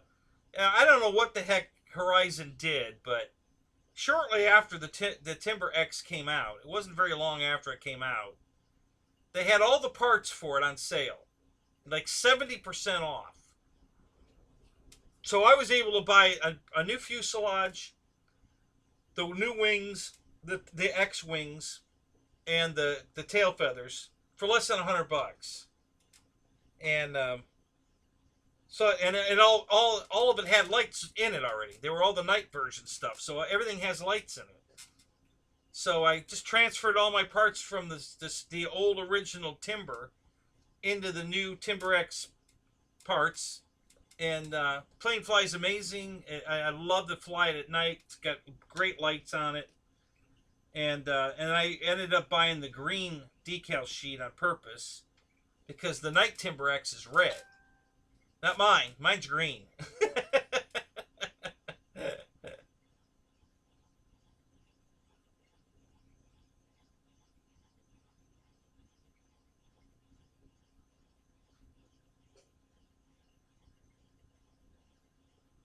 Crash RV8 on safe. Teach me how it's done. I'm not sure what you mean. You crashed in your RV8 on or do you have an RV8?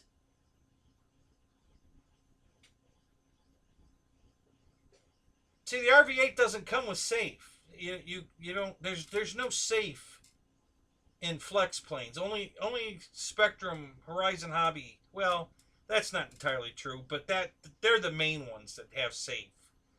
Um, Fly Zone had their own brand of safe. They called it something else. I forget. Um, but yeah, the none of the flex planes come with safe in them. It's not part of their formula. And to my knowledge, there isn't even a program you can download to put safe in one of Flex's planes that I know of. I might be wrong there, but I know they don't come with it. So,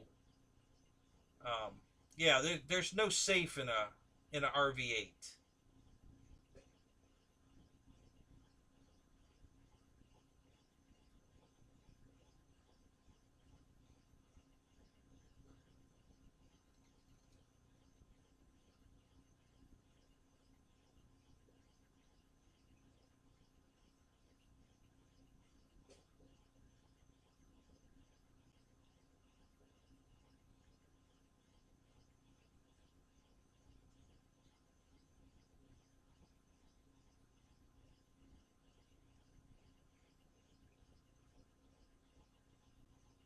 Well, um, I don't know. I think, now this is just my opinion, but I think Flex uh, designs their planes for advanced pilots, and they want advanced pilots to buy their planes. They're not going after the newbie market.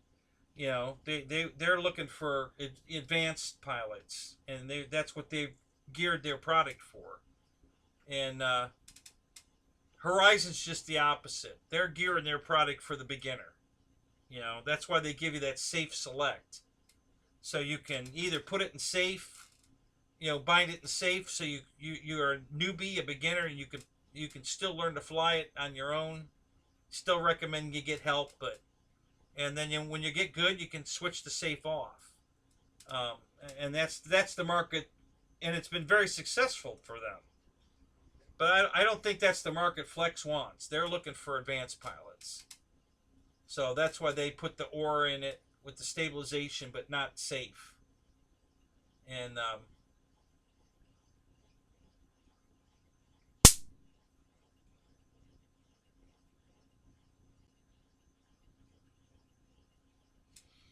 what other airplanes do you have, Ronnie? What else do you fly besides those two?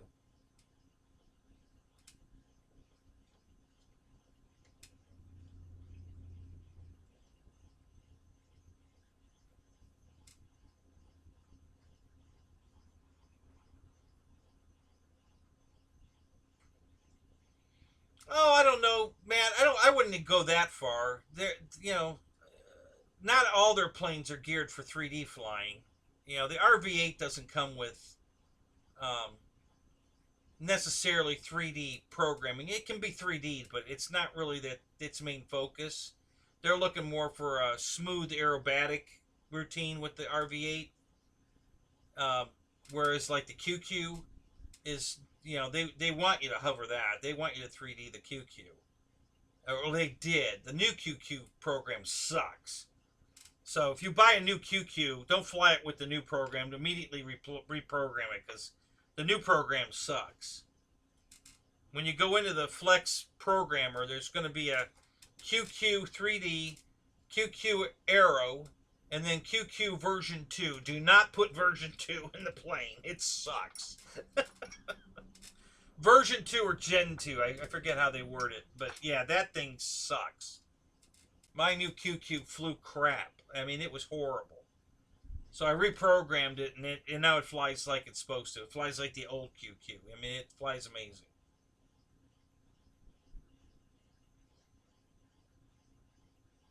Well, it's got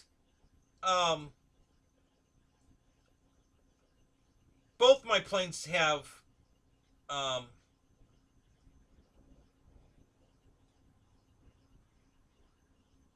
low rates, uh, Arrow, and then Crow. Well, actually, the QQ doesn't have Crow, but the RV8 has Crow and low rates, and then the high rate Arrow. and then the QQ, I put the arrow in it. So I have low rates and high rates. That's all I have in the QQ. You can't do crow on the QQ. It doesn't have flaps. Um, and yeah, that totally fixed the QQ, because man, that when I got that thing, it flew terrible. And I knew it was gonna, because I've flown 3 other guys. They keep bringing their plane. This thing doesn't feel right. And I'm flying it. And I'm like, this thing's horrible. What did you do to this? Nothing. This way it came. I'm like, really?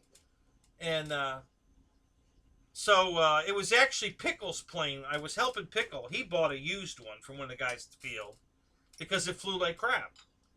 And so I took it home and I hooked it up to the Flex programmer on my computer. And that's when I got the list of the 3 different choices, and I'm like, well, Pickle doesn't want 3D, so let's put the arrow in it and see how that does. So I put the arrow in it, brought it out to the field, and it flew fantastic. So I reprogrammed mine the same way. I put the arrow in mine, and it flies fantastic. So, but it flew like absolute shit when I got it. I don't know why they put this new version 2 or Gen 2 in it, but oh my god. It's like the plane's behind you the whole time. You give it a command and then you have to wait for it to do it. It's not like, precise with you. It's lagging behind.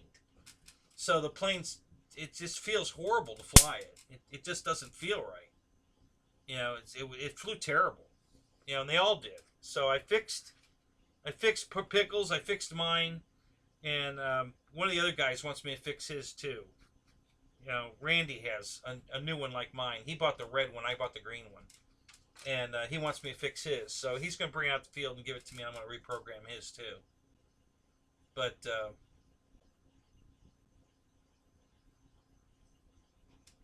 well, my QQ in Aero, man, the deflection on my ailerons is like crazy. And the elevator almost goes straight up. The rudder goes over probably 60 degrees both ways. I mean, you get a lot of throw in the high rate setting. And the low rate setting, you still get full rudder control, but it cuts the ailerons and the elevator down. But it didn't cut the rudder down. So you still have the full 60 degree rudder control, but it cuts the elevator and the aileron way down. So, yeah. No, it wasn't the receiver. It was the loose nut behind the receiver that programmed it. Originally, I don't know why. I don't know how they came up with that new program. I don't know why they're putting it in the airplane. Obviously, none of those guys have taken one off the shelf and taken it out and flown it, because they would have probably thrown it away.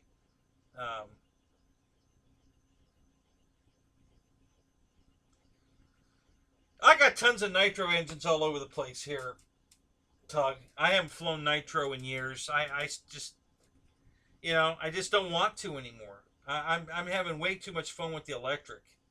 My flight times are incredible. I'm flying longer with battery now than I ever flew with my nitro planes. So, yeah, I just don't want to bother with it. And it like 30 or 40 bucks a gallon. I mean, it's expensive. Holy crap. It's messy. Nah, I'm just not. I'm sure I've got a couple old nitro planes here. I probably will fly again one day, but I'm really just not that interested in it. I'm totally in love with this electric. I really am. It's clean. It's quiet. I'm having all kinds of fun with it. The battery technology is getting so good. Every year it gets better and better. And, now I can fly for 30 minutes, easy. And with a twin engine airplane, I can fly for like 30 minutes. It's crazy. So, yeah, I'm just super psyched, with the new everything. I really just love the electric. So, I still have all these nitro. I got a whole pile of nitro motors over there. And that big pattern ship up there, I don't know if you can see that in the... Let me look here a minute. Yeah, if I move this, you could probably see it.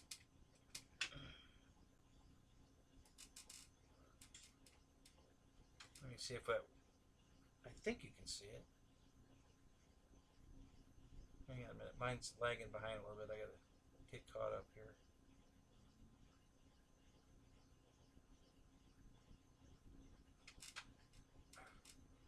Now, well, you can just barely see it. So, if you look at the top of the shelf, Tug,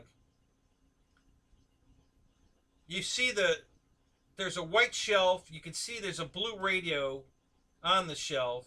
Then there's a black area. And then above that is a balsa airplane landing inside. And if you look all the way to the right, you can see the elevator is actually coming down past the shelf. The horizontal stabilizer. So that's a big it's a Super Chaos 90 size, it's a 90 size pattern ship that I started building many years ago, and it's actually sitting on the wing. The shelf that it looks like it's sitting on is actually the wing, and the wing is sticking out on the left side over there. That part of the shelf that's sticking out past the vertical, the white vertical, that's the rest of the wing. So that's the whole wing going across there. And yeah, that's a big Super Chaos that I was building for pattern flying. And I've got the 90 motor over there with a tuned pipe, but I don't know. Honestly, if I finish building it, I don't think I'm going to put the nitro motor on it. I'll probably just make it electric. I just don't want to deal with the nitro anymore.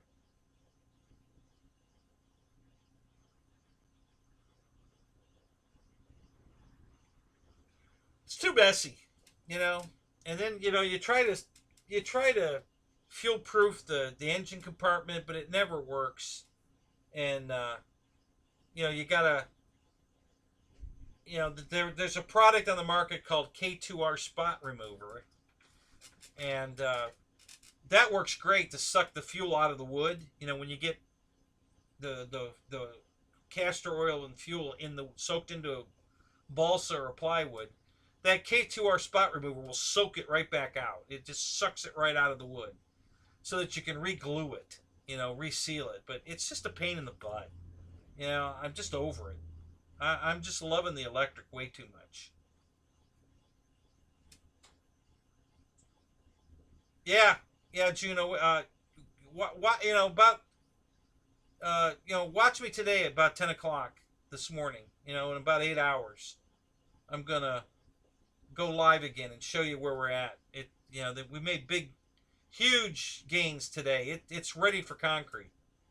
All we have to do is lay the plastic down and put the chairs and the rebar in it, which will take an hour at the most, and then I can call for an inspection. So we're ready, and then get it inspected, and then they're gonna pour it right after that, and then I can call the warehouse and tell them, okay, my pad's poured, ready to go. When can you come put my building up? And it shouldn't be very long. They told me it would only take some 3 or 4 days. Originally, my salesman told me it was 4 to 6 weeks to get the building built. But now they're telling me, no, it only takes us like 3 or 4 days to build it. I'm like, to cut the metal to size and all that, whatever. So I'm like, okay. So that's where we're at. I should be able to get inspected next week. And then I don't know what part of I don't know I don't know what the inspector's schedule is. I don't know if I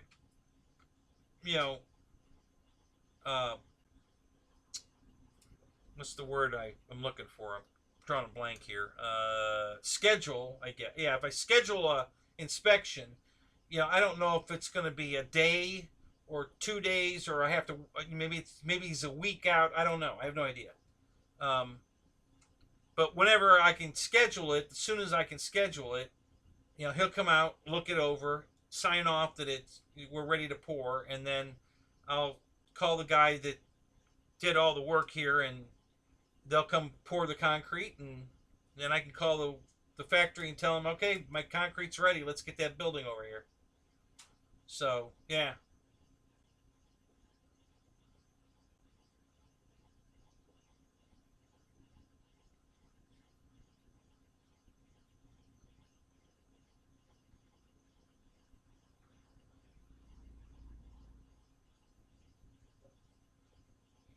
yeah, yeah, Ronnie. See, that's exactly why that aura that's in those planes is the best stabilizer on the market. They really went to, um,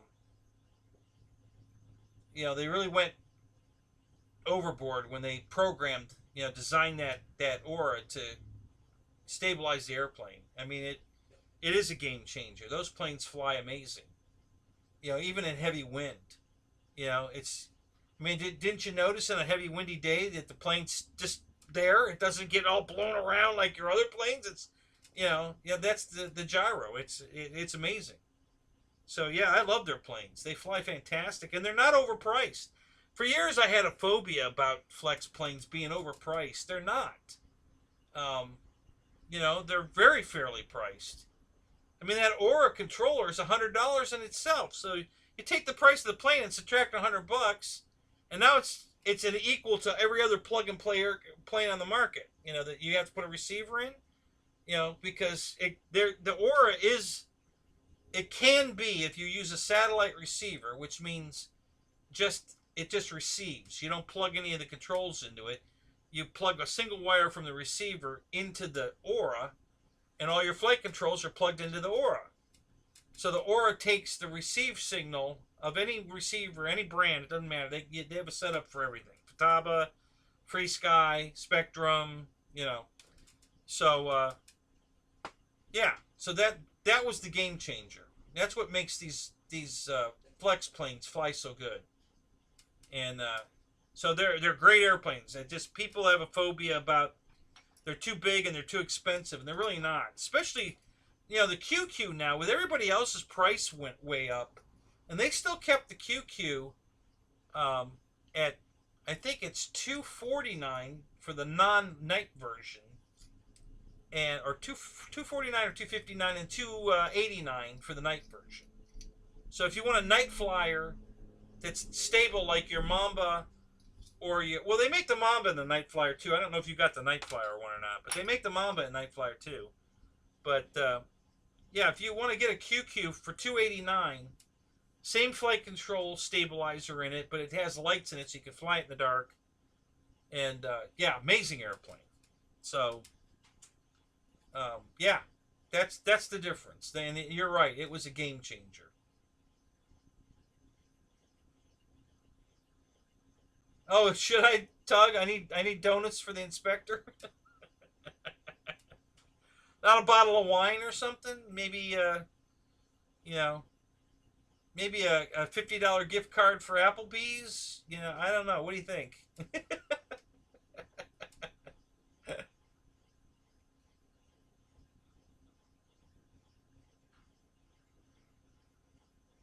I wouldn't call it weird. Um, it definitely has a different feel, for sure. It's you instantly know you're flying a flex plane. For sure. It's got a definite feel to it. I don't dislike it in any way. I wouldn't call it weird, but it's definitely different. You know immediately you're flying a flex plane. So, um, and that's a good thing as far as I'm concerned. Yeah, you're right, Tug. With my luck, it couldn't hurt. You're absolutely right. Yeah, maybe if it's early in the morning, maybe I will have a box of donuts there, and hey, hi, I'm Kenny. Hey, donut. Coffee. Can I get you anything else? Hey, come look at my RC airplanes over here. They're really cool. I don't try anything. Whatever works.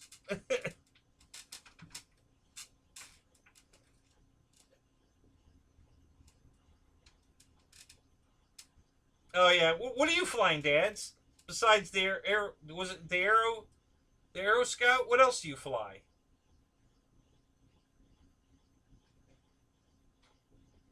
Yeah, exactly. Get their mind off the job at hand.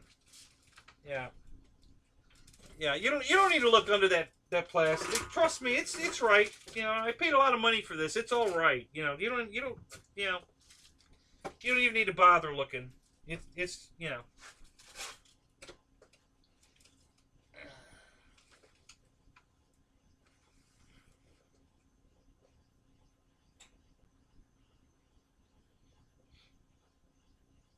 So dads, Chris, I tell you, listen, if you're still using safe, then you're not ready for a flex plane.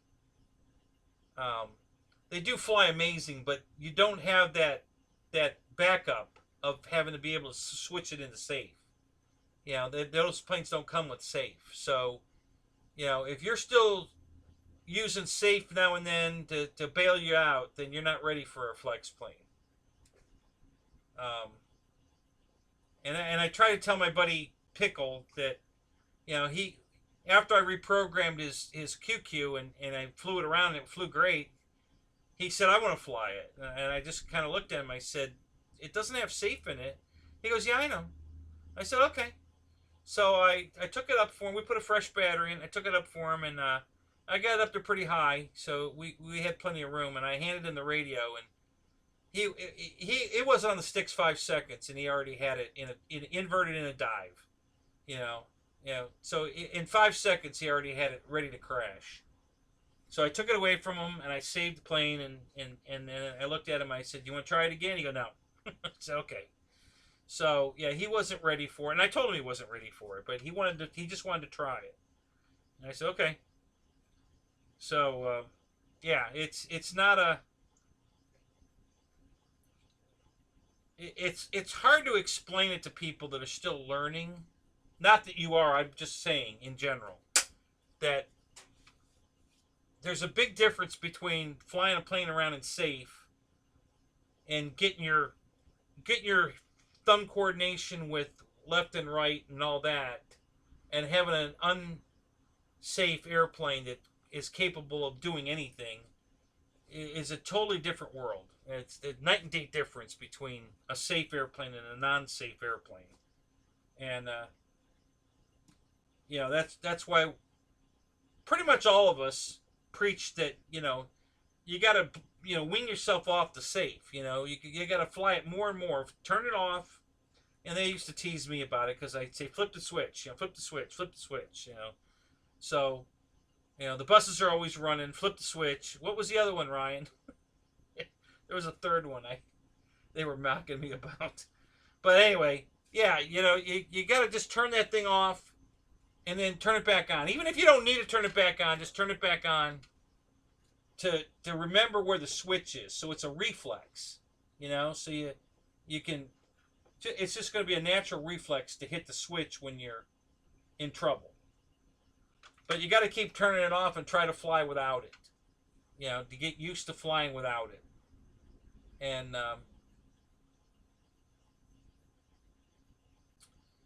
then once you get good enough to not fly with it at all, well, then you're ready to advance to the better stuff, the higher speed, maybe a jet, or the aerobatic planes like the flex planes and that kind of stuff. But yeah, if you're still using safe, then I don't recommend jets. I don't recommend 3D planes, anything that doesn't have safe in it. You're not ready for that yet. Don't be in a hurry. I tell guys, they say, well, when do you think I'll be ready to fly? And I said, in my opinion, they're flying an apprentice. I said, when you can fly the apprentice around the field inverted and land it safely on the runway where you want it, then you're ready. Until then, just keep flying this, and keep practicing. Exhaust every avenue in this airplane before you want to move up to the next one. Well, because the apprentice is a very capable airplane. It flies wonderful inverted. It'll do every kind of roll, loop, maneuver, whatever you want to do aerobatic wise. It's a very capable airplane when you take it out of safe. But if you're still flying it around in safe, then it's a pretty stable airplane to learn to fly with, but you can't do anything with it. It's just locked into that stabilization flight. So whenever somebody asks me when do you think I'll be ready for a jet or whatever, I just tell them when you can fly this plane around the field inverted, you know, then you're ready. Until then, just keep flying this. You know, keep practicing. Do touch and go. I tell everybody, listen, every time you go to the flying field, you need to devote one battery pack to just touch and goes. I don't care what airplane you do it with. You'll learn quicker if you pick your hardest airplane to do it with, but don't pick it if you've got a 50-50 shot of breaking it, then don't pick that airplane. You know, pick something you know you can land, even though it might not be a perfect landing. And then just spend an entire battery pack just circling around, land, take off, come around, land, take off, come around, land, take off, just in one battery pack at least, every time you go flying. Devote one flight to just touch and goes. Just to practice landing. Because most guys are up there flying around and the whole flight they're dreading, oh God, I gotta land, I don't want to land, it's windy, I don't want to land, you know. Hey, you gotta land. You don't have to take off, but you do have to land. So, yeah. So that's my advice there. You know, I always practice my landings. You know, usually with every flight. Now I don't run the whole battery pack, just doing touch and goes, but I do 5 or 6 landings on every airplane I'm flying that day. I'll fly it around, and then I'll just shoot a bunch of touch and goes, and I'll fly it around some more, and then I'll shoot some more touch and goes, and then by then, if I'm out of battery, it's time to land and, you know, for a full stop. But I'm constantly practicing my landings. Yeah, you're right. It's all about the practice, you know. And, you know, and if you're just up there flying around willy-nilly, don't do that. Fly down the runway. You know, runway heading. Right over the runway. Fly, I don't care what altitude you're at. Doesn't matter. Just fly all the way down the runway. Turn away from the runway. Circle back around to the runway. And come back down the runway again. Going the other way. Same thing. Turn away from the runway. You know, away from away from the runway. Circle around. Come back down the runway. Fly the heading of the runway again. You wouldn't believe how hard that is to do. It sounds super easy, but it's very hard to do. And that makes you much more able to put the plane on a course that will help you land it. Because if you can fly down the runway, you can land on the runway. You know, just makes sense. And I don't care what altitude you do it at, it doesn't matter. Just fly it down the runway. And then as you get more and more comfortable with it, you can start getting it lower and lower until you're landing. I mean, you're beyond the ground. You might as well land, take off, go around, land, take off, go around. And you'll just be amazed at how much better your landings are going to be. But that's the kind of practice. Just don't go flying willy-nilly all around. Oh, I'll go left, right, around over here. You're not learning anything like that. You know, you're not focusing on putting the airplane where you want it. You're focusing on just flying it around, you know. So, you know, those are my recommendations. They're not the best, but they're good, Ronnie. They're definitely good. Power gliders are great to learn, you know. They're not the best, but they're great to learn on. They're because normally they're not reacting quickly. They're very slow. You know, very methodical, very you know, gentle in their movements normally, and so that relaxes you as the pilot. You know, it doesn't make you nervous. You know, it just relaxes you. You fly it around. So yeah, they I love gliders. I fly gliders all the time. I have a whole shitload of gliders. There's one sitting right there. The wing for it's up there. Which I couldn't find that wing forever. I finally found it. It's up there. But, yeah, I've got a gentle lady here that I've been flying for 40 years. And it needs some work. It needs to be recovered. All the monocoat's just peeling off of it. For learning, Ronnie? Well... Listen, you already have airplanes, so I wouldn't recommend an apprentice to you. But a total beginner, the Apprentice or the Mini Apprentice, is an awesome airplane to learn on, and it's inexpensive. When you figure you get the whole thing, you get the radio, the plane, the battery, and a charger. You get everything you need to fly it for like, I think the Mini Apprentice is still like $269. You get everything. You get the plane, the radio, battery, charger, everything, and you go out the field and you can fly. You know, it's got safe in it. It's got safe, intermediate, and expert. So you got 3 levels of flight mode there, and that's an awesome airplane to learn on. Now, someone flying at your level, I don't know. Let's see. What would be a really good non-gyro airplane to learn on? Well, that's got a gyro in it. Not much of a gyro, but it does have a gyro in it. What batteries do you have, Ronnie? You got 6S, 4S, 3S. What do you got? What do you got for batteries? So I can pick an airplane that you don't have to buy new batteries for.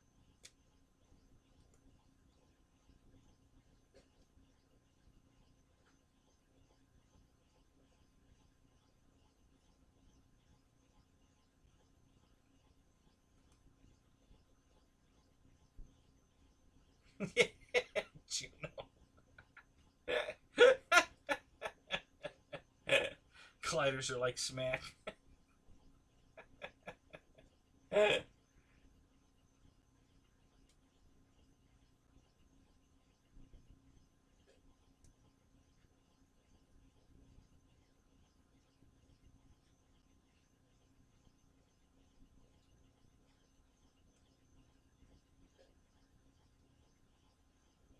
Yeah, Tug, as long as you got battery to go around and you're not where you want to be, then absolutely make the go around for sure. Absolutely. There's no shame in that.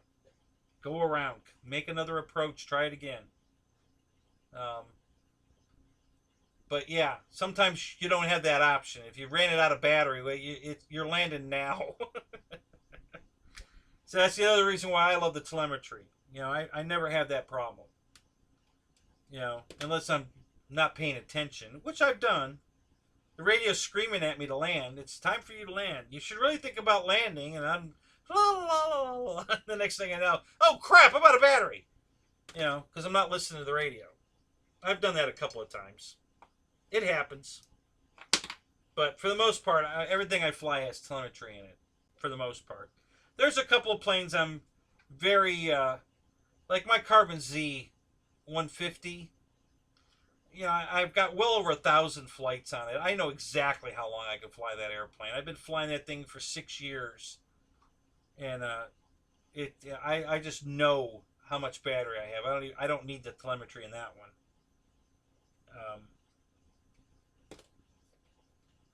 Yeah, it's a great airplane.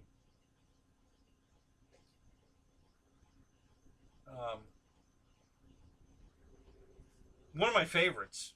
You know, and at first I looked at it and I'm like, and my buddy wanted it really bad, and I was teasing the shit out of him. Like, what do you want with that? Why do you want? You know, he was flying he had a Optera, you know, the big wing. He was flying that a lot, and what other plane was he flying a lot? Oh, he had a Beaver. He had the FMS Beaver.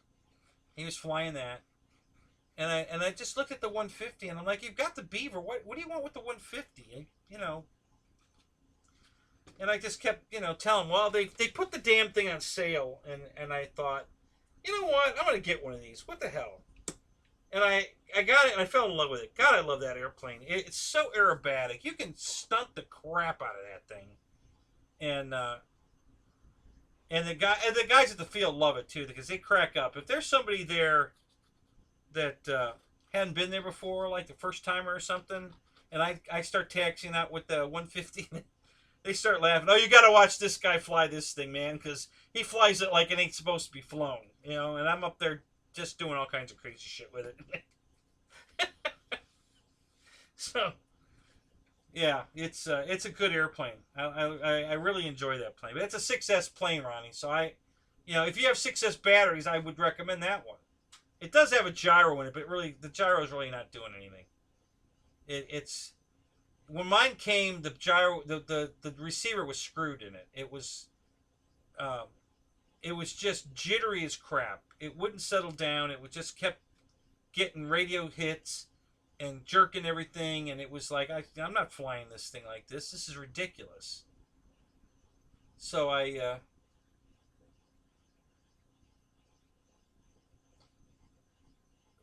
70cc twin needs help. What 70cc twin are we talking about?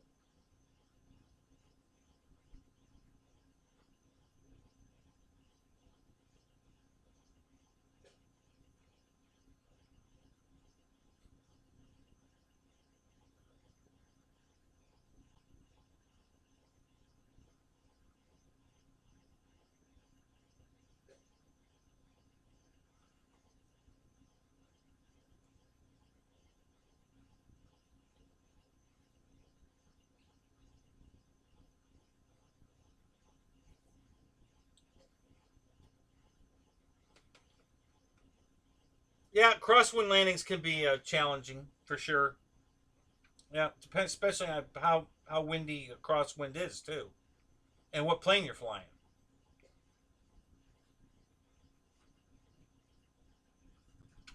See, for a while there, I was like, oh, I can fly in this wind, no problem. With whatever plane I'm thinking, I'd fly, and I just put one in the air, and a couple of times, a gust of wind would catch the plane and do something stupid to it. An 89-inch extra. Wow, interesting.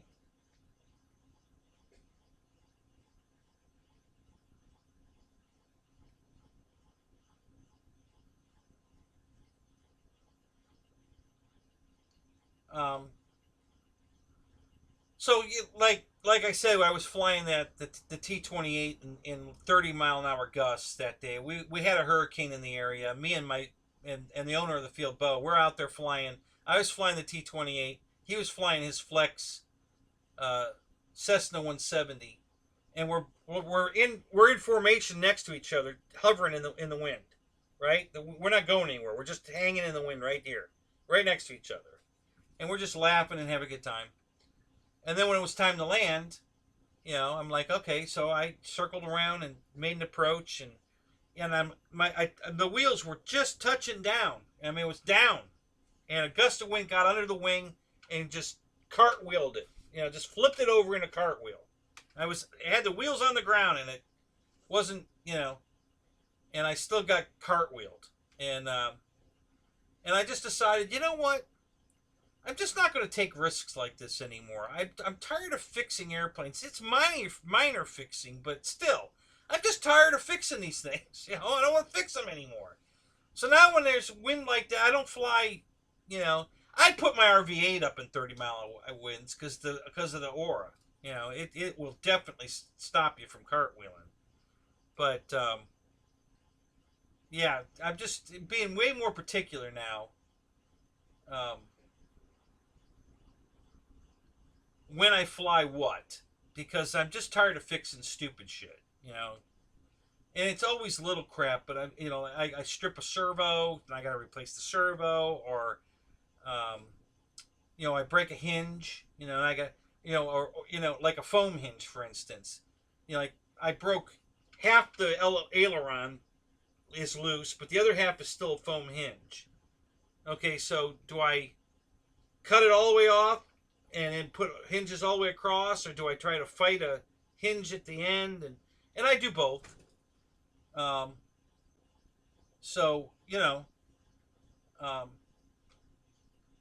but again, I'd rather not have to fix it. Just I want to take it home in one piece, and so I can fly it the next day or whatever. So yeah, I'm being more particular now. I used to don't care. I would fly anything and anything, but not anymore. I'm starting to just decide that I'm not going to risk airplanes anymore unnecessarily.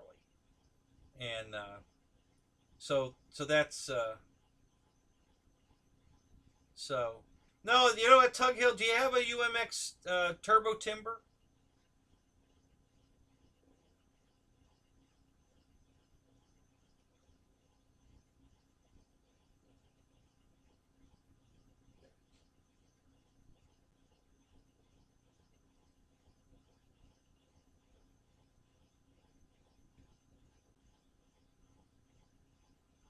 Okay, that's the plane you fly on the 25-mile-an-hour wind day. I kid you not. Put that thing in safe and fly the crap out of it. You will have a ball. That plane will fly in any wind. It don't matter. It is so much fun to fly that airplane, and in safe, it is so stable that 25-mile-an-hour winds is nothing to that little airplane. It loves it. Absolutely loves it. On days like that, I go out on the edge of the runway and I put a chair down. I sit in the chair, and all I do is touch and goes. We have a helicopter, round helicopter pad, and Bo cuts the grass. You know, he leaves a big stretch of high grass, and then he cuts the runway around it, right? So I just fly around in a circle around the helicopter pad, and I land usually one wheel as I'm going around the corner, and then take back off again, and just keep doing that. And that plane is a blast in heavy wind. So yeah, on a 25-mile-an-hour wind day, you want to fly, just take the turbo timber and fly it. You'll have a ball. Make sure you just leave it in safe, and fly, because that plane will do just about anything in safe anyway. I mean, you can bank it over hard, and it won't fly inverted, but it'll fly just about anything else, in safe. So yeah, you can have a ball with that airplane. I love that airplane. So yeah, so you're flying some gas stuff that's not no gyro, Ronnie. So you're an advanced. You're farther than a beginner for sure. So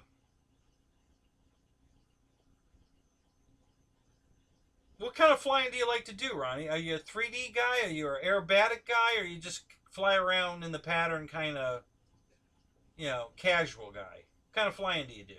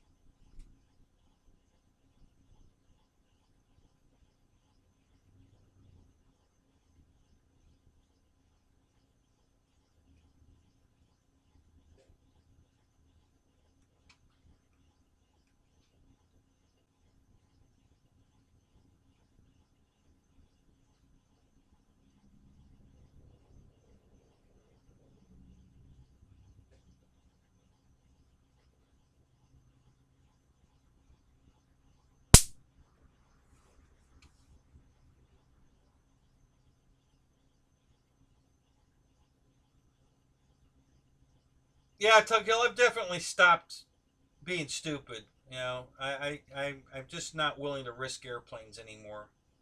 I can't afford to replace them, um, especially with this damn garage. Um, and I'm getting tired of working on them. I've got so many airplanes that have just stupid stuff wrong with them. I mean, really stupid stuff, little tiny crap stuff. Some of it's just cosmetic, but some of it's like my. I'm looking at my SR22 over there. It needs a rudder servo, so I haven't been flying that.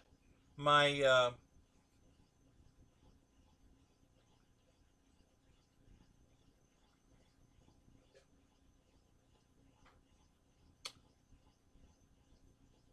my Carbon ZT28, I just need to tape the aileron wires in the one wing back in. The tape came off and the wires are hanging out. So I got to put tape. I mean, really piddly crap. But all of it takes time, you know. And there's just something a little wrong with a lot of airplanes that I have here. Some of it would affect the flight, some wouldn't, just cosmetic or convenience. Like my FMS Futura Jet, the little pin that you slide back to unlock the hatch, the pin broke. Now I can shove a screwdriver or something in there and pry it back to get the hatch off, but it's a pain in the butt. So do I want to go to the field and fart around with that? No. So I just don't fly that one either. But all that, I just have to fix that pin. So it's just silly, stupid crap like that. My Arrows T28 broke the pin on one of the gear doors. You know, the hinge pin. So I have to fly it without that door on it. Flies fine without the door on it. I don't have to put it on there. But I want to put it on there because it looks cooler. So, you know, and it's a simple fix, but it's something else I got to fix. So it's just all these little tiny crappy stupid things that are wrong with a lot of different airplanes. And yeah, I'm just tired of fixing it. So I've been fixing airplanes at the field now. I mean, you know, I go out to the flying field and instead of just sitting there doing nothing, I'll even take a broken airplane with me specifically just so I can fix it while I'm at the field. You know, whatever, just something silly, you know, stupid stuff. But yeah, I've got a bunch of planes with stupid things wrong with them that I need addressed, and you know, so yeah, lately I've been taking planes to the field with me that need something fixed on purpose, just so when I'm not flying, I can take a minute and fix an airplane. So I'm getting a lot of stuff fixed that way. I've really been making some headway, getting some of this silly nonsense crap taken care of. And so yeah, that's and then I'm not taking stupid chances anymore to break airplanes. I decided I'm going to stop doing that.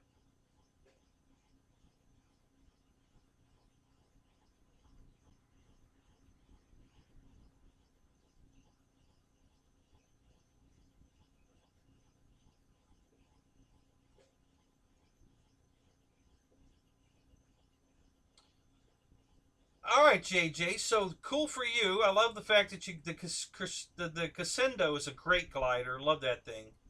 I had one of those, and it was a great thermo plane. It would find a thermo and just go nuts. So great flying airplane.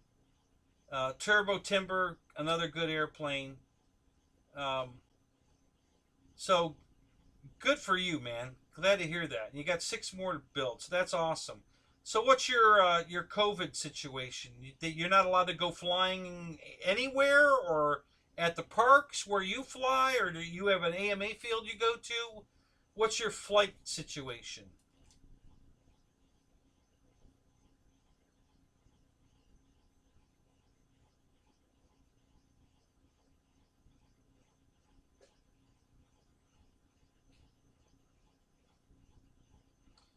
Yeah, Tug Hill, that you're right, and I keep telling people that. You know, they keep saying, "Oh, balsa flies better." I have not found that to be true. I have balsa planes here that I fly right next to my foam planes, and you know, I can't tell the difference. They both fly fine, and no problem with either one. But when I break a balsa plane, it's not a simple fix. You know, you got to start rebuilding, and you know, I'm not a big fan of that either. That doesn't mean I've got a bunch of balsa planes here. I've got 2 sitting right here, another one down there, and got 4 brand new ones in the box that I need to build. At least 4. The Scat Cat I have to build. That's over there. The Mirage is there, but it's not the kind of Mirage you think. It's not a jet. It's a Carl Goldberg kind of glider looking, power glider looking plane. But it's a balsa build-up plane. It's got a gear reducted motor on it, so it's very old. It's a very old kit. So I want to build that. I've got the Sturman kit here I want to build. I've got an easy build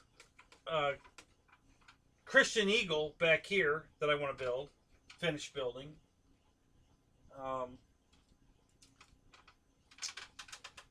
I've got a Quickie 500 I want to put back together. I don't know if you were in the chat the other night or not. Somebody asked me, do I ever like take two broken airplanes and put them together and make one? Yes. Here's one right here. So these are two Quickie 500s, 40 size nitro plane, all balsa. This was orange and white. This one was yellow and white. So I cut the front half off this and the back half off this, and I can put them together and make a whole new airplane, just like this. So these two are going to fit together perfect, just like that. And that's an entire fuselage ready to go. You know, all I have to do is put the vertical fin on it, which is just a solid piece of balsa. It's not even something you build. You just cut it out of a solid piece of balsa and put it on. And that's it. So the fuselage is ready to go. So I'm going to fix this so I can fly it. And then I have to build a wing. And it's a constant chord wing. So it's 500 square inches. That's why they call it a Quickie 500. You know, straight wing, symmetrical. The rib is a symmetrical. So it flies upside down as well as it flies right side up. This was one of my pylon racers. This one here, Tug. And so yeah, so I want to put that back together so I can fly that. The Scat Cat's basically another one of those. That's a 500 size airplane also. So the Quickie 500 and the Scat Cat they would race against each other back in the day. And then what else? There's a balsa clipped wing Cub right there. Need to build that. I finished building it. The guy brought it to me 75% built. It's mostly covered in the blue and white sunburst paint scheme. The wing's done. The fuselage is mostly done. I just need to finish it up. So that's another one I want to put together. Another balsa plane. I got a lot of balsa planes. I got brand new ones in the box. I got my T-clip in the box. What else? I think there's another one over there. I got that big fiberglass PC9 that was on my show the other night. I don't know if you saw that or not. That giant red beast. So that's another one I want to build. That's all balsa. Fiberglass fuselage. The fuselage is 6.5 feet long. So, and then I got a boatload of foam planes that I haven't put together yet. Still in the box. So,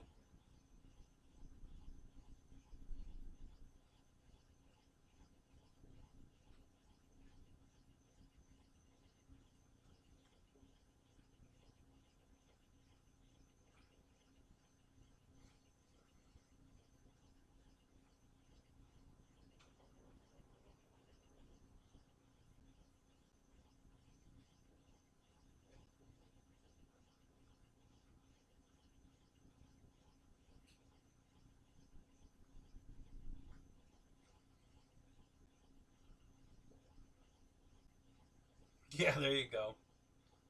Yeah, an Aerobat 40. Yep.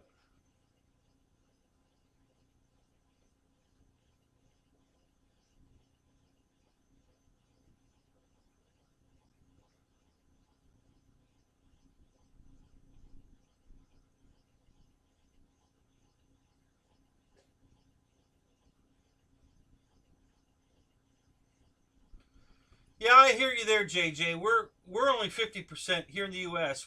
We're only at 50% vaccinated. I'm vaccinated. A lot of people don't want to get it for some reason. I don't know why. I don't know what the big fear is. You know, the percentage of reaction is so low that, you know, and we're having a big outbreak again. Right now, we're climbing back to record number of people dying every day here in Florida. And most of them are non-vaccinated people. You know, You know, so and nobody wears a mask anymore. So it's just going to go out of control again, just like it did before, and it's just going to keep coming around because you know you don't build your immunity to it is only so long, and then it goes away, and then you can get it again. So it's kind of a round robin thing here where it's never going to go away. We're going to until we shut it down completely. We're never going to get rid of it. So, and I just these people that don't want, they don't want their kids to have to wear a mask in school, and I'm like, what is wrong with you people? I mean, do you want your kid to die? Oh, it's infringement on their rights. Okay, yeah, whatever. They're trying to keep them alive. Do you want to be alive or do you want to be right? So, yeah, I don't know. So, it's aggravating, I can tell you. It's definitely aggravating.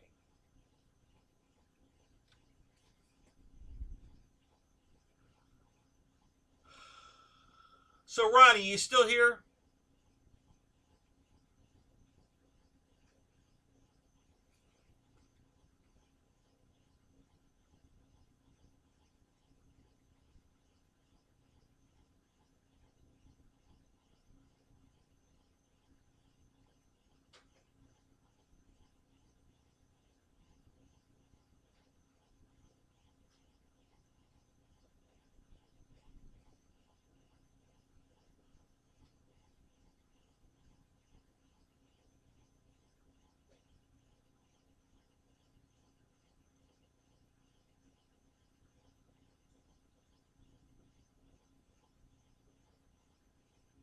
I guess not. Looks like Ronnie left.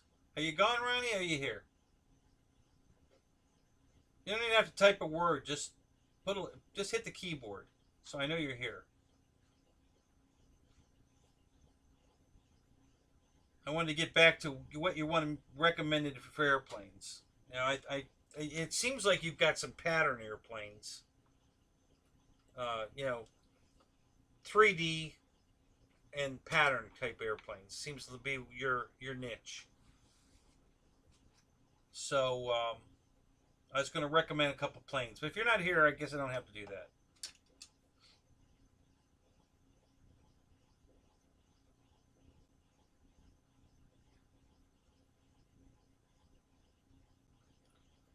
Uh, I think it's worse than that, Juno. It's not just a bad cold. Too many people are dying from it um, compared to a cold. One of the guys in here, I think it was Wild Bill, his mom lost her eyesight. I think it came back, but she lost her eyesight for like a week or something from a reaction the from the shot. Um, so I understand there's a certain amount of you know, but I think it outweighs. I think the good getting the shot outweighs the possibility of having a reaction, and especially if it's not a permanent loss. I mean, if her sight came back, I'm pretty sure. So it wasn't a permanent loss; it was a temporary loss. I'm sure that was scary for sure, but you know, this virus seems to really come down hard on the elderly, and my ex-wife is elderly, so I don't want her dying. So I went and got the shot just because I wanted to make sure she didn't catch it from me. I was protecting her. Um, so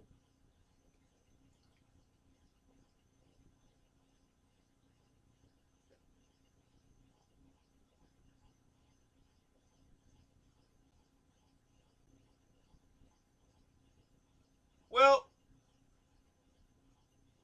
they don't need it to protect themselves, but it would be helpful if they got it so that they didn't transfer it to somebody else, which is how it's getting transferred around. It's the young people going to parties, and somebody there has it, And the next thing you know, everybody that was at the party has it. You know, and then they take it home to their families, or they go out somewhere else, and that's how it keeps getting passed around. So are they going to die from it? No, but they're going to transmit it to somebody else. And that's why it keeps going around. So, if everybody had their shot, the incubation period is completely crushed. So you're less contagious for a lot less time. So the spreading is harder. If everybody was vaccinated, it wouldn't get spread so easy. So it's not so much looking out for yourself as it's looking out for society. We gotta nip this thing in the bud, or it's just going to keep coming back around. So if everybody would get the shot, we could nip it in the bud, because it would, lower the incubation time. You're not contagious for very long at all. So, and it would stop the spread, which is what we're trying to do. So, yeah, you're right. The young and strong are not susceptible to die from it, but they're going to just pass it on to other people. They're going to just keep passing it around. So that's why right now here in Tampa area in Florida, we're skyrocketing again, because they've lowered all the, you don't have to have a mask on anymore. So they go to parties, and they just had one, and the hospitals are all full here right now with people, full of people. We're full up. We got no place to put all these people. There's so many people sick with COVID that there's no place to put them. And they traced it back to a party. And right, but no, people don't want to wear masks. Hell, most of the shops around here now have taken the signs down that you don't even have to wear a mask, to come in the store. I was just at the right up the street here. There's a Dollar Tree, and they took all the signs down on the door that you must have a mask to come in the store. They're not even enforcing it anymore. They don't care. So, yeah, and people refuse to wear masks. Hell, parents are fighting with the schools because the schools want their kids to wear masks, and they're not. My kid's not wearing no mask. Okay. When you catch COVID, don't come crying to us. But they will. But So yeah, it's just that's what the problem is. People won't wear their masks. They go to parties unprotected. They don't get the shot, and then they go, I don't know how we got this stuff. Well, gee, I don't know either. I wonder. It's a big mystery.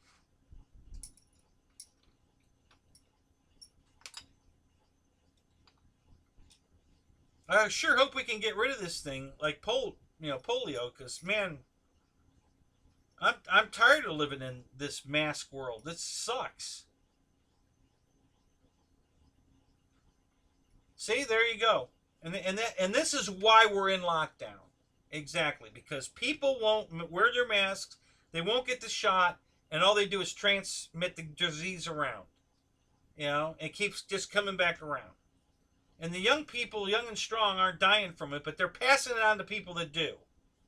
They have contact with a grandmother or whatever, go visit somebody in a assisted living home, and they give it and the next thing you know, everybody in the home has it, and then they all die. So,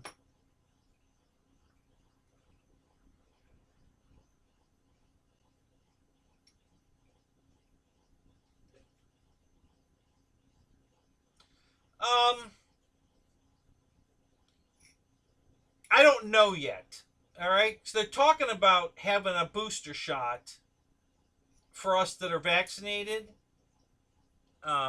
We're supposed to wait 6 months, and then we're supposed to get a booster shot. They're talking about, and apparently the booster shot is very effective against the D variant. But I don't know yet. I mean, the jury's still out on that one, whether they're going to actually, I don't want to use the word force us to get it, but whether they're going to recommend you get it, I guess. They're still working that out, whether they think we should, tell people to get it, or whether, just let it, like, at your own discretion, you can go get it. I think the Surgeon General hasn't made that determination yet whether he thinks he should recommend it or not. So it's too early to tell, but we're going to get a decision pretty soon. Because, like I said, it's just gone out of control again here in Florida. Um, and, we got to do something. We got to stop it. And we got to nip this thing in the bud. Somehow. Whatever we got to do. I'm not opposed to wearing a mask. I have masks in my car. If I walk up to a door and it says mask required, I go back to my car and get my mask.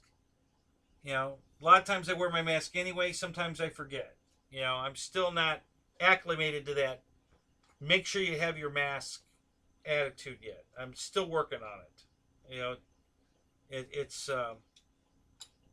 I try to wear my mask as often as I can, but sometimes I just forget.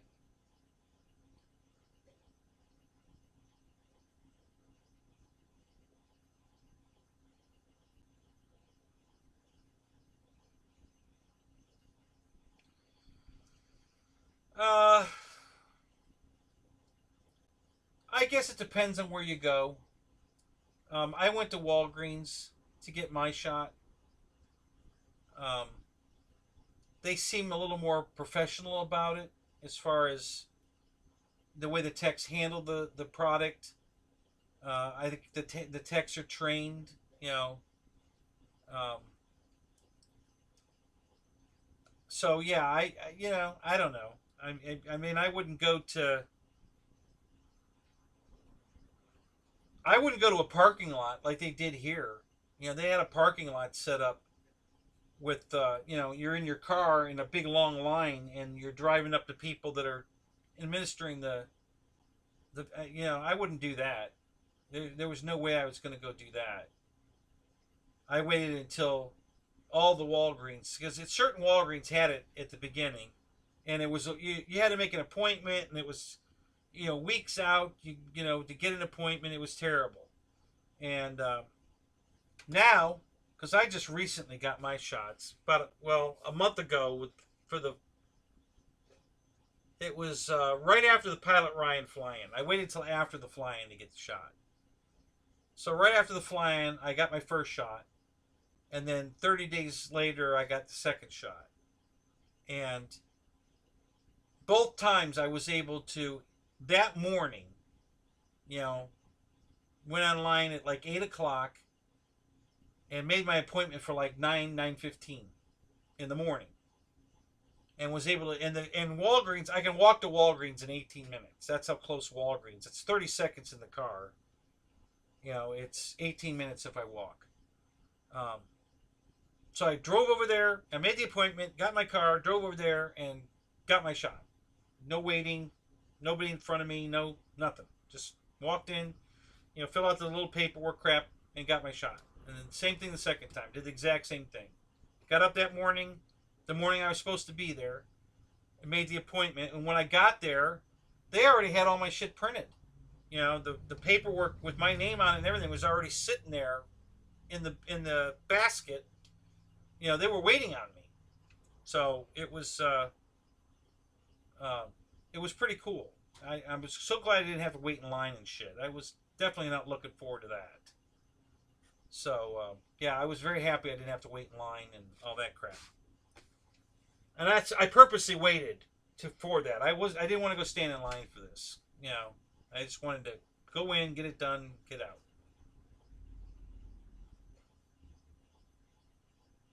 No, for myself, no, I'm not scared at all.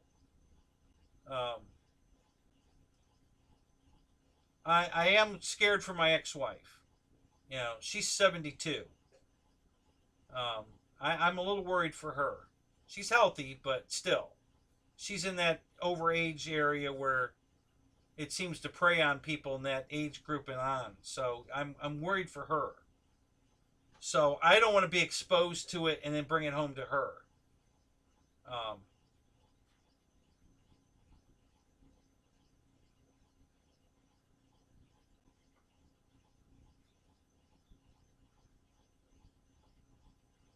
I don't know what that means. Bodies in the street bring out your dead. What does that mean? What the hell does that mean?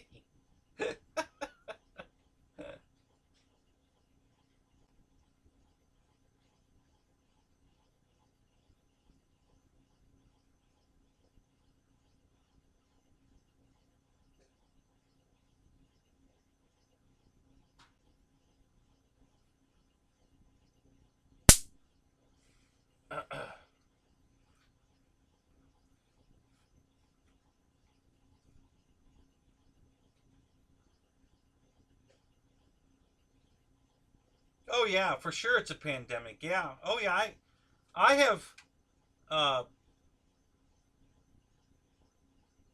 well, some of the people that used to be in my chat died from it.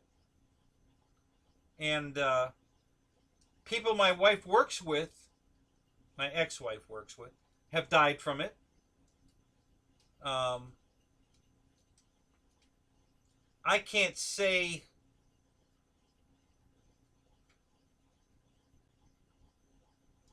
I don't think any of my close friends have died from it yet, or I'm not even sure they have had gotten it. Um, but that's because we travel in different circles. Okay, I don't go to bars. I don't go to parties.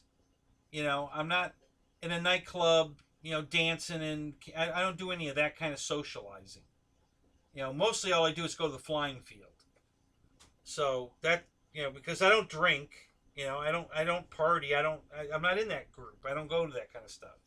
And most of my friends are the same way. You know, we race cars, we fly airplanes.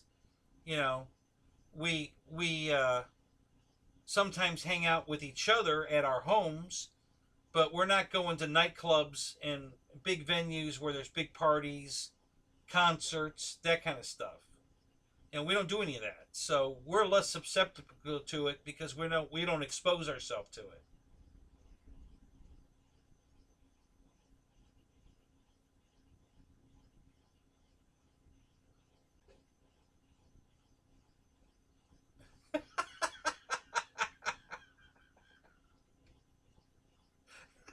How are you talking to Dave? Are you like texting with Dave right now? Oh my god!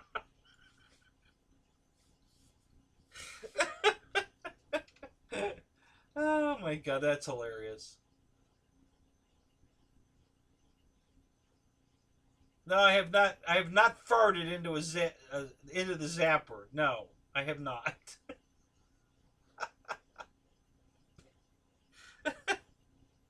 I don't think it'll light a fart. It has to be something conductive.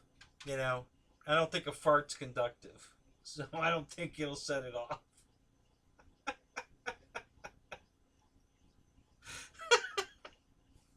Oh my god, that's hilarious.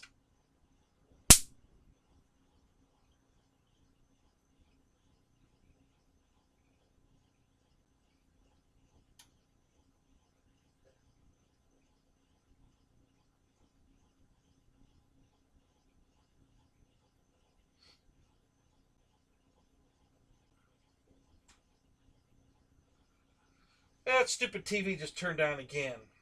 I just can't figure out why this TV wants to keep turning itself on. It doesn't make any damn sense. I gotta keep turning the damn thing off.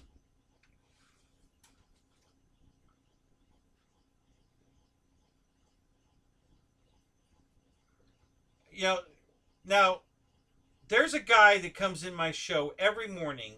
He should be here right now, John Hill, and I have not heard from John, and I'm very worried because he's in that age group. He might have caught this damn thing and died, and we don't know it yet. And it's scaring me a lot.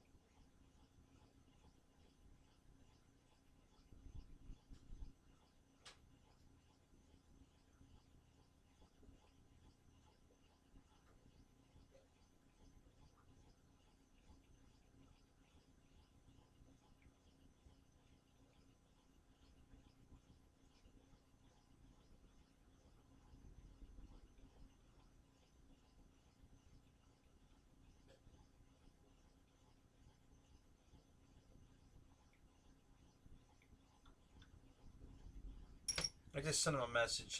I need to hear from him. He's making me nervous. I haven't heard from him in quite a while, and it's starting to scare me.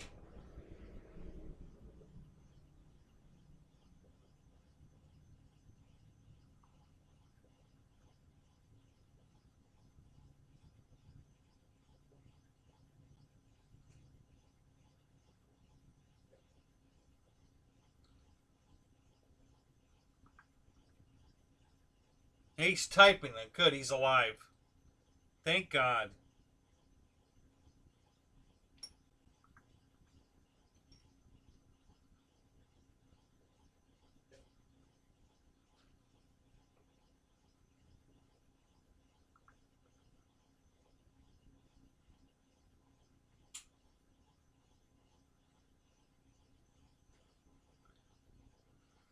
Let me scroll down here.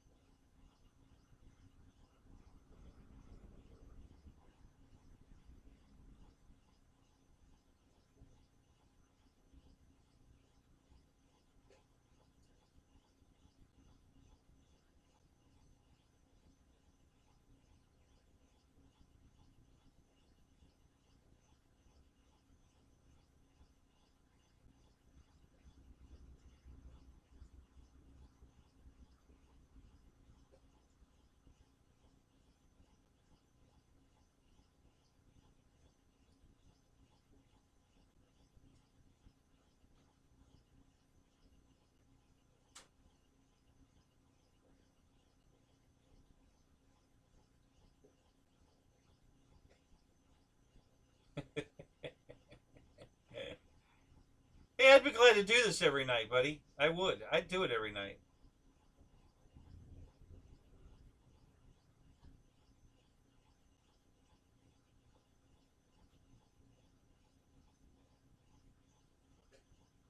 Well, he can't seem to finish typing me a sentence, so I don't know what's going on. He keeps starting and stopping, and then that's making me even more nervous now. So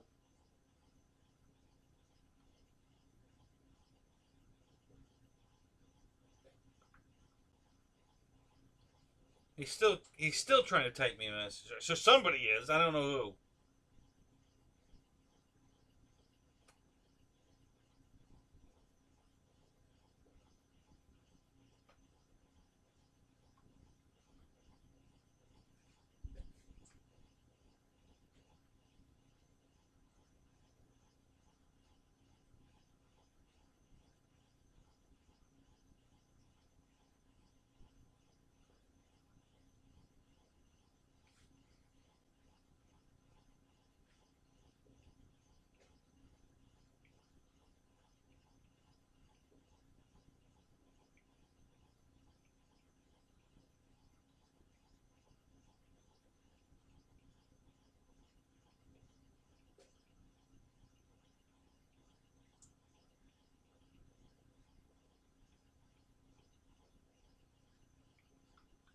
Yeah, he's okay. Good. I'm glad to hear that. David Martin Graff, what's up? Wow, what are you doing up this time of night, morning, whatever?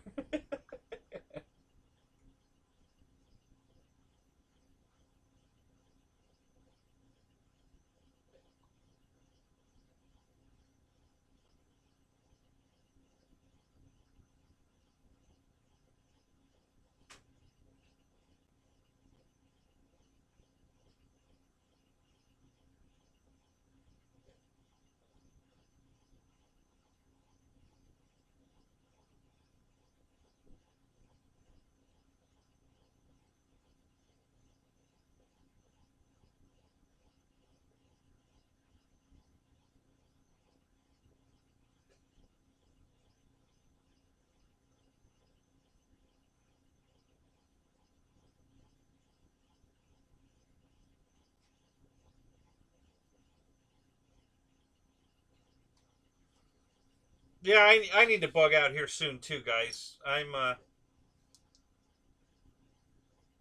I'll oversleep and not be able to do my video at 10 o'clock.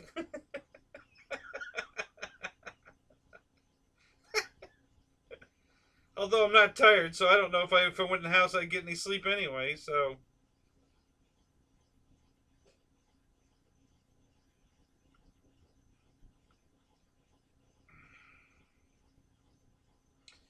John's gonna pop in. There he is. Hi, John. Good to see you, buddy. You really had me worried, man. It's been a few weeks. I haven't seen you, and I'm like, man, I hope he didn't catch COVID. We were having a COVID discussion here a minute ago. So, so glad to hear you're all right, man.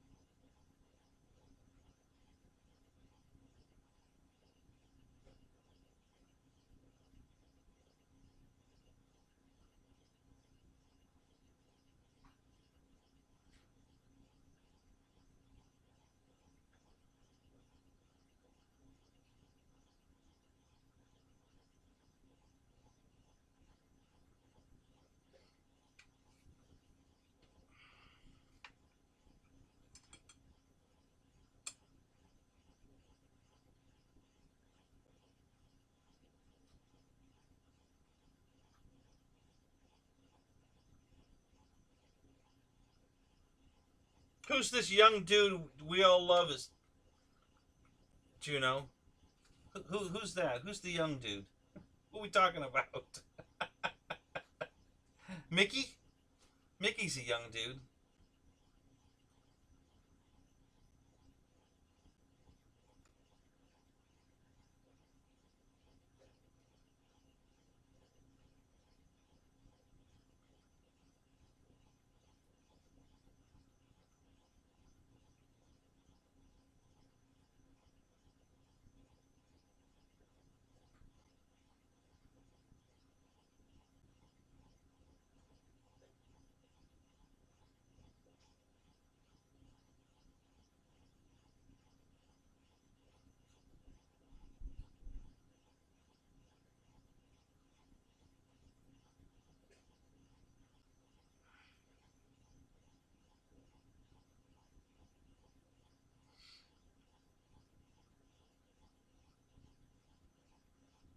Yeah.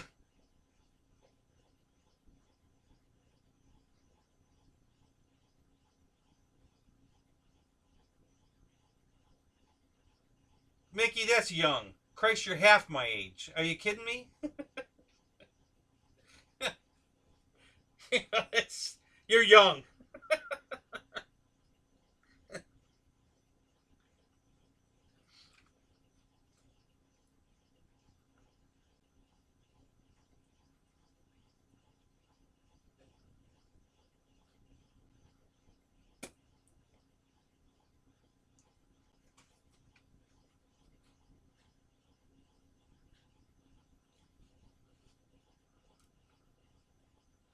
I could use the joke I have socks older than you, but how about I have radios older than you? How about that? Okay. I got RC radios older than you. So, there you go.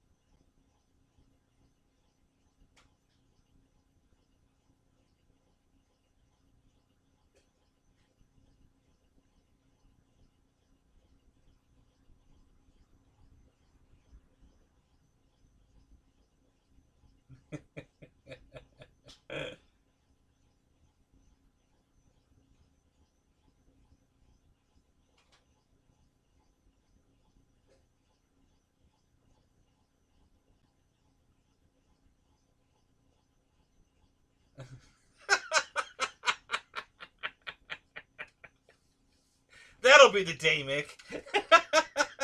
You'll be quiet. That'll be the day. uh, no, John's here. I think John's in New York, I think. I forget. I think he's in New York. Where are you from, John? I forget.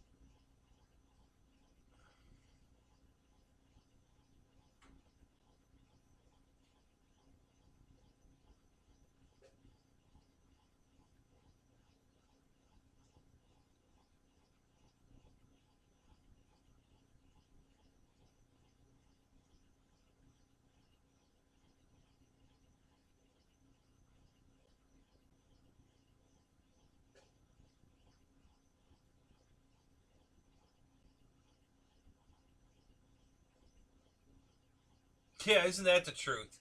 Especially Dave's. Oh my God. We got like 12 Daves in here. You know. There's only one Kenny, though.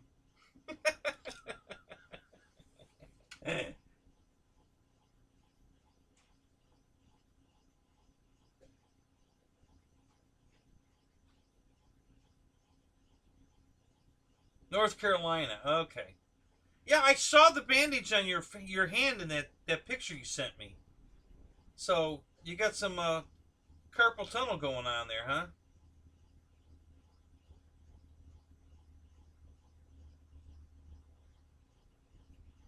Yeah, there's only one tug, for sure.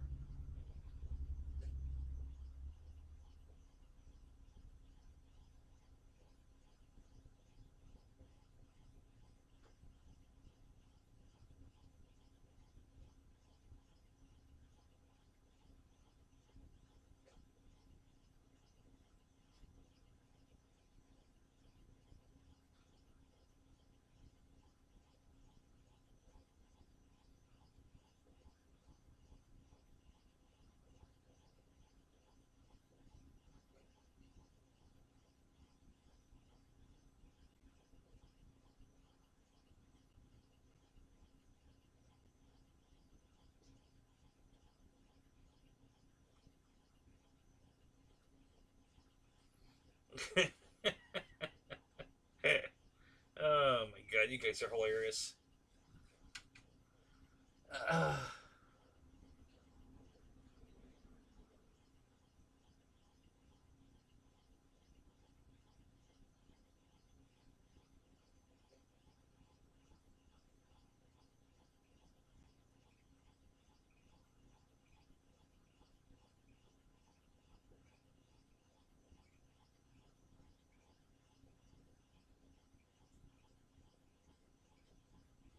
yeah, Tug. So we were having that conversation earlier.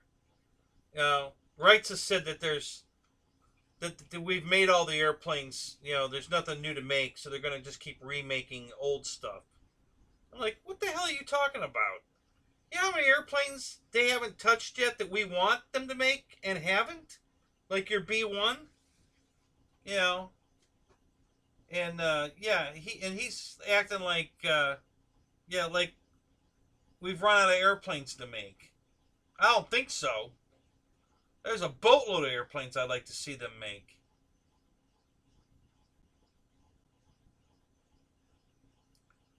Bunch of warbirds. I'd like to see some civilian. I'd love them to make a TBM.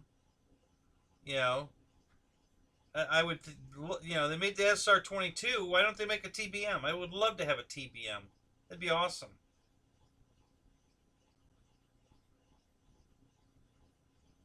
Yeah, Lee, I'm still going. What can I say? They won't leave. These guys just won't leave. And now you're here. It's your fault. Think about it. If all you guys weren't here, I wouldn't be on. So don't blame me. It's your fault.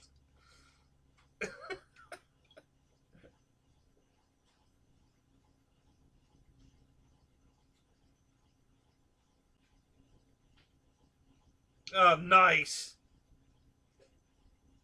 Very nice. I like that, John. That's cool. Good picture.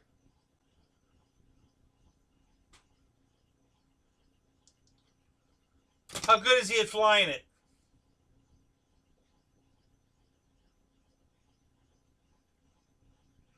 Up for a pee, going back to bed. Yeah, I haven't even peed. You know. Yes, Mickey, I would too. I would love to see Russian, Japanese, even some more German planes. You know, they made them for a while, and then they stopped. So they're like all disappearing, and they haven't made any big ones. You know, I want to see some big airplanes. You know, we were discussing it earlier, like a 1700 or a 2000 would be freaking awesome, or a 109. 1700 or a 2000 millimeter 109 would be awesome.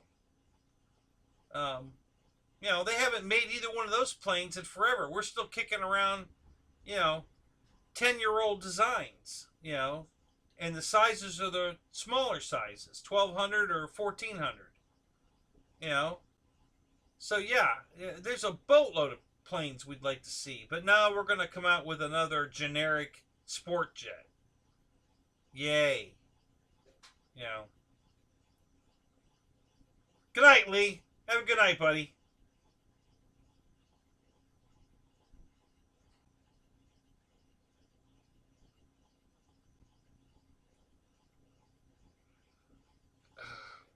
So yeah, it's just I don't know. I just, either they don't have any imagination anymore, or I mean, that new jet that come out from Motion looks to me like it was cheap.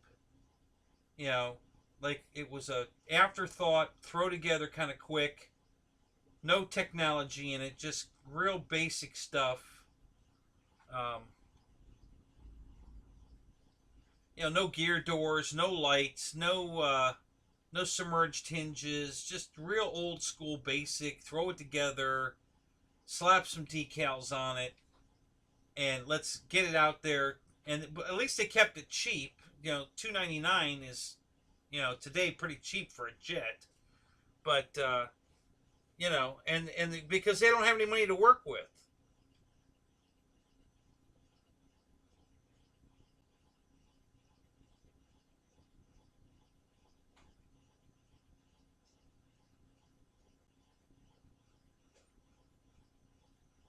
Well, that's cool, John. That's very cool.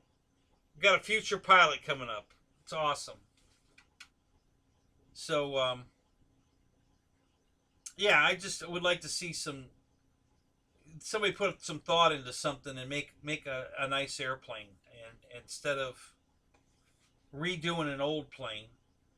I mean, we really needed that new, you know, turbo timber.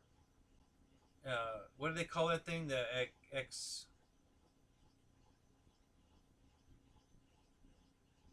I forget the new name on it. The suffix, whatever it is, I forget. But yeah, we really need another one of those. Um, and then what was the other one that they just came out with? Was a remake of a play we already have. And then they made a giant sized Ultrix, which I don't know why. That seems silly as shit to make that plane bigger. Um, it's not a plane. It's, I don't know. It just seems like they're not trying anymore. Evolution, that's it. Thank you. Yeah, it just doesn't seem like they're trying. They're just putting out crap to put it out. You know, it doesn't seem like they give a crap anymore.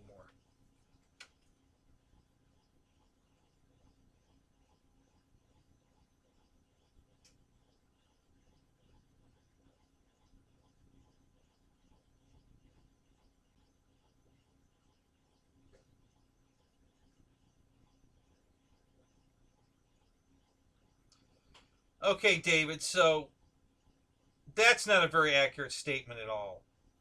Okay, I've got foamies forever that fly perfect. I've had them for 8 years, and I also have balsa planes that I've had for a long time too. Um, you know, it's just if you crash anything, you're gonna deplete it. It doesn't matter if it's foam or balsa. Foam is a lot easier to fix. Um, balsa, depending on how it breaks, like Che's L39. I don't think he's putting that one back together. You know, it could be done. Anything can be done, but I don't think he would. It's way too much work to put that back together. So I don't think he's going to fix it. He might reuse the wings and buy a new fuselage. I think he can get away with that. But he's not going to put that back together. So yeah, it's I have not found in all the planes I fly, I haven't found anything to say that balsa flies better than foam or vice versa. They fly like they're supposed to fly. They fly. They fly good. I mean, sometimes the design makes them fly bad. Not that it's made out of foam or balsa. It's just a bad design. So um,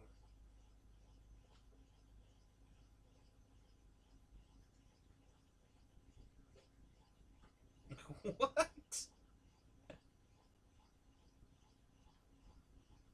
Oh, yeah, John. It's Saturday morning. That's okay. Listen, you're retired. You don't go to work every day. Why would you? Why would you know what day it is? Why would you care? You know.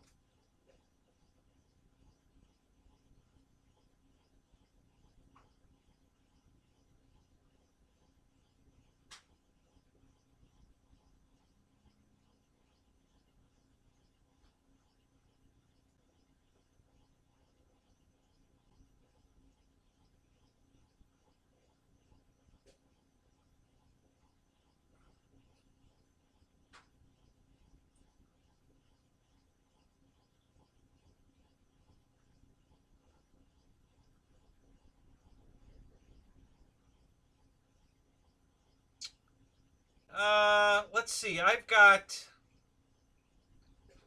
Let's see. What's my oldest jet?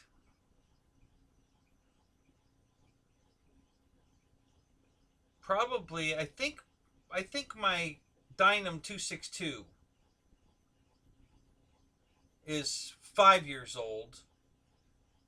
Uh, maybe 6, and it's still in almost perfect condition. I mean, it's got a little bit of hanger rash on it, but it's fine.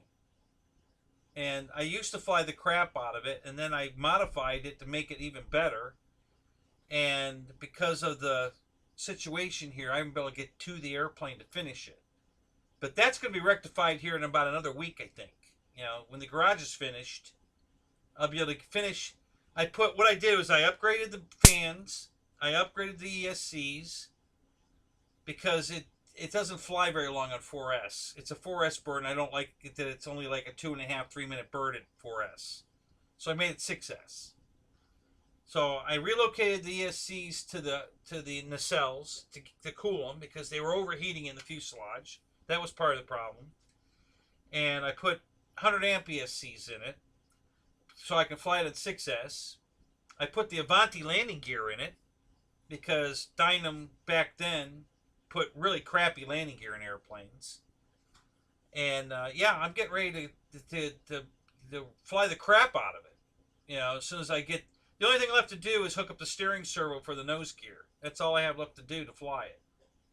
And I got sidetracked on another project. I think a new airplane came out that I had to have, so I bought that and started flying that. And then another new one came out, and I just kept pushing that 262 back, you know, because I kept getting new airplanes, and now I'm at the point where I'm not buying any more airplanes, and everything else has been flown. So now it's time to all these. Oh, we got a burner. We got a burner.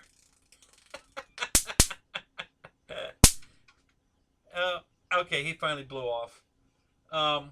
So yeah, I just gotta hook up the steering servo, and it's ready to fly, and I'm looking forward to it. So yeah, it's, you know, I've got planes all ages. You know, I've got planes that are 45 years old. So, you know, it just depends on how you take care of them. You know, but yeah, you know, of course we didn't have foam planes way back. Well, we had foam though. So this is my very first airplane. This is 48 years old. Okay, that's the foam wing.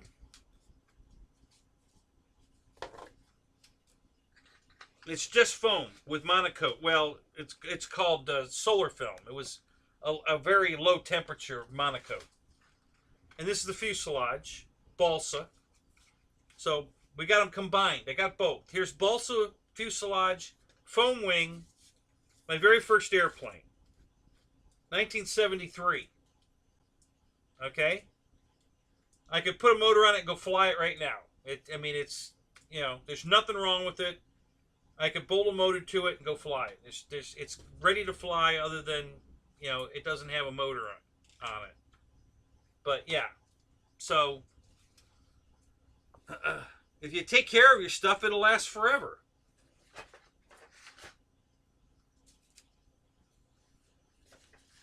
This gentle lady glider is let's see, that's about 27 years old. Also, balsa. That's all balsa, actually, that one. But foam's only been around for, well, foam airplanes. You know, injected foam. That's not injected foam. That's solid foam that was wire cut. That's the way they used to do it. That Scat Cat, that kit there is 40 years old at least. Same thing. It's got a foam wing, but it's a hot wire cut wing. It's not an injected molded wing. Because they didn't have that till recently. The last 10, 12 years is when the injected foam started, I think. I don't know exactly, but about. But I don't see any reason that these planes aren't going to last forever. You know, there's no reason they wouldn't.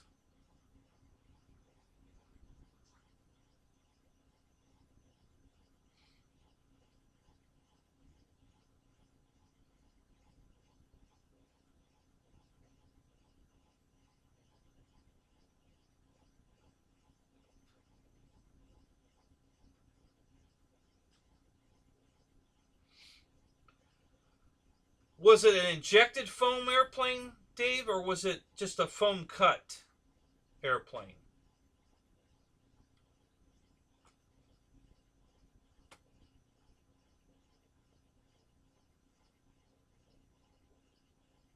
You know, the little injection mold marks you see on all our planes that, you know, from FMS and everybody. You know, did it have that, or is it just smooth foam? You know, because a lot of that stuff was just hot wired cut. I don't think they were injecting anything back in '81. Maybe they were. I'm not saying I know for sure, but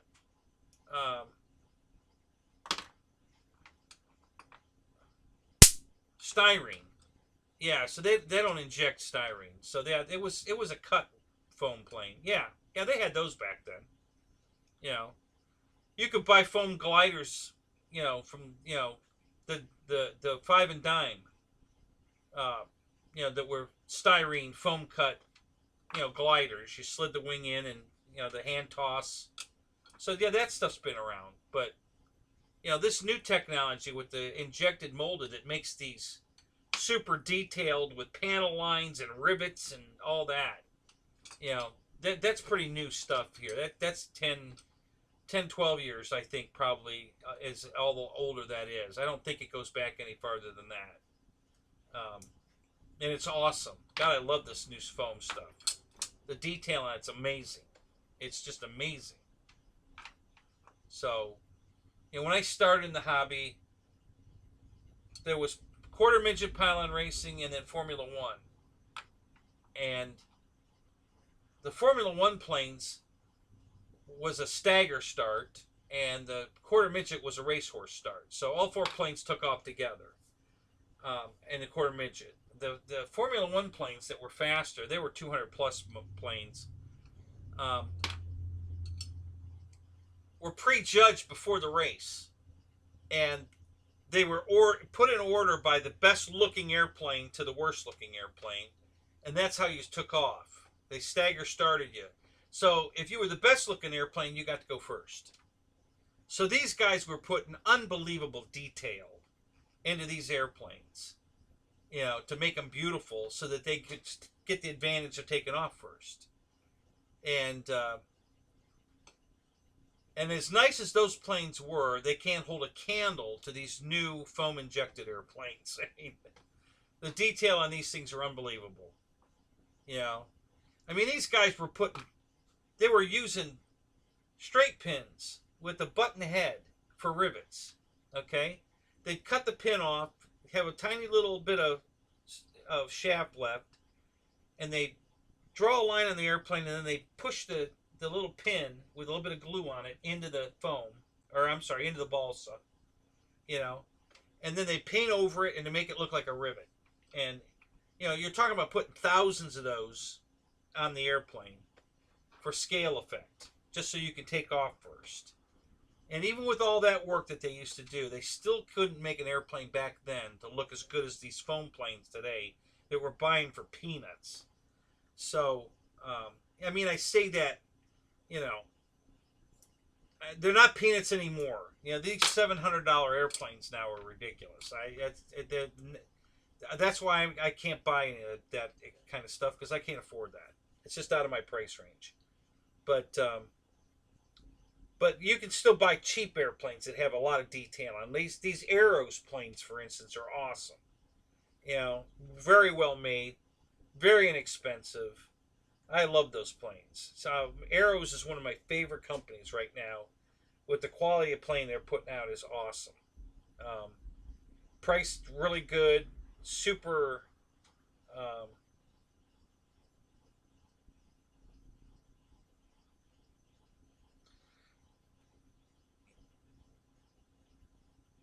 Oh, you subscribe to Model Airplane on Amazon? Really? Oh, that's cool.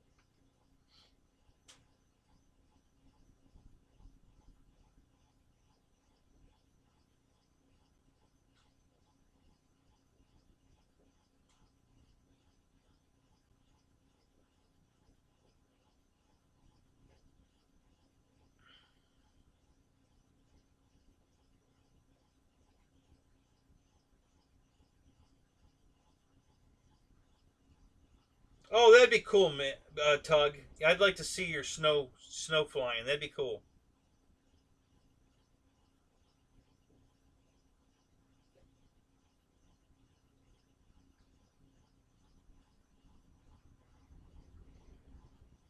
Yeah, we used to in the wintertime we weren't flying that much off snow.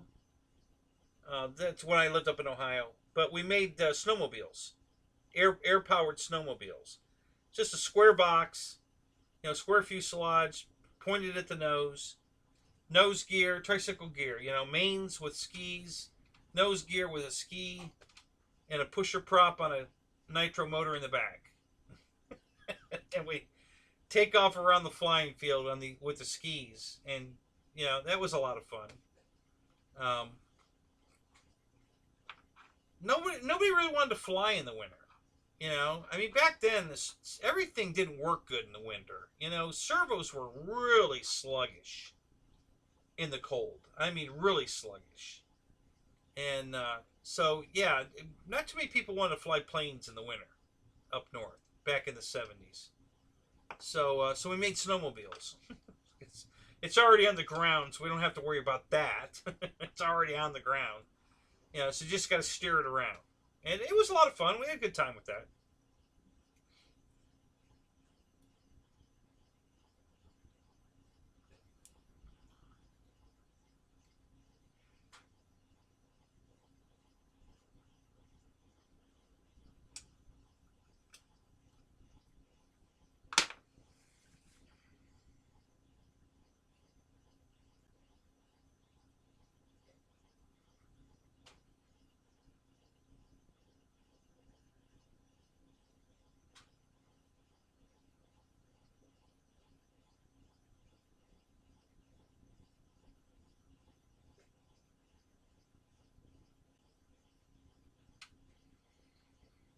Yeah, that would be a cool turboprop. Yeah, that would be cool. I really want to do a turboprop so bad, but they're just so expensive. Oh my god, they're 3 times the price of a regular jet, and yeah, it's just way out of my price range. But I'd really love to do a turboprop.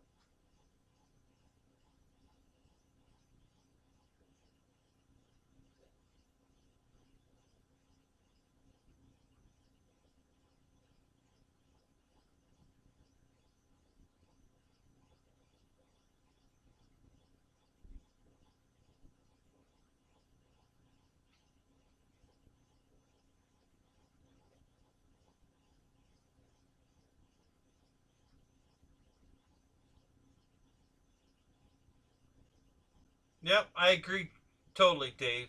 You know, the these six now they're $700. I was just on Motion. I'm on it right now. Motion RC. They have like eight airplanes that are $700. You know, and I'm like, oh my god, what in the world? It's insane. These new prices at Motion are insane. Holy crap! Let me read them to you. Let me get back on the page here. It'll only take a second to load. It's here. It's just got to reload. Um, yeah, because I was on the page because of their new release today, and um, so I just went there and was looking, and I'm like, oh my god, because I never go to Motion's page anymore, and this is insane. I don't think Horizon has anything close to $700 in foam. You know, I know they have some Hangar 9 stuff, but I'm talking foamies, E-flake foamies. I don't think they have anything in the $700 range that I can think of.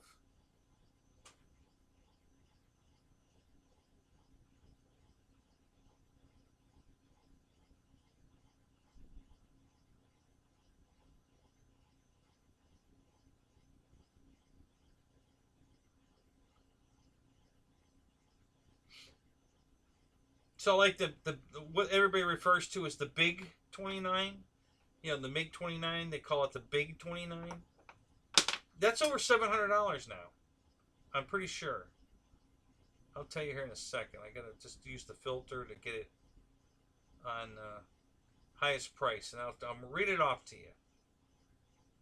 It's insane what some of this stuff's going for.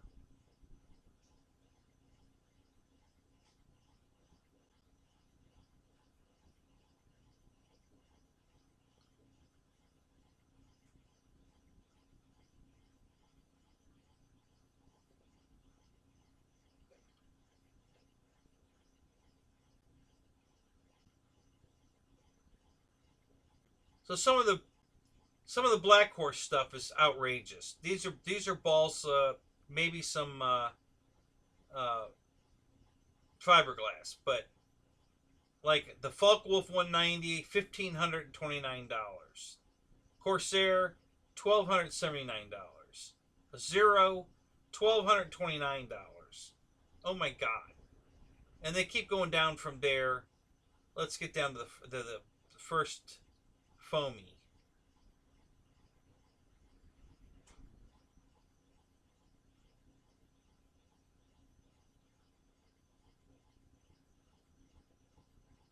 Yeah, So the big, yeah, it's the big MiG-29, the big one, $699. That's $700, guys. That's crazy. And then the next one is the next foamy is the F-22. You know, the free wing F-22, $679. The A-10, $675. And then the F-4 Phantom. These are all free wing planes, by the way. $659. The F-14. Oh, wait a minute. The F-104 Starfighter, the big one, 90 millimeter, $625. The free wing F-14, $619. Hell, I remember when that used to be their most expensive plane. You know, now there's, so let's see, the foamy started here. So that's 1, 2, 3, 4, 5, 6, 7, 8, 9, 10, 11, 12, 13. That's 13 airplanes. $599 and up. Up, not down, up. $600 to $700. 13 airplanes. It's insane. And then from there, they just keep, you know, got a boatload of 569, boatload of 569 planes. 559. And then a boatload of 549. So we're still way above $500. And that's the whole first 48 page. 48 planes on the first page. $500 and up. So the first page has got 48 airplanes on it, and everything on that page is $500 and up. $500 to $700. I mean, that's insane. Now, there's still good deals out there, guys. They're just not here. There, you can get very good priced airplanes still, but not here. Everything here is ridiculous. This is crazy. I mean, that giant Husky from Arrows, 1800 millimeter Husky is only $319. Plug and play, you know, ready to fly. It's $319 versus $700. It's just nuts. And that's a big airplane, guys. That Husky's a big airplane. It's a nice airplane. It's pretty. I really like that plane. So yeah, it's just you know, there's still a lot of good deals out there. You just got to look for them.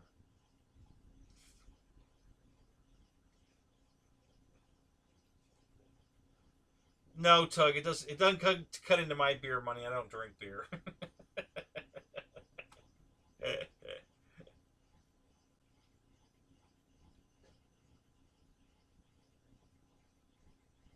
No, it's not that so much. It's like, you know, I look at it this way.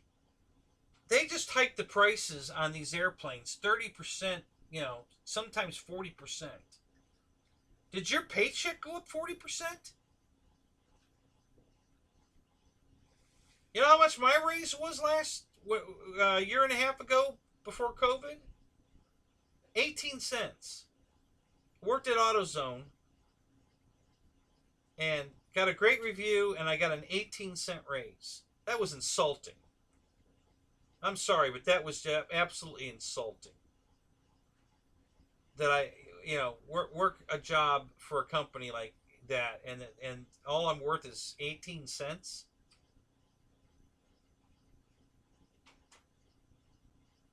You know, that's just, again, insulting. I quit. You know, I left.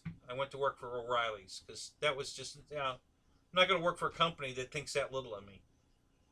You know? And I saved my boss's bacon so many times that year that people would call out and he needed somebody to work, and I worked for him every single time he asked. Not once did I say no. So he never had to pull an extra shift. He got to go home to his wife and kids every night on time, like always, because every time somebody called out, he didn't have to take that spot. I took it. And what was my reward for that? 18 cents.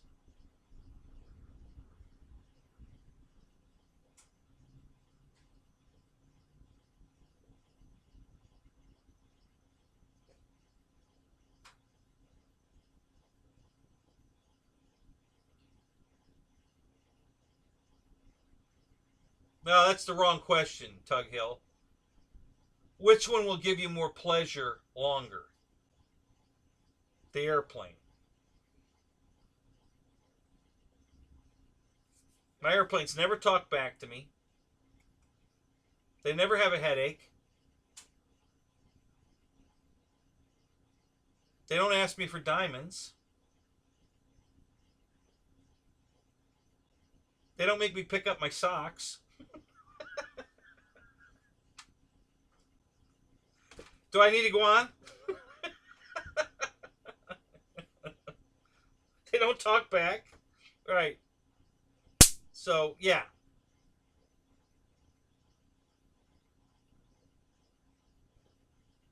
Yeah, my first wife made that mistake. You know, I told her when we met, you know, about my cars and my airplanes. I said, don't ever make me pick between you and them. You won't like the answer. And she got a bug up her ass one day and pretty much made me pick. See ya. Don't let the door hit you in the ass on the way out. Goodbye.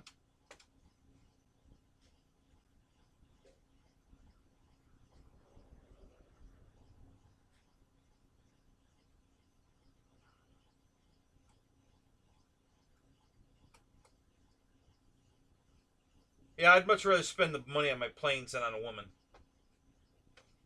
I just... Nobody's pussy's that good. Nobody's. I don't care. I don't care who they are. It just ain't that good. You know. See you later. I'm going flying. Have a nice day.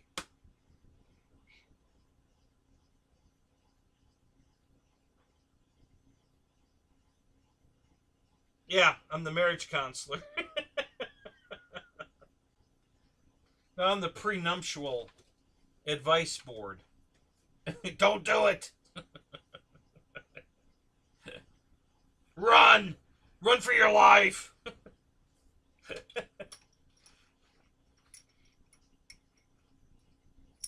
See, Dana's doing it all wrong. He's hiding the planes from his girlfriend so that he gets laid.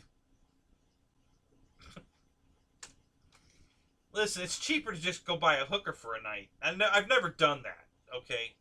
But think about it, you know? You don't have to buy them dinner. You don't have to buy them diamonds. You don't have to listen to their shit, you know? You just, you know, you give them some money, wham, bam, they're gone, and you go back to flying your airplanes. I mean, does it get any better than that?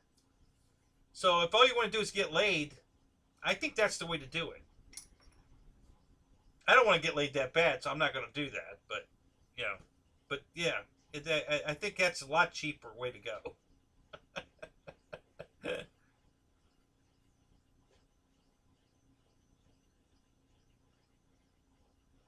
All right, Tug, have a good night. Listen, I'm going to call it too. Yeah, we've been on for 6.5 hours, so I'm going to call it. Thanks for coming, guys. I really love all of you. Glad you came. You know, we have so much fun talking in here. I love it.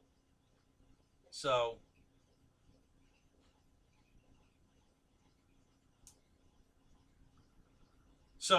yeah, you all have a good night. Watch out for my video tomorrow. I'm going to go live, show you the update on the hangar. Probably around 10 o'clock.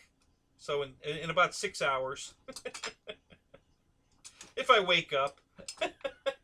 So,